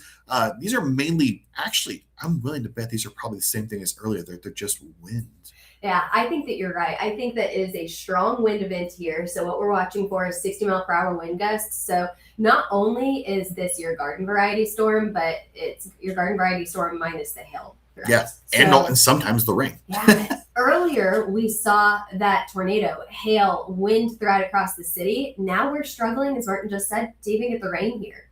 Still, a wind threat is a wind threat. So you want to take this seriously. Try to stay indoors during this time. 60-mile-per-hour wind gusts could still blow some things around. So you may wake up tomorrow morning, especially if it's trash day today, with your trash can blown across the street. So it's going to pick a few things up. However, it's your garden variety, severe thunderstorm warning, minus that hail threat here. Slow mover, moving over Stroud, Sparks, Chandler right now. This is basically moving over I-44 into Tulsa. You can see over the last, let's see, this right here will pull us back about an hour. And then we move this far. It's only went from one side of Chandler to pretty much the other side of Chandler. So not really moving all that quickly.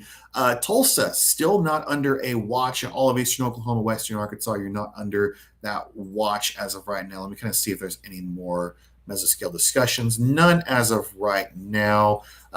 So again, haven't moved anything. Tulsa, you're still dry, but we're watching the storm in Stroud making its way over there. A couple more storms over toward northwest Oklahoma, south central Kansas, an area that was kind of busy earlier today, kind of calmed down. Another busy yet again. A couple more hail reports of just right around that severe limit of about 1-inch hail, 1.5-inch hail. So still enough to do a little bit of damage, but not exactly as intense as it was earlier today.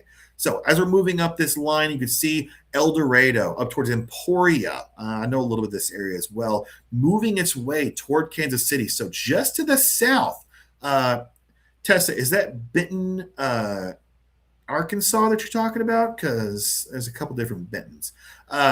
Again, these cells right here, this is not severe warm, but there's a couple more that are closer to Kansas City on the south side. You were calling it earlier, Taylor, the south side of Kansas City could get warned in. Here it is, right near Belton.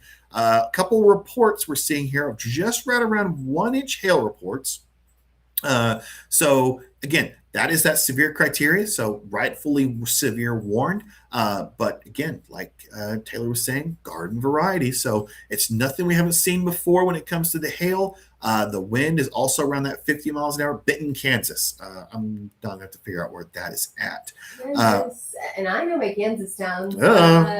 I'm not quite sure where that's at, but I bet we can figure it out. All right. I'm going to keep moving up there. Taylor's going to find out where Benton, Kansas is at. So we're going to keep moving up northward. We're already up in toward Missouri. A couple more of these severe warned storms. This is actually our only tornado warning currently active. So tornadoes kind of have taken the leeway a little bit. But actually what I'll do is I will pull up our other system real quick that gives us a much cleaner view of the insides of the storm. This is that and pull that up. I'm going to show you Benton and Towanda here. It's right between Bel Air and El Dorado, so an area that I visited many, many times while living in Kansas. Earlier today, you've got 1-inch size hail, about the size of a quarter. However, now it looks like your severe threat has greatly diminished in this area. These storms have weakened. They're quite disorganized now that we've got so many storms. It's very, very difficult for them to organize whenever they're so cluttered and clustered around each other. We did see some strong wind just south of you guys earlier. Some strong wind, about 62 miles an hour, measured at Webb and 13th Street. So So you are severe clear at the moment, right now. However, you are still included in a severe thunderstorm watch. That goes until 11 o'clock tonight. So just keep an eye on the radar for the next about 2 hours here while we continue to see storms. You know, a few of these farther back to the west could look a little interesting over the next few hours. And as Martin was showing earlier, if I pop on my wind direction here, that's going to show you who's in the risk and who's out of the risk. So run 1 second. I'll pop on my wind Expand out direction. METAR, and that's where the wind is at. And it's like, I know I've used this before. All right, Newton, you got a south wind right now.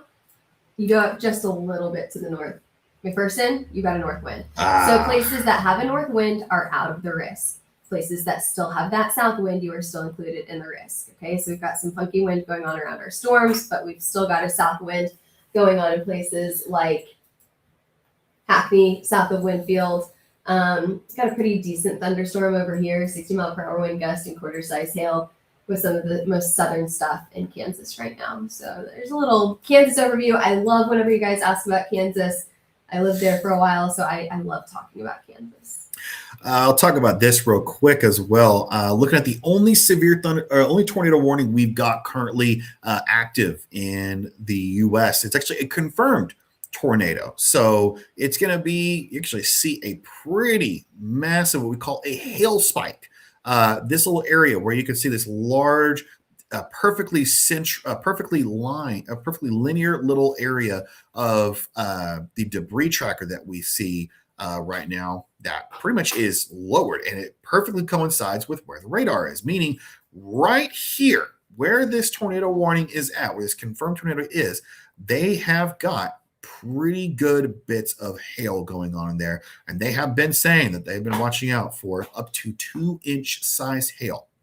So it's been pretty interesting with this storm right here. You can see the perfect amount of that hail spike. We're going to be seeing if that hail does eventually make its way through. I called it. We're going to be seeing, again, there are these flash flood warnings in parts of north central Illinois. So again, this was areas that saw a lot of that rain earlier with these storms that went through Chicago.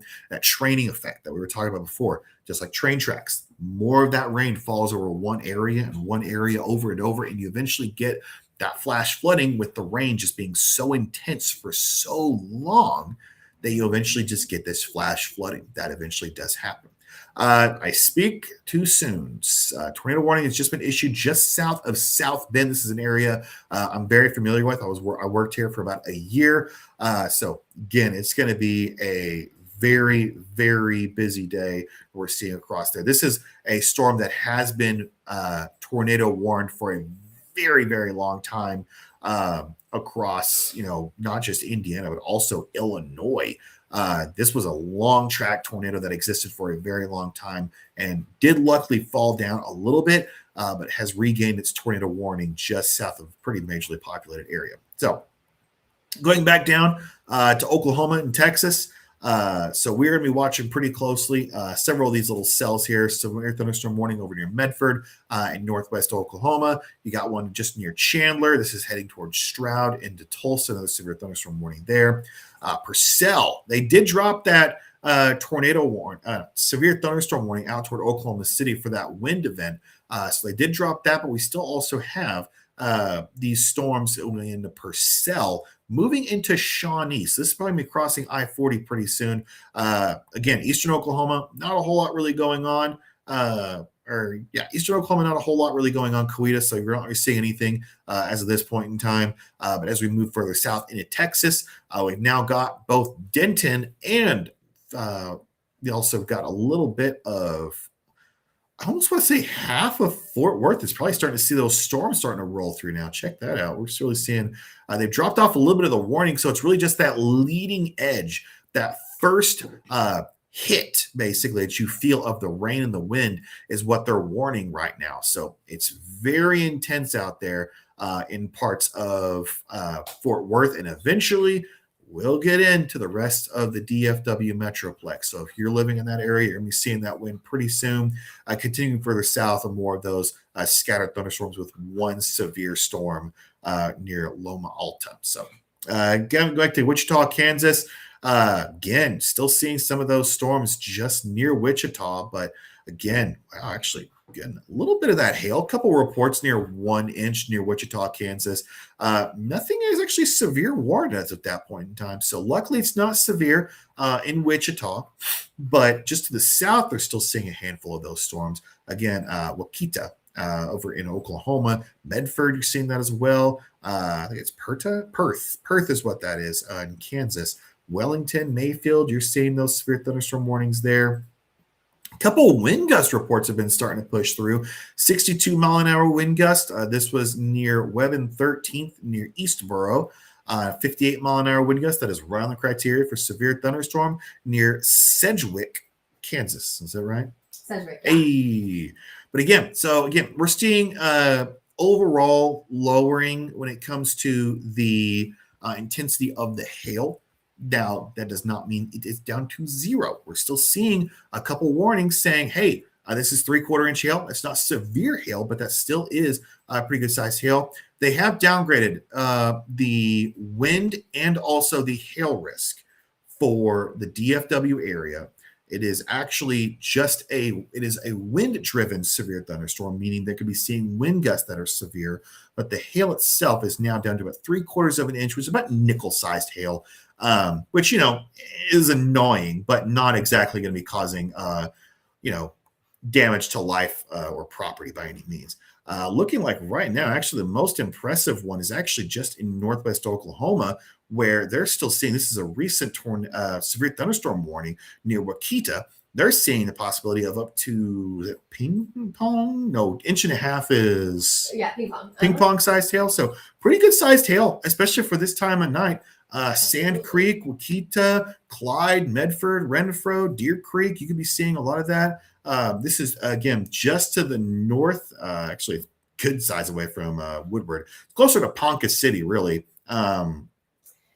Yeah, and tracking towards I-35, I mean, it's north of Enid right now, just hugging the Oklahoma-Kansas state line. It's probably going to continue to hug that state line as it crosses 35. Put it in motion a little bit. Yeah, you can see it's probably going to make its way into Kansas within the next little bit. So with these storms that are ahead of it, I'm imagining that it probably will not maintain that intensity, especially because the storm that's ahead of it is actually pretty large. Just in radar, like how big that storm looks on the radar, that's a lot of that moisture. It's capping the environment that's ahead of that storm. So if it doesn't have any, the proper environment to grow, it just fades away, or it just becomes part of the whole line and becomes almost exclusively a wind threat at that point in time, which you could see, again, a lot of these storms going all the way from the corner of Missouri all the way down to the Oklahoma border. That's pretty much one long storm. Tornadoes, Edmund?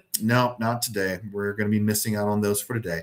But then you can still see more of these lines of storms. This one all the way from the Rio Grande all the way to almost Oklahoma City, kind of just barely disconnected. Actually, there's a little bit of development trying to push through just south of Ponca City. It's in between those two lines. Trying to spark up a little bit. It's near Stillwater and Ponca City. They're trying to spark up. So this is honestly probably the last bastion of probably where you'll see a hail risk. This area that hasn't seen these storms and have not really connected with the rest of the line yet. So those storms still haven't really found the parent storm yet. You can still see, you actually just saw that red just disappearing. They're eliminating more of these watches. Is there a big wind gust in Edmond? And probably they did. We did have a warning not too long ago. It's a bit of a weird one. You can see this is that warning, but there's not really rain there. So this was exclusively for wind. So there could be a chance that as this warning kind of died down a little bit, but the actual mass of the storm continued to move north, it could be giving a good little wind gust over in Edmond. I haven't heard anything yet. We could probably peek out the window, see if the trees are shaking or not. But yeah, I mean, our wind gusts, they look pretty impressive,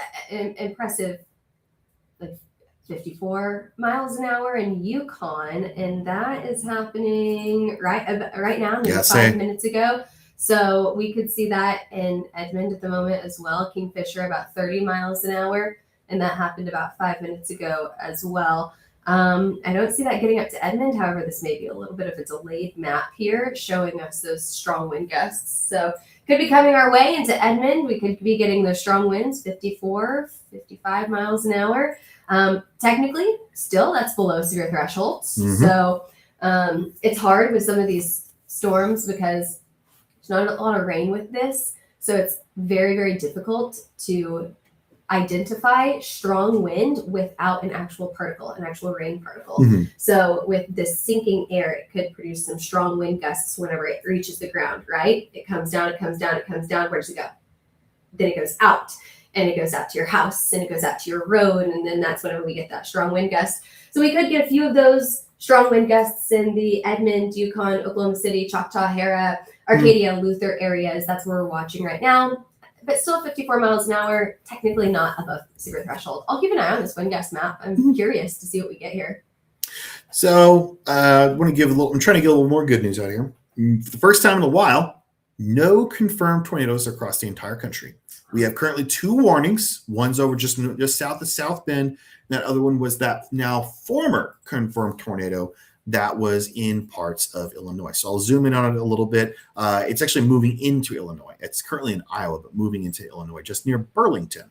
But this was confirmed and now no longer confirmed. So now that we've finally gotten rid of the tornado warning, the confirmed tornado warning up toward northern Illinois, northern Indiana, first time in a few hours, no tornadoes are on the ground in the country as of right now. So it's a little bit of good news.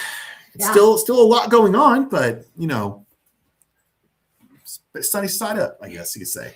Yeah, you see that trend that we expected earlier, and now we're actually seeing it start to come to fruition, that we are seeing that shift from a hail and tornado risk to now more of a wind and tornado risk in most places. There's still a wind and hail risk in some places, like in the southern portion of Kansas, northern portion of Oklahoma, just a very small hail risk there. Right south of Kansas City, we could see a little bit of hail as well. The severe thunderstorm warning still warned for quarter-size hail here. And then into Texas, what's happening in DFW right now? There was a 67 mile an hour wind gust in Decatur. Ooh, okay. So we've got some strong storms or strong wind gusts in Texas right now. It was a little more intense back then, and that is also when it was that had that destructive tag. So it might not still have that kind of intensity, but still there. I mean, it's a solid line right there. These kind of, I know that the DFW area is a pretty flat area. These winds will hit like a truck. They hit all at once. Like it is like a wall of rain, wall of wind, just bam, it hits you immediately. And it's intense, and it slowly pewters off over the next couple of minutes. But it hits like a truck, especially in more flat areas where the wind does not get slowed down by a lot of those trees. Like where I'm used to living, where it's very, very foresty. So you kind of get the gradual wind increase, but this will literally hit you like a truck. Yeah, it sounds like we're getting quite a bit of reports of just wind in Edmond. I mean, like Taylor was saying, Yukon, Oklahoma City, Bethany, they were getting those reported wind gusts of around that 55, which, on its own, without storms, kind of impressive. Obviously with just your severe storm, that's not even technically severe limit.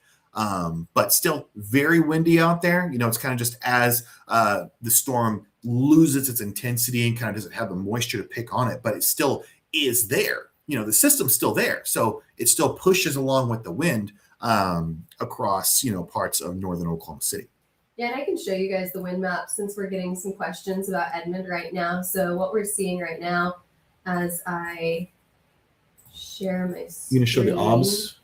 Is I've got this wind map that's coming from the Oklahoma Mesnet. It's updated every 5 minutes. It's basically showing that we've got some strong wind in Yukon coming from the south, about 54 miles an hour. I'm kind of questioning these directions right here. But still 54 miles an hour is pretty strong. We should see an updated wind map here in just a few minutes. This map is updated every 5 minutes. In the meantime, we can show those observations. I'm looking at obs right now. South winds, Oklahoma City had a south wind of 58 miles an hour. Current wind speed's 43 right now. Just south of Edmond, you're getting current wind speeds are 23 miles an hour with a gust of 41. El Reno, you're seeing wind speeds of 32, gust of 37.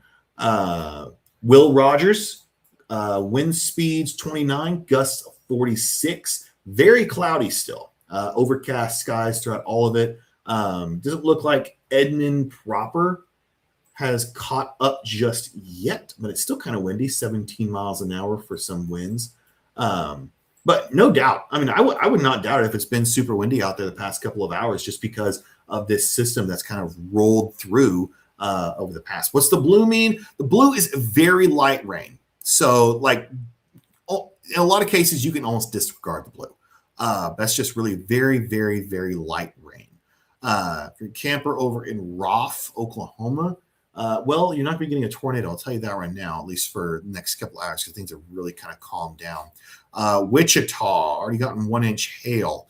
Let's see. Wichita, you're seeing the storm. It's kind of lingering, almost loitering in Wichita right now, but it is currently making its way past. So probably once this does pass, your severe threat's pretty much over. We've been talking about the winds all so far today. So if we pull up the winds again, you can see just north Newton, north wind. Actually, looking at Wichita to the west side of Wichita, you're already getting west winds. So these winds, they don't just go, south north. They will gradually go south, west, and then north. So it's a gradual change as that front moves. So more than likely, Wichita, you're out of the severe threat for now. You're not even really in a severe warning as of right now. So really doubt you'll be seeing anything else for the rest of the day. And if you look at the rest of Kansas, I mean, north wind everywhere. Same thing for western Oklahoma. If you're watching from western Oklahoma, Amarillo, Lubbock, things like that, north winds have taken over. We're pretty much in the area. Actually, Oklahoma City. No, not yet. It hasn't moved over yet. I got my wind barbs messed up again. We are still getting that south wind in Oklahoma City right now. And it's strong for some of us. I know a lot of people were really worried about that strong wind. I'm also watching this storm that's in Stroud, Oklahoma. It's that's right. Kansas City just got issued another severe thunderstorm warning. Another severe thunderstorm warning in KC. I think this is for quarter-size hail and 60 mile per hour wind gust. Yep. So it's a what we call garden variety severe thunderstorm warning. That does not mean that you should not take it seriously. What this means is that you should take it seriously, stay inside. However, it is not as strong as what we saw earlier. Okay, so yeah, just a few hours ago, we had large hail, 3.5 inches in size. That's not what you're getting now. Stay inside. Don't go out in this. However, this is just barely over your severe threshold, 60 mile per hour wind gust and quarter-size hail. Yeah, I'm a little surprised Stroud had 1 inch hail at one they point. didn't keep that severe thunderstorm warning for OKC. What we see now is just a warning for Shawnee, 1 inch hail in Stroud. And it's this little storm that seemed to lose a lot of its oomph. It seemed to lose a lot of its energy here as it continues to just kind of stick over the middle of the highway. I bet they're seeing some flooding on the highway. 60 mile per hour wind gusts and quarter-size hail is what this is warned for. And that goes until 10:15. Martin, the speed has slowed from 25 miles an hour to 20. Oh my goodness, this thing is dragging on. Than the mail. It's absolutely it's gonna take some time for this to move out of the watch. That must be why the National Weather Service didn't extend the watch into Tulsa. And then you have the exact opposite. You've got the Dallas storm, which is now sped up to 55 miles an hour. So it's really trying to get ahead. I mean, it is kind of disconnected. That cell that's in front is a little disconnected. It's also got a little bit of a hook on it on the Shroud storm. You seeing that? I don't know if that's. I'm anything gonna be take too I'm gonna take a concerned peek at about. that real quick because that's a little bit. I don't know if I buy that or not. Let's see. I'm gonna take a look. It's got some really tall clouds. It's difficult because it's right between two different radars here. So we're looking at KTLX and KTUL. Can't really see much. I mean, there's like there's a couple darker. Storm relative is showing absolutely nothing. So it's a weird little anomaly. Sometimes they look like they might have an echo, but you've got to dig into it a little bit just to make sure. Like, is this or is this not? And this is a case of is not.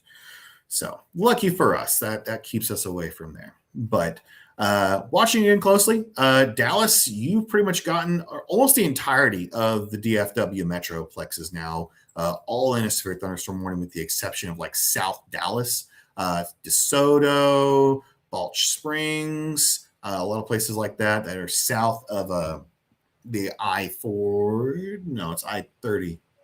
No, wait, it's I-30, right?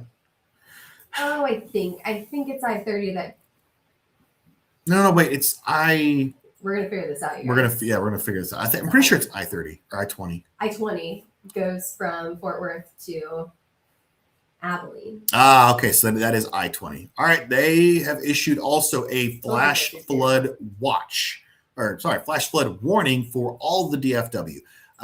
Normally, these flash flood warnings are issued for cities because, I mean, it's not as easy to really disperse the water as it would be in just like a regular air. Because what do you got? You got a lot of concrete everywhere versus dirt, grass that can really soak up that first initial blast of the rain. Meanwhile, when you get to these cities, not so much. You know, you have drains, but they don't do as much. So it really is a little bit tougher to really get rid of that rain. So that's probably why they preemptively issued that flash flood watch alongside the severe thunderstorm warning for the Metroplex. I'm going through some of these pictures of hail and videos of hail across Oklahoma and Texas and Kansas and Missouri and Illinois today. We have some of those on our Facebook pages and Twitter pages. If you guys are watching live from Facebook and Twitter, it's on our main page. So we posted a few of those already. We're going to continue to post these as we continue to find them on social media, as we're continuing to get sent all of those pictures and videos to Hail Trace. So we'll continue to post those as we see them come in. The last big system that we are watching here, and we're going to continue to watch it as it comes through DFW right now, but it really is a wind event at this point. Yeah, this storm, the severe thunderstorm warning in Dallas, it's only for wind, 60-mile-per-hour wind speeds. That's it. Not even worried about hail at this point. The National Weather Service saying if there's any hail, it'll be smaller than the size of a quarter, so smaller than 0.7 inches in size. Not even severe hail at that point. So they usually just will issue it exclusively for the wind. Just for wind, yeah. So here's what we're going to do.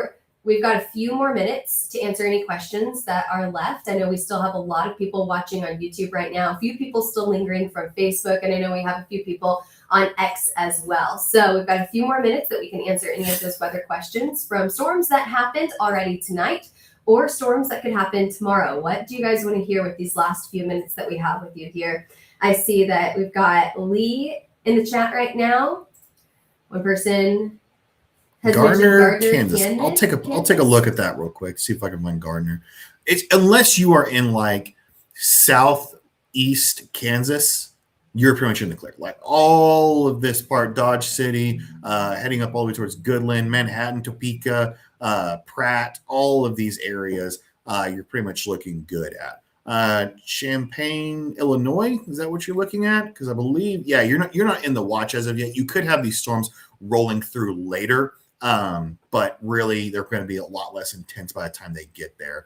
Fast with the wind gusts in Edmond. Haven't had any as of right now, but I have seen some wind gusts. We've had a couple wind gusts around Edmond that have been upwards to 50, 55. I think it was 58, actually, the one in Oklahoma City. I love this saga of wondering about the wind gusts in Edmond. I see on the mesonet 28 in Kingfisher, 29 in Guthrie, 21 in Spencer, and 43 in Yukon. And I'm actually wondering, Martin, tell me what you think about this. I'm going to share my screen again with the wind gusts that are coming out of the Oklahoma mesonet. The Oklahoma mesonet has 70 something different sites across the state. 77. 77. One for each county. Across the state. And check this out. I'm wondering, microbursts?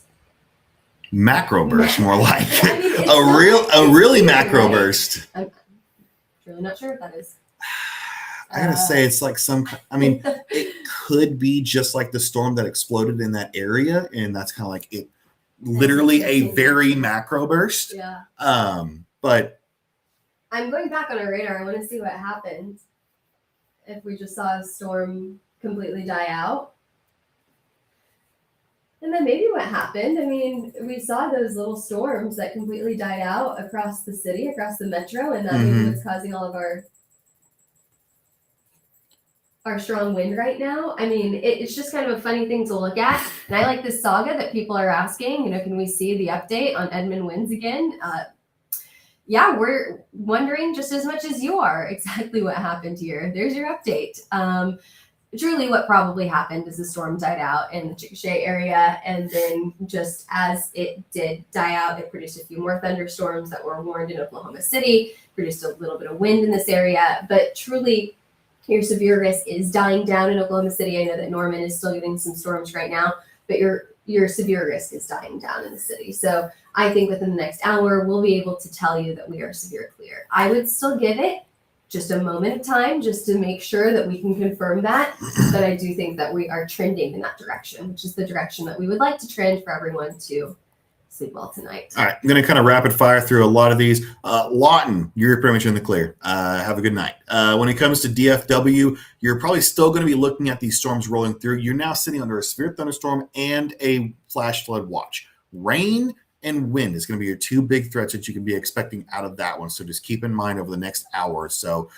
Tulsa, we're still waiting to see this one little cell that's trying to make its way through Stroud, but it keeps slowing down. It's actually not even tornado severe thunderstorm warned anymore. So I think at this point, I don't even know if that Tulsa is going to be issuing it at this point, because they've really just been not really wanting to issue a watch for this. And they've been cutting off more and more of these counties over time. Oklahoma City is about to get actually cut out of the watch. Here in Edmond, we're going to be seeing our watch ending pretty soon if it keeps going as it is. So very thin little watch across most of the country. You can see Kansas, Missouri, Oklahoma, Texas. The watch counties have been getting thinned out. That's all, of course, thanks to the National Weather Service, who've been really keeping up. Every time a county's in the clear, they drop that watch for everybody. And has there been a tornado in Oklahoma City today? Nothing confirmed. There was that tornado that was outside of Oklahoma City, but it died before it got into the OKC metro. So overall, it has been a very busy day. Very busy day, yes. So we had 2 5-star hailstorms today, one in Kansas City and the other one in Chicago metro area. Did we say it was a 3-star or 4 in Oklahoma City? Yeah, they're right on the edge of bumping it up to a 4. We have not gotten enough information to warrant it updating or upgrading to a 4-star hailstorm. If you have broken windows in Oklahoma City, if you have a ton of hail on the ground, if you have pictures of that hail on the ground, if you have severe weather reports from that storm that came through earlier this evening, let us know and we will use those. I mean, that's very important to us here. So 3 or 4-star hailstorm, I don't think that we've actually confirmed which one it is. There's lots of discussions that go on, don't just happen here, but we have over 7 meteorologists actively working the storm right now. We have over 15 meteorologists that have worked today at HailTrace to make sure that you guys can see what you're seeing right now, can see what you're seeing at hailtrace.com. So those conversations will continue to go on, and we'll make sure that you guys are the first to know about what the outcome is. But we told you here first, before it was ever posted on social media, that a 5-star hailstorm has been confirmed for Chicago and a 5-star hailstorm for Kansas City as well. There you go.